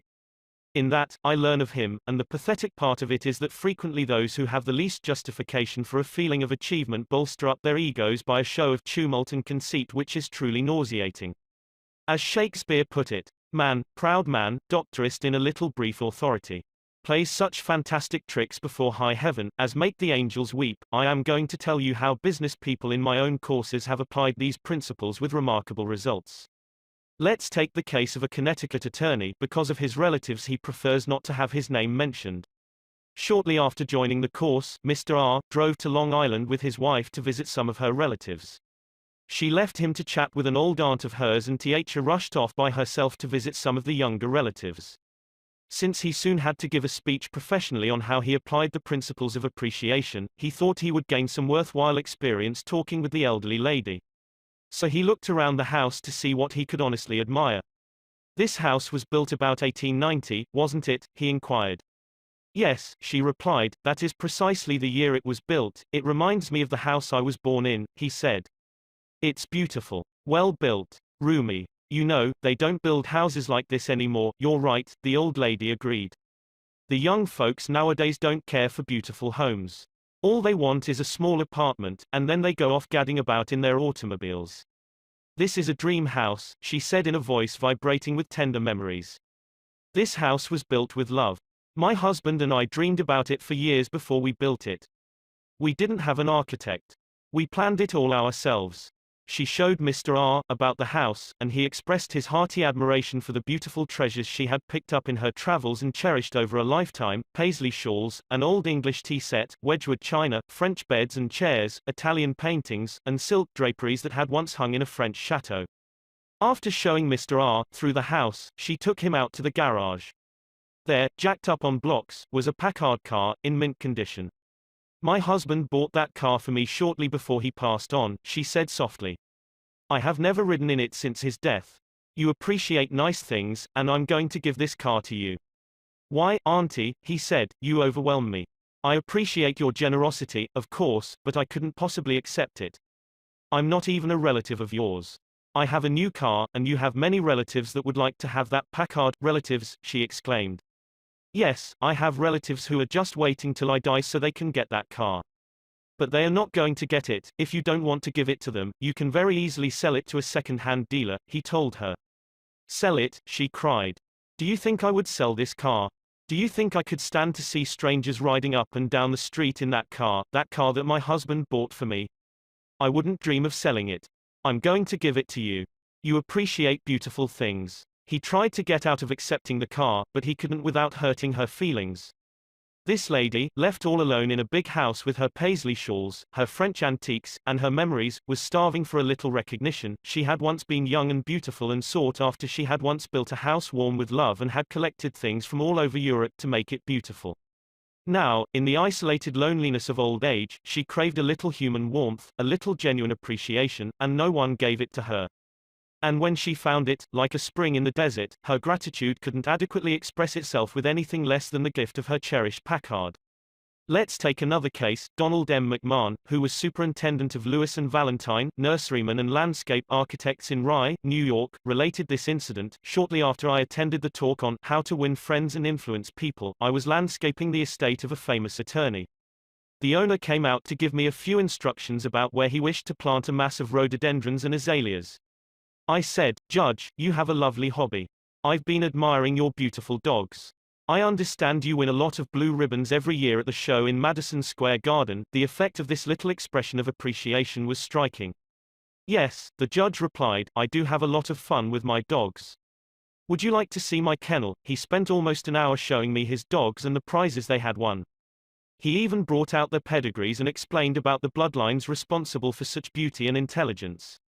Finally, turning to me, he asked, do you have any small children? Yes, I do, I replied, I have a son. Well, wouldn't he like a puppy? The judge inquired. Oh, yes, he'd be tickled pink. All right, I'm going to give him one, the judge announced.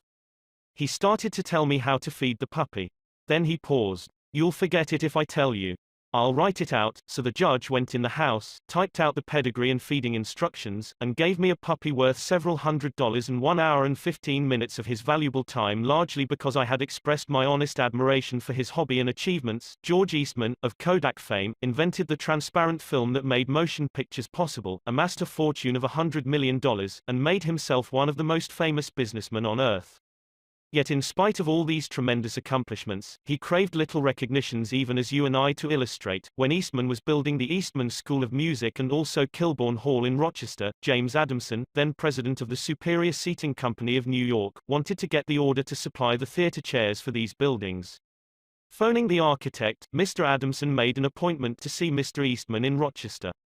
When Adamson arrived, the architect said, I know you want to get this order, but I can tell you right now that you won't stand a ghost of a show if you take more than 5 minutes of George Eastman's time. He is a strict disciplinarian. He is very busy. So tell your story quickly and get out. Adamson was prepared to do just that. When he was ushered into the room, he saw Mr. Eastman bending over a pile of papers at his desk. Presently, Mr. Eastman looked up, removed his glasses, and walked toward the architect and Mr. Adamson, saying, Good morning, gentlemen, what can I do for you? The architect introduced them, and then Mr. Adamson said, While we've been waiting for you, Mr. Eastman, I've been admiring your office. I wouldn't mind working in a room like this myself. I'm in the interior woodworking business, and I never saw a more beautiful office in all my life. George Eastman replied, You remind me of something I had almost forgotten. It is beautiful, isn't it? I enjoyed it a great deal when it was first built. But I come down here now with a lot of other things on my mind and sometimes don't even see the room for weeks at a time. Adamson walked over and rubbed his hand across a panel. This is English oak, isn't it? A little different texture from Italian oak. Yes, Eastman replied. Imported English oak. It was selected for me by a friend who specializes in fine woods. Then Eastman showed him about the room, commenting on the proportions, the coloring, the hand carving and other effects he had helped to plan and execute. While drifting about the room, admiring the woodwork, they paused before a window, and George Eastman, in his modest, soft-spoken way, pointed out some of the institutions through which he was trying to help humanity: the University of Rochester, the General Hospital, the Homeopathic Hospital, the Friendly Home, the Children's Hospital. Mr. Adamson congratulated him warmly on the idealistic way he was using his wealth to alleviate the sufferings of humanity. Presently, George Eastman unlocked a glass case and pulled out the first camera he had ever owned, an invention he had bought from an Englishman. Adamson questioned him at length about his early struggles to get started in business, and Mr. Eastman spoke with real feeling about the poverty of his childhood, telling how his widowed mother had kept a boarding house while he clerked in an insurance office. The terror of poverty haunted him day and night, and he resolved to make enough money so that his mother wouldn't have to work. Mr. Adamson drew him out with further questions and listened, absorbed, while he related the story of his experiments with dry photographic plates. He told how he had worked in an office all day, and sometimes experimented all night, taking only brief naps while the chemicals were working, sometimes working and sleeping in his clothes for 72 hours at a stretch. James Adamson had been ushered into Eastman's office at 10:15 and had been warned that he must not take more than 5 minutes, but an hour had passed, then 2 hours passed. And they were still talking.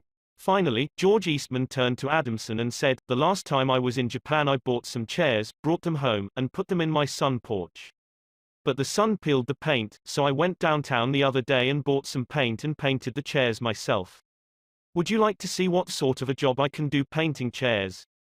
All right. Come up to my home and have lunch with me and I'll show you. After lunch, Mr. Eastman showed Adamson the chairs he had brought from Japan.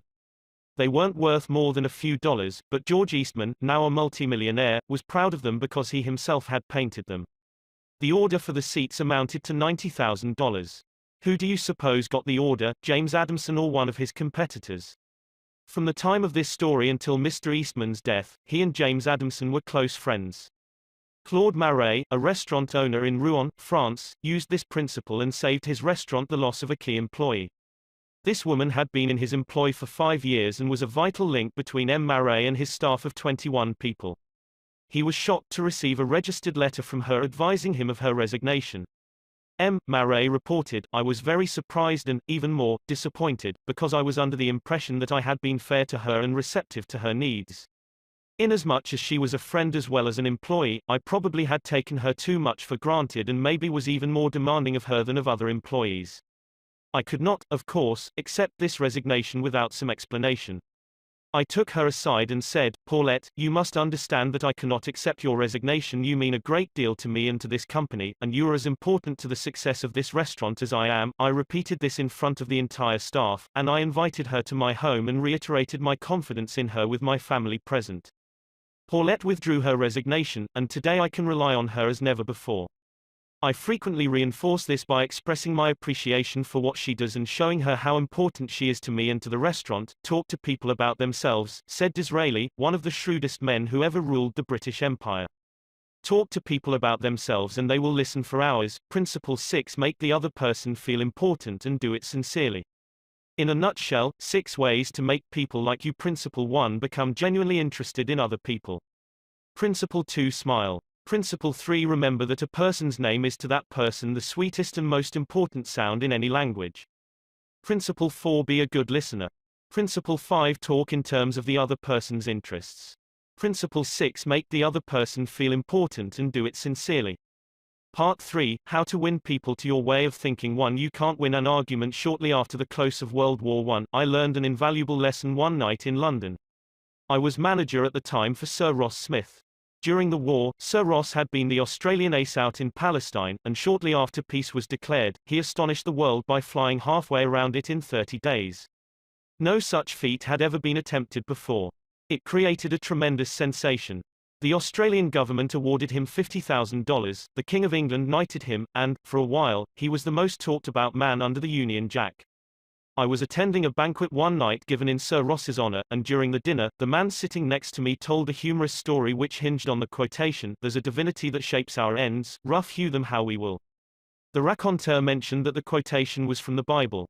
He was wrong. I knew it positively. There couldn't be the slightest doubt about it. And so, to get a feeling of importance and display my superiority, I appointed myself as an unsolicited and unwelcome committee of 1 to correct him. He stuck to his guns. "What? From Shakespeare? Impossible. Absurd. That quotation was from the Bible." And he knew it. The storyteller was sitting on my right, and Frank Gammond, an old friend of mine, was seated at my left. Mr. Gammond had devoted years to the study of Shakespeare, so the storyteller and I agreed to submit the question to Mr. Gammond. Mr. Gammond listened, kicked me under the table, and then said, "Dale, you are wrong. The gentleman is right. It is from the Bible." On our way home that night, I said to Mr. Gammond, "Frank, you knew that quotation was from Shakespeare?" "Yes, of course," he replied, "Hamlet, Act 5, Scene 2. But we were guests at a festive occasion, my dear Dale. Why prove to a man he is wrong? Is that going to make him like you? Why not let him save his face? He didn't ask for your opinion. He didn't want it. Why argue with him? Always avoid the acute angle." The man who said that taught me a lesson I'll never forget.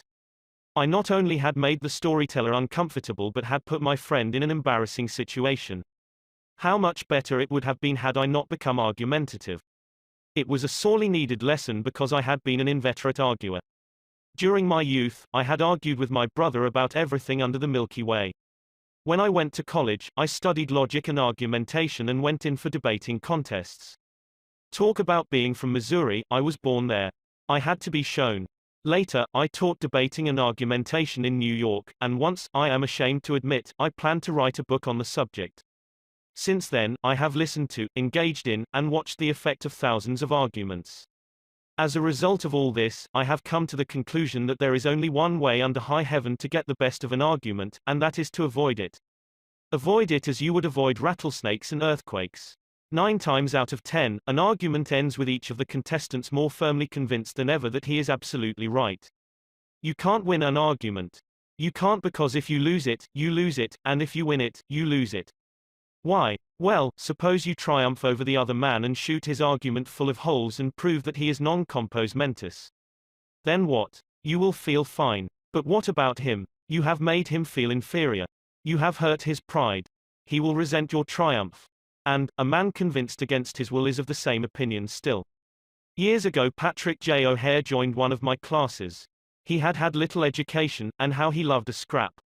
He had once been a chauffeur, and he came to me because he had been trying, without much success, to sell trucks. A little questioning brought out the fact that he was continually scrapping with and antagonizing the very people he was trying to do business with. If a prospect said anything derogatory about the trucks he was selling, Pat saw red and was right at the customer's throat. Pat won a lot of arguments in those days. As he said to me afterward, I often walked out of an office saving, I told that bird something, sure I had told him something, but I hadn't sold him anything. MV first problem was not to teach Patrick J. O'Hare to talk.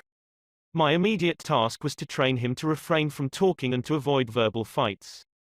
Mr. O'Hare became one of the star salesmen for the White Motor Company in New York. How did he do it? Here is his story in his own words. If I walk into a buyer's office now and he says, "What? A white truck? They're no good. I wouldn't take one if you gave it to me. I'm going to buy the Who's It truck." I say, the Who's It is a good truck. If you buy the Who's It, you'll never make a mistake. The Who's It's are made by a fine company and sold by good people. He is speechless then. There is no room for an argument. If he says the Who's It is best and I say sure it is, he has to stop. He can't keep on all afternoon saying, it's the best, when I'm agreeing with him. We then get off the subject of Who's It and I begin to talk about the good points of the white truck. There was a time when a remark like his first one would have made me see scarlet and red and orange. I would start arguing against the Who's It, and the more I argued against it, the more my prospect argued in favor of it, and the more he argued, the more he sold himself on my competitor's product. As I look back now, I wonder how I was ever able to sell anything. I lost years of my life in scrapping and arguing. I keep my mouth shut now.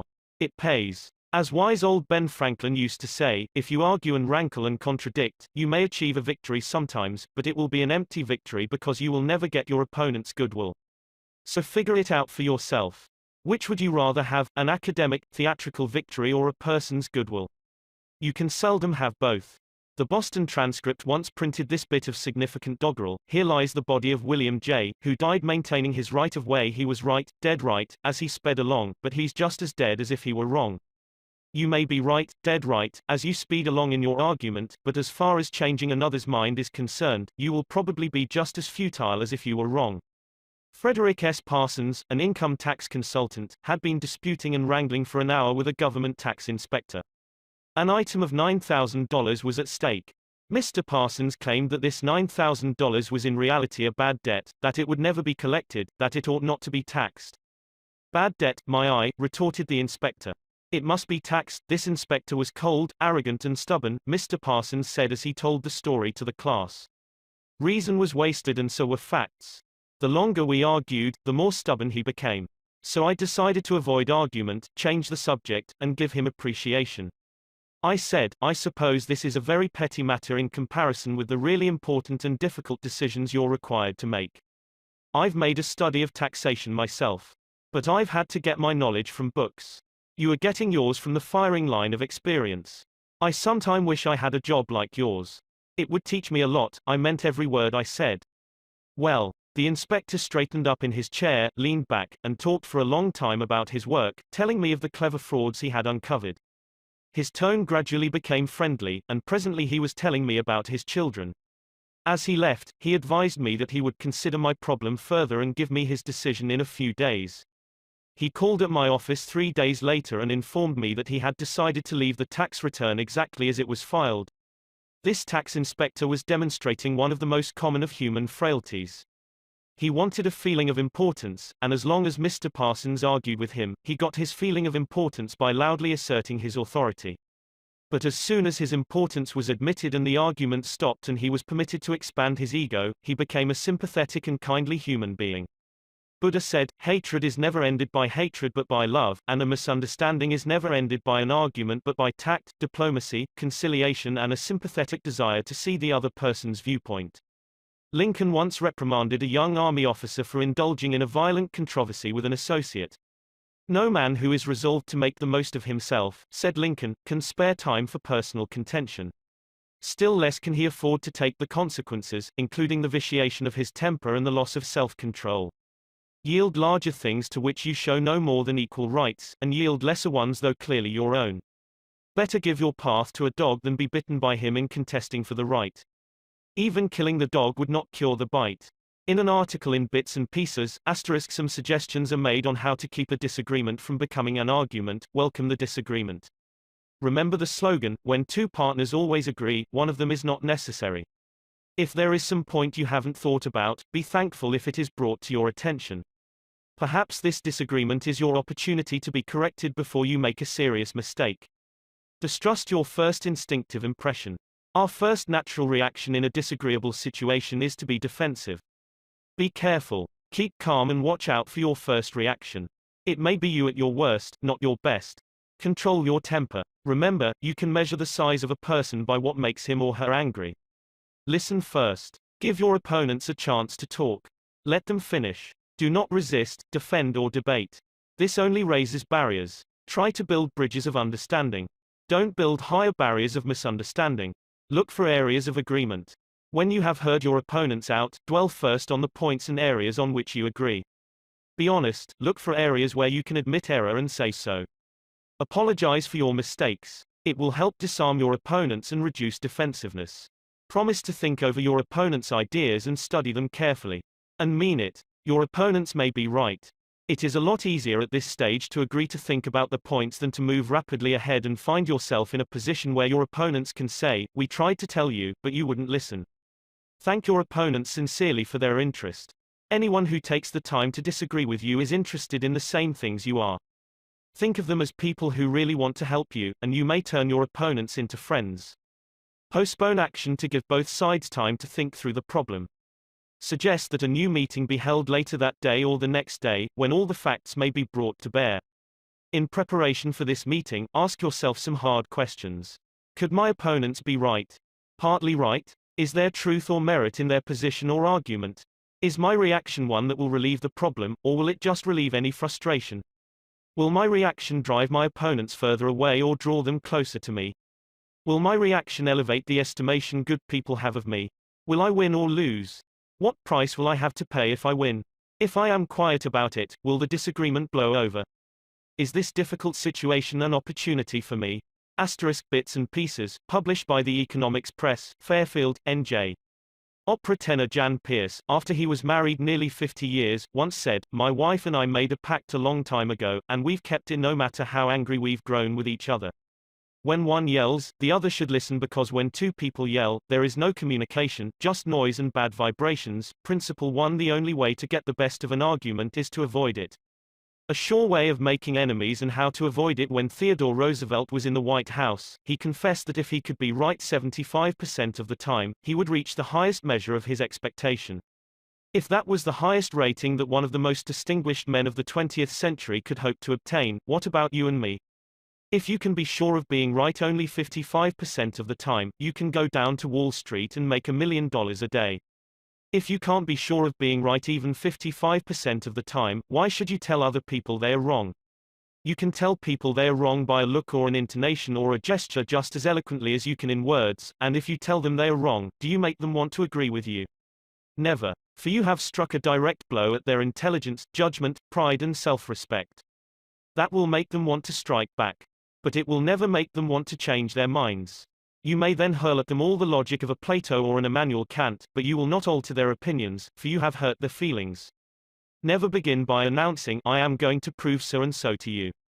That's bad. That's tantamount to saying, "I'm smarter than you are, I'm going to tell you a thing or two and make you change your mind." That is a challenge. It arouses opposition and makes the listener want to battle with you before you even start. It is difficult, under even the most benign conditions, to change people's minds. So why make it harder?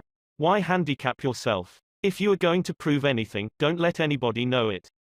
Do it so subtly, so adroitly, that no one will feel that you are doing it. This was expressed succinctly by Alexander Pope: "Men must be taught as if you taught them not, and things unknown proposed as things forgot." Over 300 years ago Galileo said, "You cannot teach a man anything, you can only help him to find it within himself." As Lord Chesterfield said to his son, be wiser than other people if you can, but do not tell them so. Socrates said repeatedly to his followers in Athens, one thing only I know, and that is that I know nothing. Well, I can't hope to be any smarter than Socrates, so I have quit telling people they are wrong. And I find that it pays. If a person makes a statement that you think is wrong, yes, even that you know is wrong, isn't it better to begin by saying, well, now, look, I thought otherwise, but I may be wrong. I frequently am. And if I am wrong, I want to be put right. Let's examine the facts. There's magic, positive magic, in such phrases as, I may be wrong. I frequently am. Let's examine the facts. Nobody in the heavens above or on earth beneath or in the waters under the earth will ever object to your saying, I may be wrong. Let's examine the facts. One of our class members who used this approach in dealing with customers was Harold Reinke, a Dodge dealer in Billings, Montana. He reported that because of the pressures of the automobile business, he was often hard-boiled and callous when dealing with customers' complaints. This caused flared tempers, loss of business and general unpleasantness. He told his class, recognizing that this was getting me nowhere fast, I tried a new tack. I would say something like this, our dealership has made so many mistakes that I am frequently ashamed. We may have erred in your case. Tell me about it. This approach becomes quite disarming, and by the time the customer releases his feelings, he is usually much more reasonable when it comes to settling the matter. In fact, several customers have thanked me for having such an understanding attitude. And 2 of them have even brought in friends to buy new cars. In this highly competitive market, we need more of this type of customer, and I believe that showing respect for all customers' opinions and treating them diplomatically and courteously will help beat the competition. You will never get into trouble by admitting that you may be wrong. That will stop all argument and inspire your opponent to be just as fair and open and broad-minded as you are. It will make him want to admit that he, too, may be wrong. If you know positively that a person is wrong, and you bluntly tell him or her so, what happens? Let me illustrate. Mr. S., a young New York attorney, once argued a rather important case before the United States Supreme Court, Lustgarten v. Fleet Corporation 280 U.S. 320. The case involved a considerable sum of money and an important question of law. During the argument, one of the Supreme Court justices said to him, the statute of limitations in admiralty law is 6 years, is it not? Mr. S. stopped, stared at the justice for a moment, and then said bluntly, Your Honor, there is no statute of limitations in admiralty. A hush fell on the court, said Mr. S., as he related his experience to one of the author's classes, and the temperature in the room seemed to drop to 0. I was right. Justice was wrong. And I had told him so. But did that make him friendly? No. I still believe that I had the law on my side. And I know that I spoke better than I ever spoke before. But I didn't persuade. I made the enormous blunder of telling a very learned and famous man that he was wrong. Few people are logical. Most of us are prejudiced and biased. Most of us are blighted with preconceived notions, with jealousy, suspicion, fear, envy and pride. And most citizens don't want to change their minds about their religion or their haircut or communism or their favorite movie star. So, if you are inclined to tell people they are wrong, please read the following paragraph every morning before breakfast. It is from James Harvey Robinson's enlightening book The Mind in the Making. We sometimes find ourselves changing our minds without any resistance or heavy emotion, but if we are told we are wrong, we resent the imputation and harden our hearts. We are incredibly heedless in the formation of our beliefs but find ourselves filled with an illicit passion for them when anyone proposes to rob us of their companionship. It is obviously not the ideas themselves that are dear to us, but our self-esteem which is threatened. The little word, my, is the most important one in human affairs, and properly to reckon with it is the beginning of wisdom. It has the same force whether it is my dinner, my dog, and my house, or my father, my country, and my God. We not only resent the imputation that our watch is wrong, or our car shabby, but that our conception of the canals of Mars, of the pronunciation of Epictetus, of the medicinal value of salicin, or of the date of Sargon I is subject to revision. We like to continue to believe what we have been accustomed to accept as true, and the resentment aroused when doubt is cast upon any of our assumptions leads us to seek every manner of excuse for clinging to it. The result is that most of our so-called reasoning consists in finding arguments for going on believing as we already do. Carl Rogers, the eminent psychologist, wrote in his book On Becoming a Person, I have found it of enormous value when I can permit myself to understand the other person. The way in which I have worded this statement may seem strange to you. Is it necessary to permit oneself to understand another? I think it is. Our first reaction to most of the statements which we hear from other people is an evaluation or judgment, rather than an understanding of it. When someone expresses some feeling, attitude or belief, our tendency is almost immediately to feel, that's right, or that's stupid, that's abnormal, that's unreasonable, that's incorrect, that's not nice. Very rarely do we permit ourselves to understand precisely what the meaning of the statement is to the other person. Adapted from Carl R. Rogers, On Becoming a Person, Boston, Houghton Mifflin, 1961, pp. 18 ff. I once employed an interior decorator to make some draperies for my home. When the bill arrived, I was dismayed. A few days later, a friend dropped in and looked at the draperies. The price was mentioned, and she exclaimed with a note of triumph, "What? That's awful. I am afraid he put one over on you." True. Yes, she had told the truth, but few people like to listen to truths that reflect on their judgment. So, being human, I tried to defend myself. I pointed out that the best is eventually the cheapest, that one can't expect to get quality and artistic taste at bargain basement prices, and so on and on.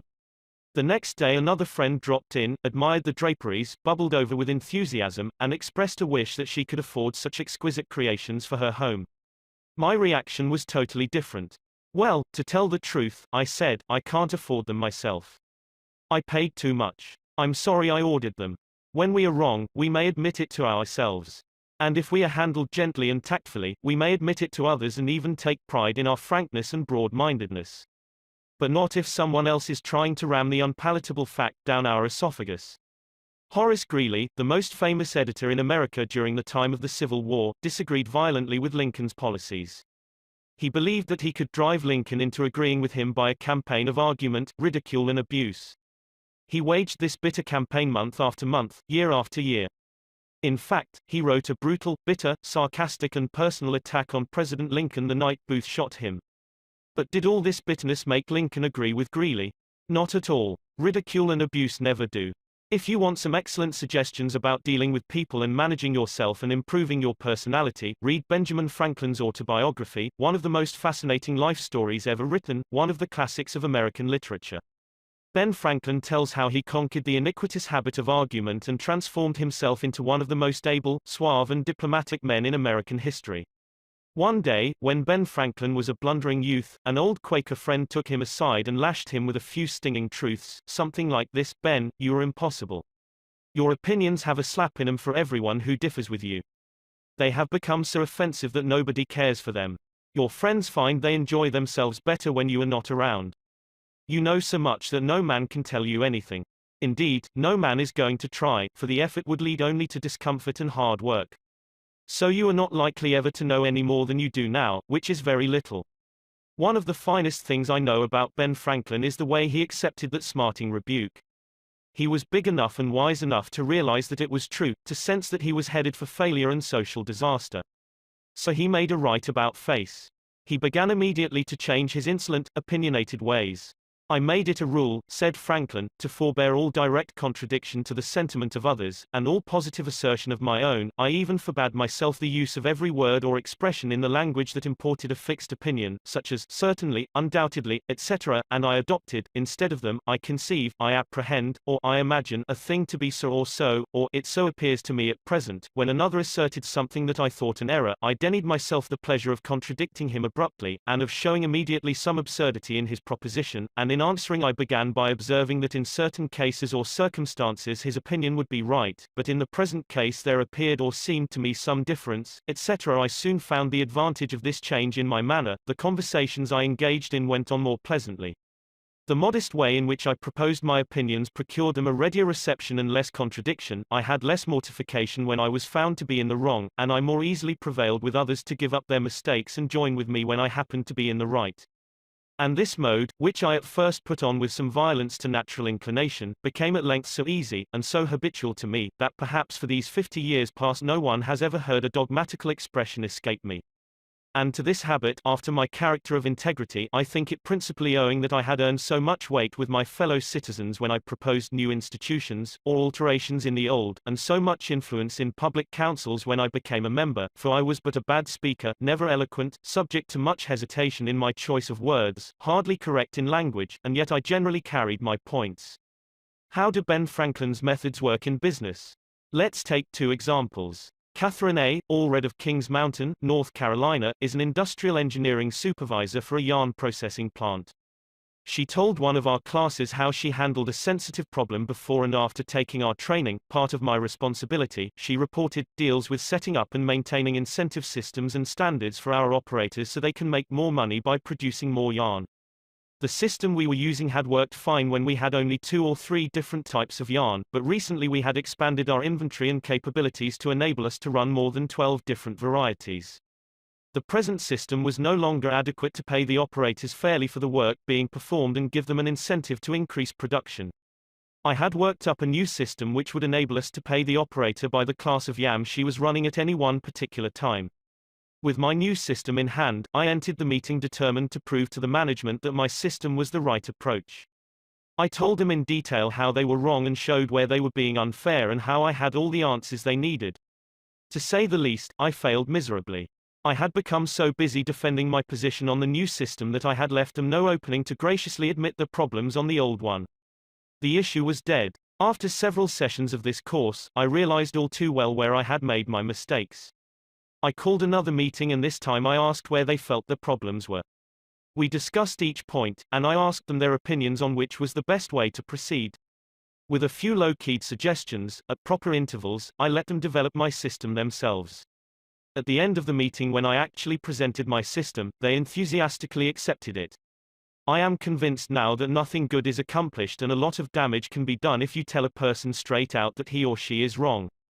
You only succeed in stripping that person of self-dignity and making yourself an unwelcome part of any discussion. Let's take another example, and remember these cases I am citing are typical of the experiences of thousands of other people. R.V. Crowley was a salesman for a lumber company in New York. Crowley admitted that he had been telling hard-boiled lumber inspectors for years that they were wrong. And he had won the arguments too. But it hadn't done any good. For these lumber inspectors, said Mr. Crowley, are like baseball umpires. Once they make a decision, they never change it. Mr. Crowley saw that his firm was losing thousands of dollars through the arguments he won. So while taking my course, he resolved to change tactics and abandon arguments. With what results? Here is the story as he told it to the fellow members of his class. One morning the phone rang in my office. A hot and bothered person at the other end proceeded to inform me that a car of lumber we had shipped into his plant was entirely unsatisfactory. His firm had stopped unloading and requested that we make immediate arrangements to remove the stock from their yard. After about 1/4 of the car had been unloaded, their lumber inspector reported that the lumber was running 55% below grade. Under the circumstances, they refused to accept it. I immediately started for his plant and on the way turned over in my mind the best way to handle the situation. Ordinarily, under such circumstances, I should have quoted grading rules and tried, as a result of my own experience and knowledge as a lumber inspector, to convince the other inspector that the lumber was actually up to grade, and that he was misinterpreting the rules in his inspection.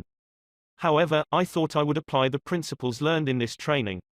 When I arrived at the plant, I found the purchasing agent and the lumber inspector in a wicked humor, both set for an argument and a fight. We walked out to the car that was being unloaded, and I requested that they continue to unload so that I could see how things were going. I asked the inspector to go right ahead and lay out the rejects, as he had been doing, and to put the good pieces in another pile. After watching him for a while it began to dawn on me that his inspection actually was much too strict and that he was misinterpreting the rules. This particular lumber was white pine, and I knew the inspector was thoroughly schooled in hardwoods but not a competent, experienced inspector on white pine. White pine happened to be my own strong suit, but did I offer any objection to the way he was grading the lumber? None whatever. I kept on watching and gradually began to ask questions as to why certain pieces were not satisfactory. I didn't for one instant insinuate that the inspector was wrong. I emphasized that my only reason for asking was in order that we could give his firm exactly what they wanted in future shipments.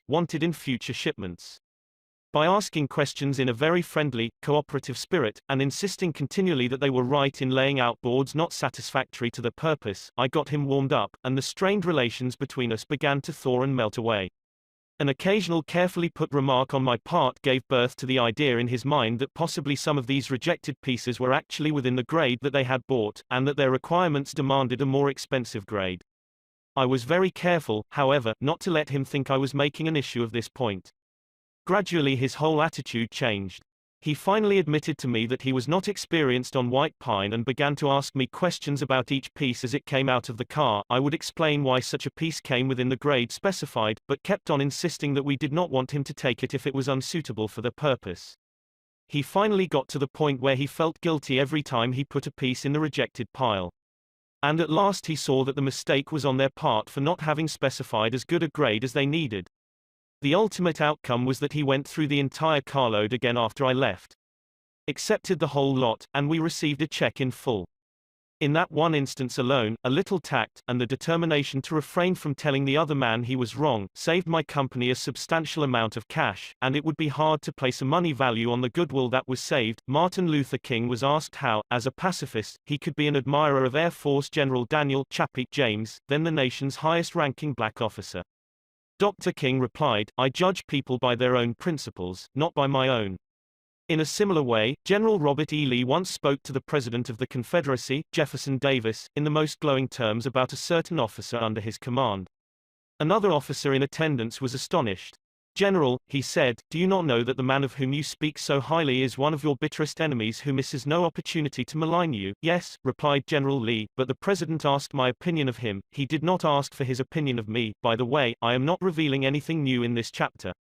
2,000 years ago, Jesus said, 'See the point of thine adversary quickly,' and 2,200 years before Christ was born, King Akhtoi of Egypt gave his son some shrewd advice that is sorely needed today. 'Be diplomatic,' counseled the king. 'It will help you gain your point. In other words, don't argue with your customer or your spouse or your adversary. Don't tell them they are wrong, don't get them stirred up. Use a little diplomacy. Principle 2: Listen to the other person's opinions. If you're wrong, admit it. Within a minute's walk of my house there was a wild stretch of virgin timber, where the blackberry thickets foamed white in the springtime, where the squirrels nested and reared their young, and the horseweeds grew as tall as a horse's head. This unspoiled woodland was called Forest Park, and it was a forest, probably not much different in appearance from what it was when Columbus discovered America. I frequently walked in this park with Rex, my little Boston bulldog. He was a friendly, harmless little hound, and since we rarely met anyone in the park, I took Rex along without a leash or a muzzle. One day we encountered a mounted policeman in the park, a policeman itching to show his authority.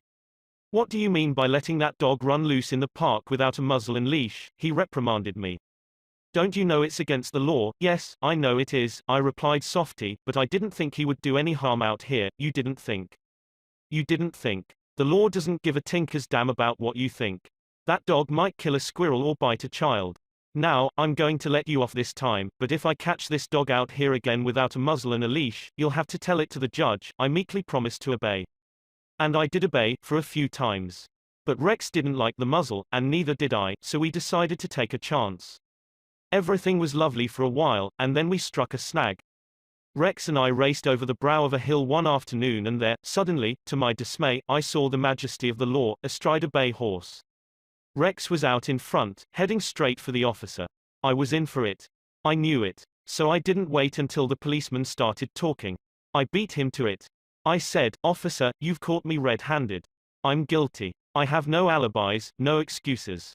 You warned me last week that if I brought the dog out here again without a muzzle you would fine me." "Well, now," the policeman responded in a soft tone.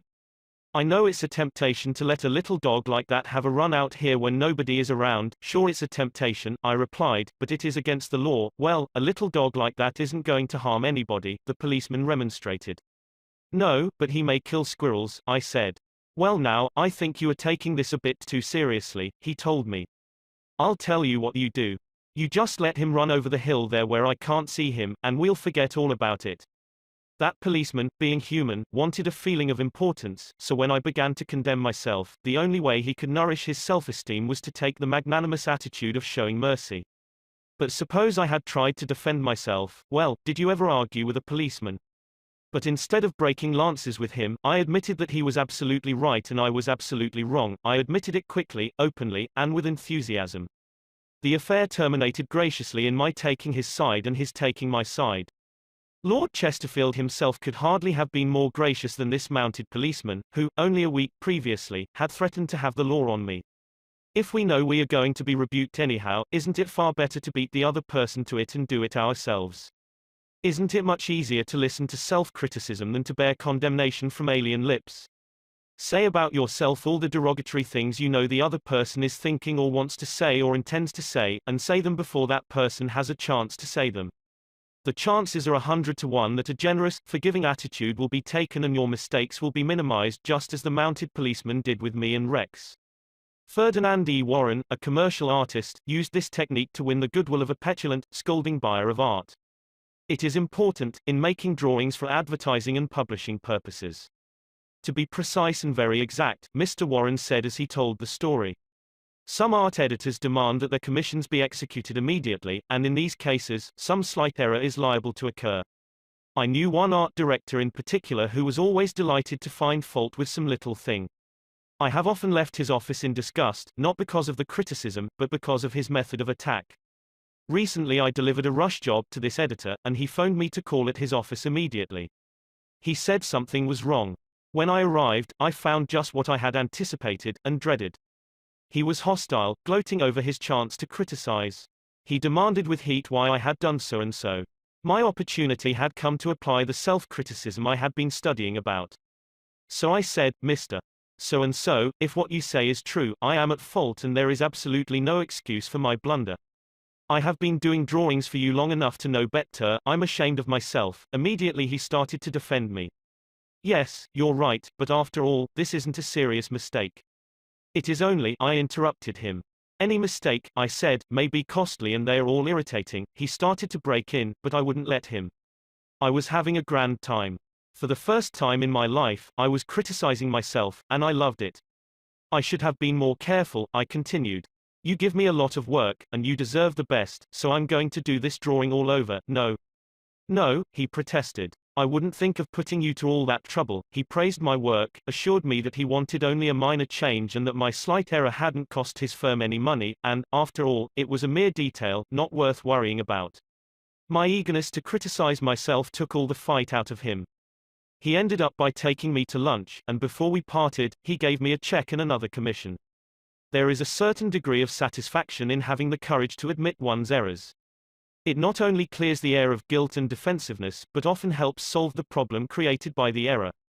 Bruce Harvey of Albuquerque, New Mexico, had incorrectly authorized payment of full wages to an employee on sick leave. When he discovered his error, he brought it to the attention of the employee and explained that to correct the mistake he would have to reduce his next paycheck by the entire amount of the overpayment. The employee pleaded that as that would cause him a serious financial problem, could the money be repaid over a period of time? In order to do this, Harvey explained, he would have to obtain his supervisor's approval. And this, I knew, reported Harvey, would result in a boss-type explosion. While trying to decide how to handle this situation better, I realized that the whole mess was my fault and I would have to admit it to my boss. I walked into his office, told him that I had made a mistake and then informed him of the complete facts. He replied in an explosive manner that it was the fault of the personnel department. I repeated that it was my fault. He exploded again about carelessness in the accounting department. Again I explained it was my fault. He blamed 2 other people in the office. But each time I reiterated it was my fault. Finally, he looked at me and said, okay, it was your fault. Now straighten it out. The error was corrected and nobody got into trouble. I felt great because I was able to handle a tense situation and had the courage not to seek alibis. My boss has had more respect for me ever since. Any fool can try to defend his or her mistakes, and most fools do, but it raises one above the herd and gives one a feeling of nobility and exaltation to admit one's mistakes. For example, one of the most beautiful things that history records about Robert E. Lee is the way he blamed himself and only himself for the failure of Pickett's charge at Gettysburg. Pickett's charge was undoubtedly the most brilliant and picturesque attack that ever occurred in the Western world. General George E. Pickett himself was picturesque. He wore his hair so long that his auburn locks almost touched his shoulders, and, like Napoleon in his Italian campaigns, he wrote ardent love letters almost daily while on the battlefield. His devoted troops cheered him that tragic July afternoon as he rode off jauntily toward the Union lines, his cap set at a rakish angle over his right ear. They cheered and they followed him, man touching man, rank pressing rank, with banners flying and bayonets gleaming in the sun. It was a gallant sight. Daring. Magnificent. A murmur of admiration ran through the Union lines as they beheld it. Pickett's troops swept forward at any easy trot, through orchard and cornfield, across a meadow and over a ravine. All the time, the enemy's cannon was tearing ghastly holes in their ranks, but on they pressed, grim, irresistible. Suddenly the Union infantry rose from behind the stone wall on Cemetery Ridge where they had been hiding and fired volley after volley into Pickett's onrushing troops. The crest of the hill was a sheet of flame, a slaughterhouse, a blazing volcano. In a few minutes, all of Pickett's brigade commanders except one were down, and 4/5 of his 5,000 men had fallen. General Lewis A. Armistead, leading the troops in the final plunge, ran forward, vaulted over the stone wall, and, waving his cap on the top of his sword, shouted, "Give 'em the steel, boys." They did. They leaped over the wall, bayoneted their enemies, smashed skulls with clubbed muskets, and planted the battle flags of the South on Cemetery Ridge. The banners waved there only for a moment. But that moment, brief as it was, recorded the high water mark of the Confederacy. Pickett's charge, brilliant, heroic, was nevertheless the beginning of the end. Lee had failed. He could not penetrate the North. And he knew it. The South was doomed. Lee was so saddened, so shocked, that he sent in his resignation and asked Jefferson Davis, the President of the Confederacy, to appoint a younger and abler man. If Lee had wanted to blame the disastrous failure of Pickett's charge on someone else, he could have found a score of alibis. Some of his division commanders had failed him. The cavalry hadn't arrived in time to support the infantry attack. This had gone wrong and that had gone awry. But Lee was far too noble to blame others. As Pickett's beaten and bloody troops struggled back to the Confederate lines, Robert E. Lee rode out to meet them all alone and greeted them with a self-condemnation that was little short of sublime. "All this has been my fault," he confessed. "I and I alone have lost this battle. Few generals in all history have had the courage and character to admit that." Michael Cheung, who teaches our course in Hong Kong, told of how the Chinese culture presents some special problems and how sometimes it is necessary to recognize that the benefit of applying a principle may be more advantageous than maintaining an old tradition. He had one middle-aged class member who had been estranged from his son for many years. The father had been an opium addict but was now cured. In Chinese tradition, an older person cannot take the first step. The father felt that it was up to his son to take the initiative toward a reconciliation. In an early session, he told the class about the grandchildren he had never seen and how much he desired to be reunited with his son. His classmates, all Chinese, understood his conflict between his desire and long-established tradition. The father felt that young people should have respect for their elders and that he was right in not giving in to his desire, but to wait for his son to come to him. Toward the end of the course, the father again addressed his class. "I have pondered this problem," he said. Dale Carnegie says, "If you are wrong, admit it quickly and emphatically. It is too late for me to admit it quickly, but I can admit it emphatically.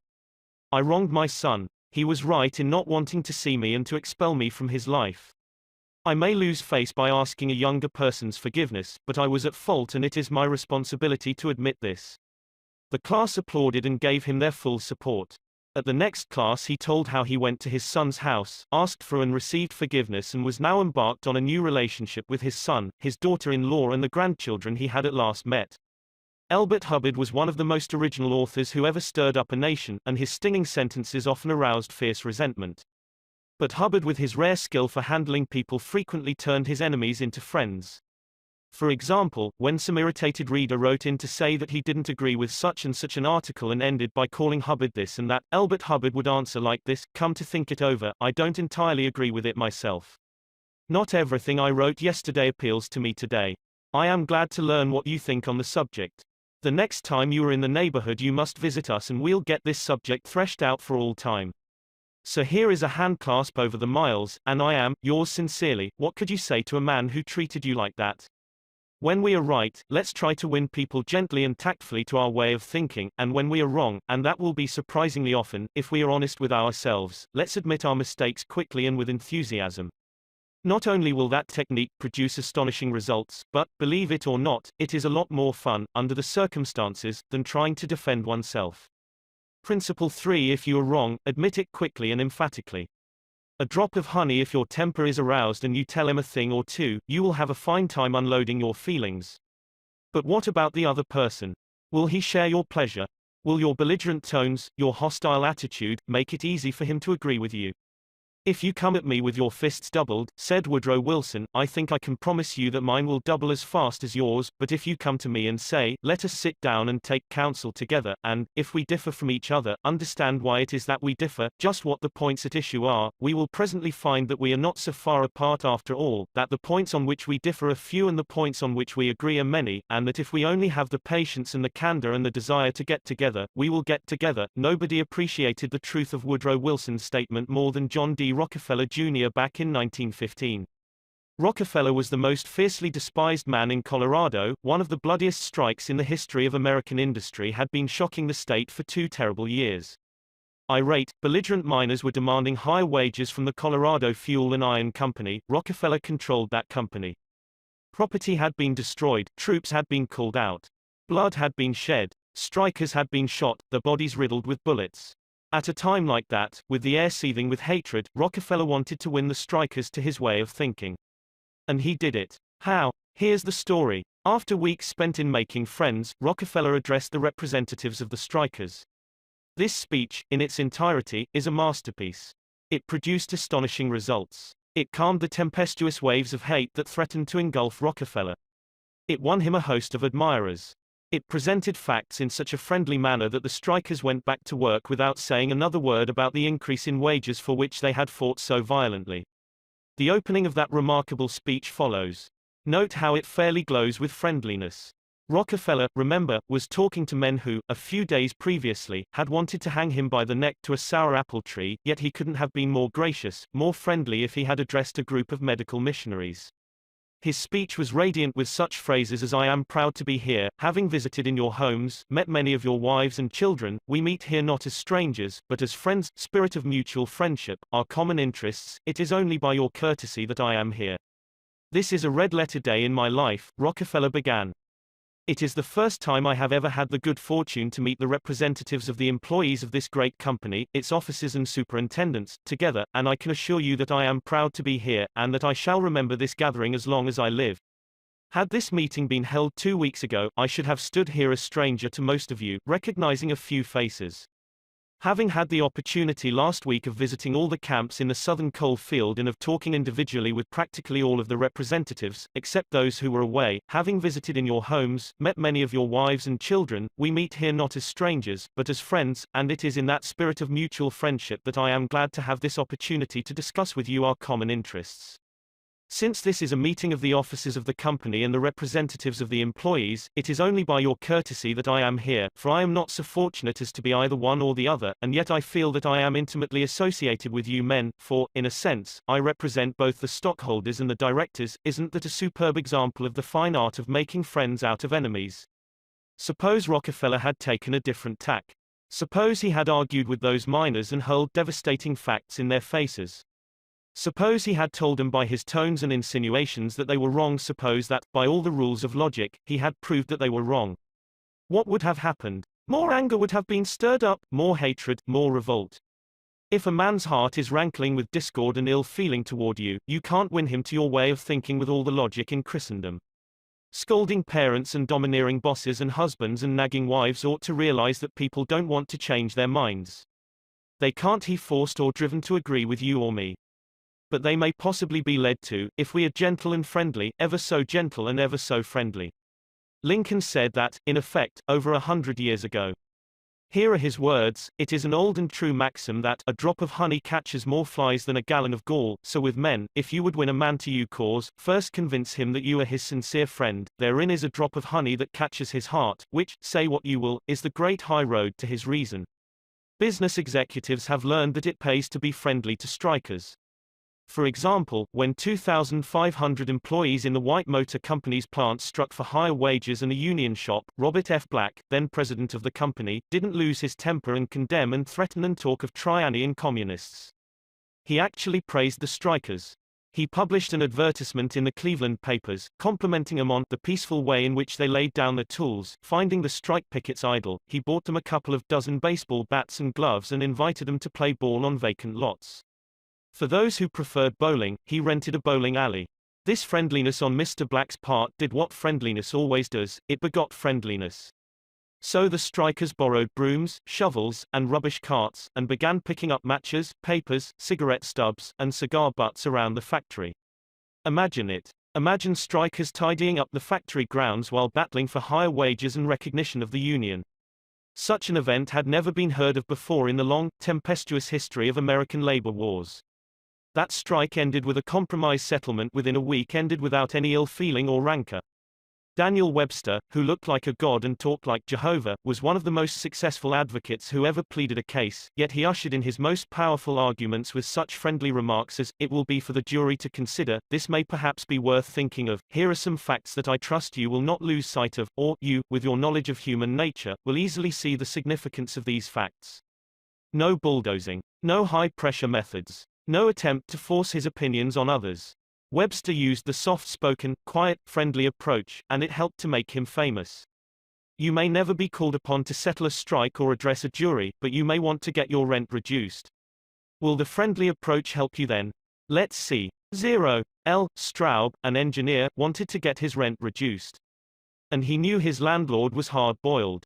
"I wrote him," Mr. Straub said in a speech before the class, notifying him that I was vacating my apartment as soon as my lease expired. The truth was, I didn't want to move. I wanted to stay if I could get my rent reduced.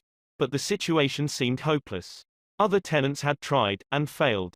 Everyone told me that the landlord was extremely difficult to deal with. But I said to myself, I am studying a course in how to deal with people, so I'll try it on him, and see how it works. He and his secretary came to see me as soon as he got my letter. I met him at the door with a friendly greeting. I fairly bubbled with goodwill and enthusiasm. I didn't begin talking about how high the rent was. I began talking about how much I liked his apartment house. Believe me, I was hearty in my approbation and lavish in my praise. I complimented him on the way he ran the building and told him I should like so much to stay for another year, but I couldn't afford it. He had evidently never had such a reception from a tenant. He hardly knew what to make of it. Then he started to tell me his troubles. Complaining tenants. One had written him 14 letters, some of them positively insulting. Another threatened to break his lease unless the landlord kept the man on the floor above from snoring. "What a relief it is," he said, "to have a satisfied tenant like you," and then, without my even asking him to do it, he offered to reduce my rent a little. I wanted more, so I named the figure I could afford to pay, and he accepted without a word. As he was leaving, he turned to me and asked, "What decorating can I do for you?" If I had tried to get the rent reduced by the methods the other tenants were using, I am positive I should have met with the same failure they encountered. It was the friendly, sympathetic, appreciative approach that won. Dean Woodcock of Pittsburgh, Pennsylvania, is the superintendent of a department of the local electric company. His staff was called upon to repair some equipment on top of a pole. This type of work had formerly been performed by a different department and had only recently been transferred to Woodcock's section. Although his people had been trained in the work, this was the first time they had ever actually been called upon to do it. Everybody in the organization was interested in seeing if and how they could handle it. Mr. Woodcock, several of his subordinate managers, and members of other departments of the utility went to see the operation. Many cars and trucks were there, and a number of people were standing around watching the two lone men on top of the pole. Glancing around, Woodcock noticed a man up the street getting out of his car with a camera. He began taking pictures of the scene. Utility people are extremely conscious of public relations, and suddenly Woodcock realized what this setup looked like to the man with the camera. Overkill, dozens of people being called out to do a two-person job.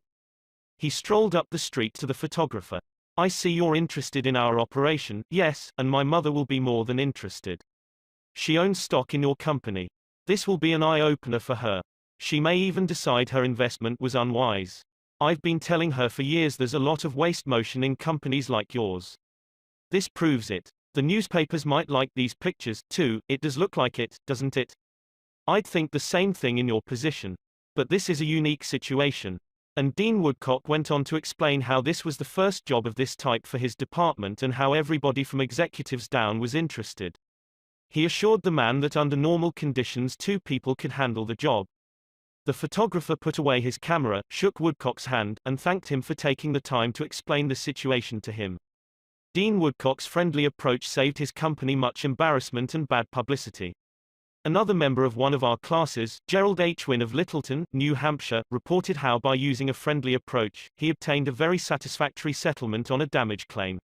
Early in the spring, he reported, before the ground had thawed from the winter freezing, there was an unusually heavy rainstorm and the water, which normally would have run off to nearby ditches and storm drains along the road, took a new course onto a building lot where I had just built a new home.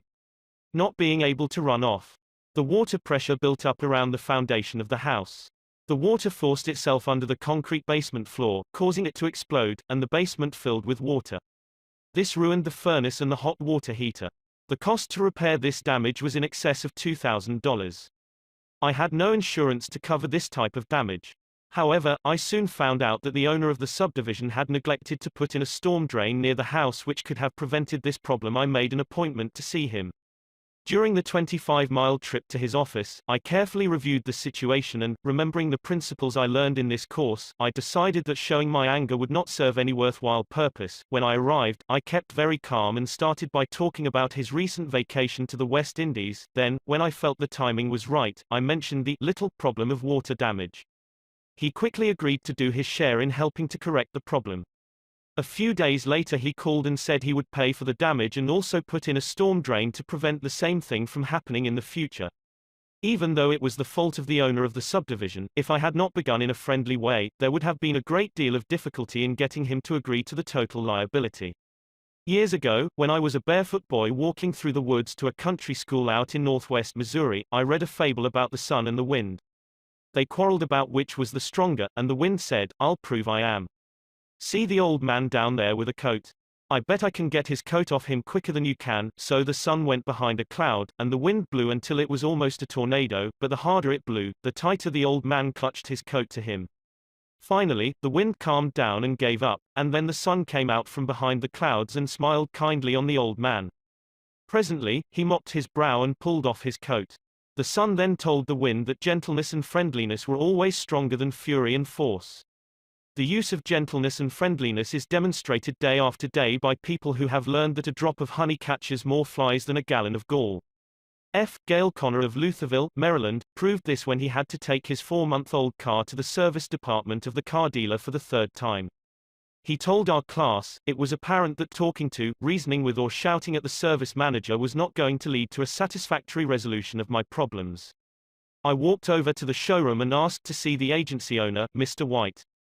After a short wait, I was ushered into Mr. White's office. I introduced myself and explained to him that I had bought my car from his dealership because of the recommendations of friends who had had previous dealings with him. I was told that his prices were very competitive, and his service was outstanding. He smiled with satisfaction as he listened to me. I then explained the problem I was having with the service department. "I thought you might want to be aware of any situation that might tarnish your fine reputation," I added. He thanked me for calling this to his attention and assured me that my problem would be taken care of. Not only did he personally get involved, but he also lent me his car to use while mine was being repaired. Aesop was a Greek slave who lived at the court of Croesus and spun immortal fables 600 years before Christ. Yet the truths he taught about human nature are just as true in Boston and Birmingham now as they were 26 centuries ago in Athens. The sun can make you take off your coat more quickly than the wind, and kindliness, the friendly approach and appreciation can make people change their minds more readily than all the bluster and storming in the world. Remember what Lincoln said, "A drop of honey catches more flies than a gallon of gall." Principle 4. Begin in a friendly way. The secret of Socrates in talking with people: don't begin by discussing the things on which you differ. Begin by emphasizing, and keep on emphasizing, the things on which you agree. Keep emphasizing, if possible, that you are both striving for the same end and that your only difference is one of method and not of purpose. Get the other person saying, "Yes, yes," at the outset. Keep your opponent, if possible, from saying no. A no response, according to Professor Overstreet, is a most difficult handicap to overcome. When you have said no, all your pride of personality demands that you remain consistent with yourself. You may later feel that the no was ill-advised, nevertheless, there is your precious pride to consider. Once having said a thing, you feel you must stick to it.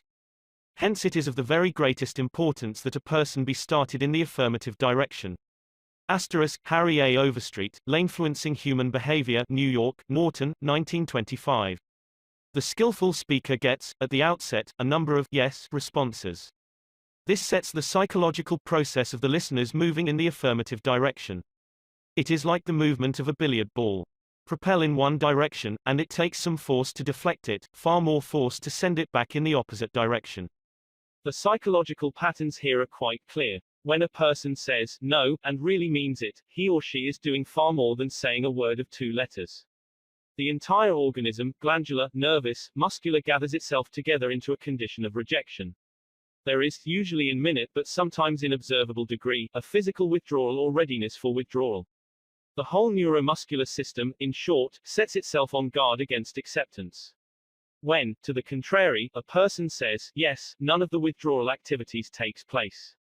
The organism is in a forward, moving, accepting, open attitude. Hence the more yeses we can, at the very outset, induce, the more likely we are to succeed in capturing the attention for our ultimate proposal.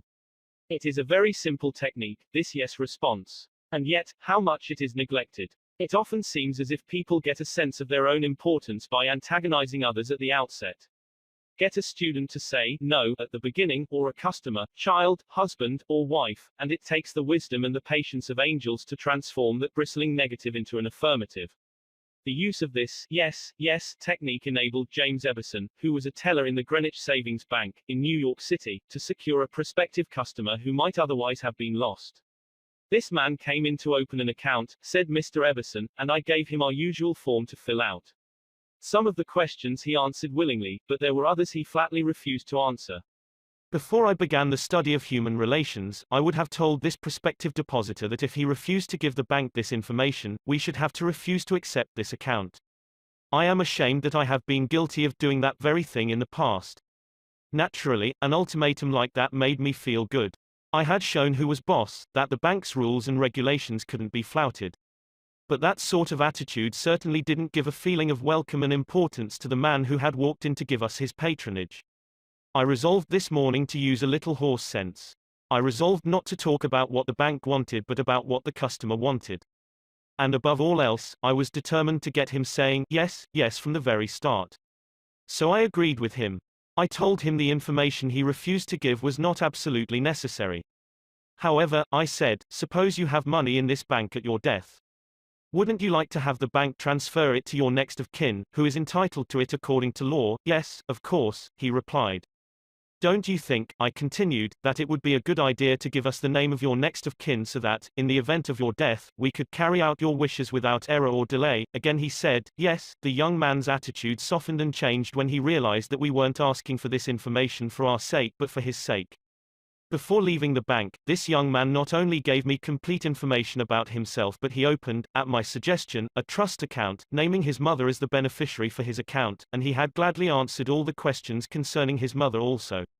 I found that by getting him to say yes, yes from the outset, he forgot the issue at stake and was happy to do all the things I suggested. Joseph Allison, a sales representative for Westinghouse Electric Company, had this story to tell. There was a man in my territory that our company was most eager to sell to.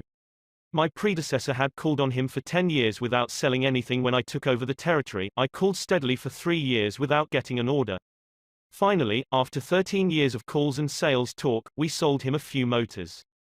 If these proved to be all right, an order for several hundred more would follow. Such was my expectation, right? I knew they would be all right. So when I called 3 weeks later, I was in high spirits. The chief engineer greeted me with this shocking announcement, Allison, I can't buy the remainder of the motors from you. Why? I asked in amazement. Why? Because your motors are too hot. I can't put my hand on them. I knew it wouldn't do any good to argue. I had tried that sort of thing too long. So I thought of getting the yes, yes response. Well, now look, Mr. Smith, I said. I agree with you 100%. If those motors are running too hot, you ought not to buy any more of them. You must have motors that won't run any hotter than standards set by the National Electrical Manufacturers Association. Isn't that so? He agreed it was. I had gotten my first yes. The Electrical Manufacturers Association regulations say that a properly designed motor may have a temperature of 72 degrees Fahrenheit above room temperature. Is that correct? Yes, he agreed. That's quite correct. But your motors are much hotter. I didn't argue with him. I merely asked, how hot is the mill room? Oh, he said, about 75 degrees Fahrenheit. Well, I replied, if the mill room is 75 degrees and you add 72 to that, that makes a total of 147 degrees Fahrenheit. Wouldn't you scald your hand if you held it under a spigot of hot water at a temperature of 147 degrees Fahrenheit? Again he had to say, yes. Well, I suggested, wouldn't it be a good idea to keep your hands off those motors? Well, I guess you're right, he admitted. We continued to chat for a while. Then he called his secretary and lined up approximately $35,000 worth of business for the ensuing month. It took me years and cost me countless thousands of dollars in lost business before I finally learned that it doesn't pay to argue, that it is much more profitable and much more interesting to look at things from the other person's viewpoint and try to get that person saying, yes, yes. Eddie Snow, who sponsors our courses in Oakland, California, tells how he became a good customer of a shop because the proprietor got him to say, yes, yes. Eddie had become interested in bow hunting and had spent considerable money in purchasing equipment and supplies from a local bow store. When his brother was visiting him, he wanted to rent a bow for him from this store. The sales clerk told him they didn't rent bows, so Eddie phoned another bow store. Eddie described what happened. A very pleasant gentleman answered the phone. His response to my question for a rental was completely different from the other place. He said he was sorry, but they no longer rented bows because they couldn't afford to do so. He then asked me if I had rented before. I replied, yes, several years ago. He reminded me that I probably paid $25 to $30 for the rental. I said, yes, again. He then asked if I was the kind of person who liked to save money. Naturally, I answered, yes. He went on to explain that they had bow sets with all the necessary equipment on sale for $34.95. I could buy a complete set for only $4.95 more than I could rent one. He explained that is why they had discontinued renting them. Did I think that was reasonable? My yes response led to a purchase of the set, and when I picked it up I purchased several more items at this shop and have since become a regular customer. Socrates, the gadfly of Athens, was one of the greatest philosophers the world has ever known. He did something that only a handful of men in all history have been able to do. He sharply changed the whole course of human thought, and now, 24 centuries after his death, he is honored as one of the wisest persuaders who ever influenced this wrangling world. His method, did he tell people they were wrong? Oh, no, not Socrates. He was far too adroit for that. His whole technique, now called the Socratic method, was based upon getting a yes, yes response. He asked questions with which his opponent would have to agree. He kept on winning one admission after another until he had an armful of yeses. He kept on asking questions until finally, almost without realizing it, his opponents found themselves embracing a conclusion they would have bitterly denied a few minutes previously. The next time we attempted to tell someone he or she is wrong, let's remember old Socrates and ask a gentle question, a question that will get the yes, yes response. The Chinese have a proverb pregnant with the age-old wisdom of the Orient, he who treads softly goes far. They have spent 5,000 years studying human nature, those cultured Chinese, and they have garnered a lot of perspicacity. He who treads softly goes far. Principle 5. Get the other person saying, yes, yes, immediately. The safety valve in handling complaints must people trying to win others to their way of thinking do too much talking themselves. Let the other people talk themselves out. They know more about the business and problems than you do. So ask them questions. Let them tell you a few things. If you disagree with them, you may be tempted to interrupt. But don't. It is dangerous. They won't pay attention to you while they still have a lot of ideas of their own crying for expression. So listen patiently and with an open mind. Be sincere about it. Encourage them to express their ideas fully. Does this policy pay in business? Let's see. Here is the story of a sales representative who was forced to try it. One of the largest automobile manufacturers in the United States was negotiating for a year's requirements of upholstery fabrics. 3 important manufacturers had worked up fabrics in sample bodies. These had all been inspected by the executives of the motor company, and notice had been sent to each manufacturer saying that, on a certain day, a representative from each supplier would be given an opportunity to make a final plea for the contract. GBR, a representative of one manufacturer, arrived in town with a severe attack of laryngitis. When it came my turn to meet the executives in conference, Mr. R said as he related the story before one of my classes, I had lost my voice. I could hardly whisper. I was ushered into a room and found myself face to face with the textile engineer, the purchasing agent, the director of sales and the president of the company. I stood up and made a valiant effort to speak, but I couldn't do anything more than squeak. They were all seated around a table, so I wrote on a pad of paper, Gentlemen, I have lost my voice. I am speechless. I'll do the talking for you, the president said. He did. He exhibited my samples and praised their good points.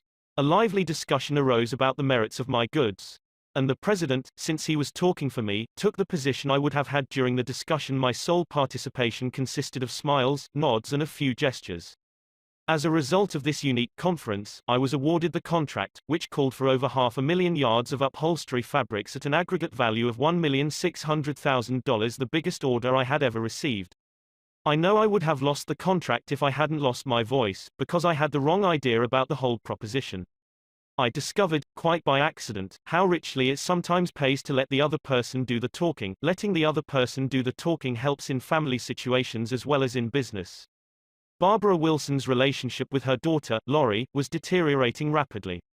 Lori, who had been a quiet, complacent child, had grown into an uncooperative, sometimes belligerent teenager.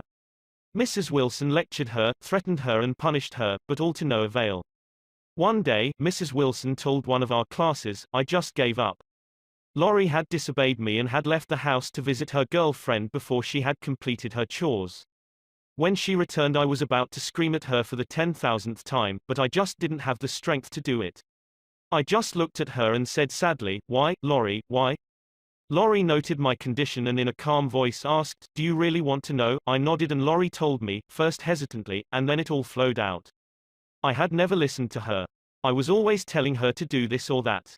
When she wanted to tell me her thoughts, feelings, ideas, I interrupted with more orders. I began to realize that she needed me, not as a bossy mother, but as a confidant, an outlet for all her confusion about growing up. And all I had been doing was talking when I should have been listening. I never heard her. From that time on I let her do all the talking she wanted. She tells me what is on her mind, and our relationship has improved immeasurably. She is again a cooperative person. A large advertisement appeared on the financial page of a New York newspaper calling for a person with unusual ability and experience. Charles T. Cubelis answered the advertisement, sending his reply to a box number. A few days later, he was invited by letter to call for an interview. Before he called, he spent hours in Wall Street finding out everything possible about the person who had founded the business. During the interview, he remarked, "I should be mighty proud to be associated with an organization with a record like yours. I understand you started 28 years ago with nothing but desk room and one stenographer. Is that true?" Almost every successful person likes to reminisce about his early struggles. This man was no exception. He talked for a long time about how he had started with $450 in cash and an original idea.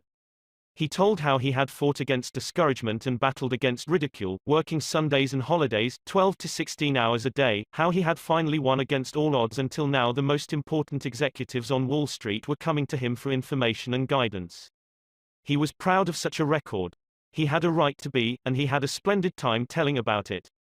Finally, he questioned Mr. Cubelis briefly about his experience, then called in one of his vice presidents and said, "I think this is the person we are looking for." Mr. Cubelis had taken the trouble to find out about the accomplishments of his prospective employer. He showed an interest in the other person and his problems. He encouraged the other person to do most of the talking, and made a favorable impression. Roy G. Bradley of Sacramento, California, had the opposite problem. He listened as a good prospect for a sales position talked himself into a job with Bradley's firm. Roy reported, "Being a small brokerage firm, we had no fringe benefits, such as hospitalization, medical insurance and pensions. Every representative is an independent agent. We don't even provide leads for prospects, as we cannot advertise for them as our larger competitors do." Richard Pryor had the type of experience we wanted for this position, and he was interviewed first by my assistant, who told him about all the negatives related to this job. He seemed slightly discouraged when he came into my office. I mentioned the one benefit of being associated with my firm, that of being an independent contractor and therefore virtually being self-employed. As he talked about these advantages to me, he talked himself out of each negative thought he had when he came in for the interview. Several times it seemed as though he was half talking to himself as he was thinking through each thought. At times I was tempted to add to his thoughts, however, as the interview came to a close I felt he had convinced himself, very much on his own, that he would like to work for my firm. Because I had been a good listener and let Dick do most of the talking, he was able to weigh both sides fairly in his mind, and he came to the positive conclusion, which was a challenge he created for himself.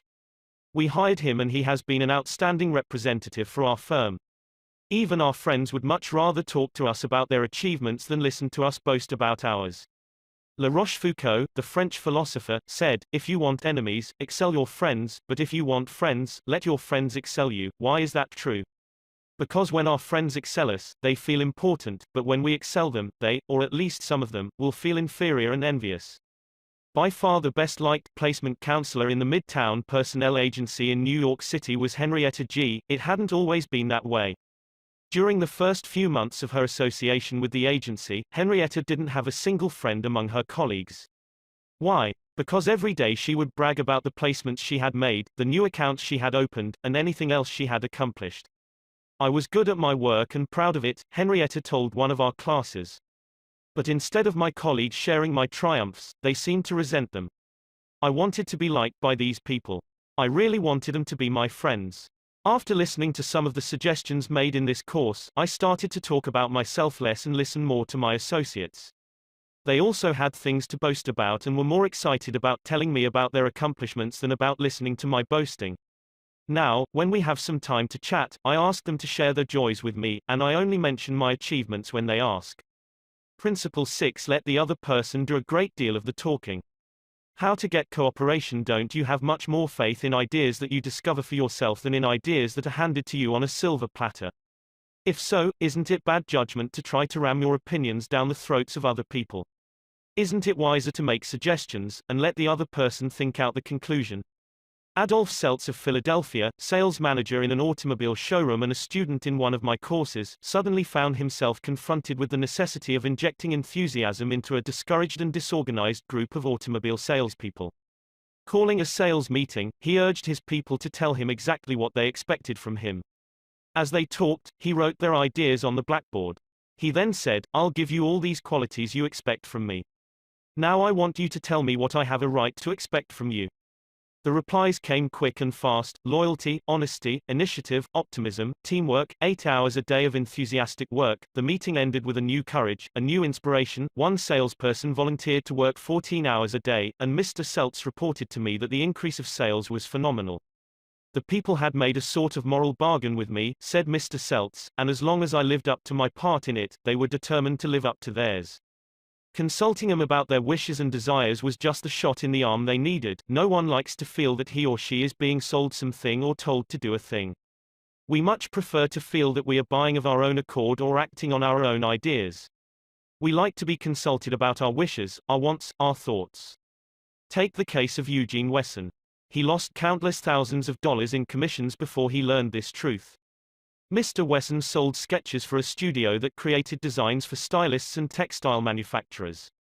Mr. Wesson had called on one of the leading stylists in New York once a week, every week for 3 years. "He never refused to see me," said Mr. Wesson, "but he never bought. He always looked over my sketches very carefully and then said, 'No, Wesson, I guess we don't get together today.'" After 150 failures, Wesson realized he must be in a mental rut, so he resolved to devote one evening a week to the study of influencing human behavior, to help him develop new ideas and generate new enthusiasm. He decided on this new approach. With half a dozen unfinished artist sketches under his arm, he rushed over to the buyer's office. "I want you to do me a little favor, if you will," he said. "Here are some uncompleted sketches. Won't you please tell me how we could finish them up in such a way that you could use them?" The buyer looked at the sketches for a while without uttering a word. Finally he said, "Leave these with me for a few days, Wesson, and then come back and see me." Wesson returned 3 days later, got his suggestions, took the sketches back to the studio and had them finished according to the buyer's ideas. The result? All accepted. After that, this buyer ordered scores of other sketches from Wesson, all drawn according to the buyer's ideas. "I realized why I had failed for years to sell him," said Mr. Wesson. "I had urged him to buy what I thought he ought to have. Then I changed my approach completely. I urged him to give me his ideas. This made him feel that he was creating the designs. And he was. I didn't have to sell him. He bought." Letting the other person feel that the idea is his or hers not only works in business and politics, it works in family life as well. Paul M. Davis of Tulsa, Oklahoma, told his class how he applied this principle. "My family and I enjoyed one of the most interesting sightseeing vacation trips we have ever taken. I had long dreamed of visiting such historic sites as the Civil War battlefield in Gettysburg, Independence Hall in Philadelphia, and our nation's capital. Valley Forge, Jamestown and the restored colonial village of Williamsburg were high on the list of things I wanted to see. In March, my wife, Nancy, mentioned that she had ideas for our summer vacation, which included a tour of the western states, visiting points of interest in New Mexico, Arizona, California and Nevada. She had wanted to make this trip for several years. But we couldn't obviously make both trips.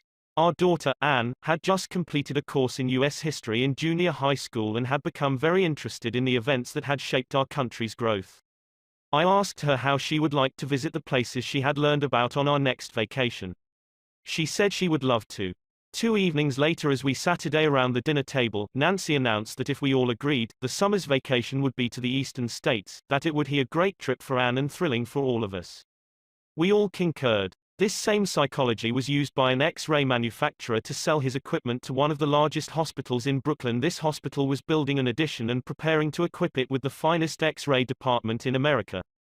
Dr. L, who was in charge of the X-ray department, was overwhelmed with sales representatives, each caroling the praises of his own company's equipment. One manufacturer, however, was more skillful. He knew far more about handling human nature than the others did. He wrote a letter something like this: "Our factory has recently completed a new line of X-ray equipment. The first shipment of these machines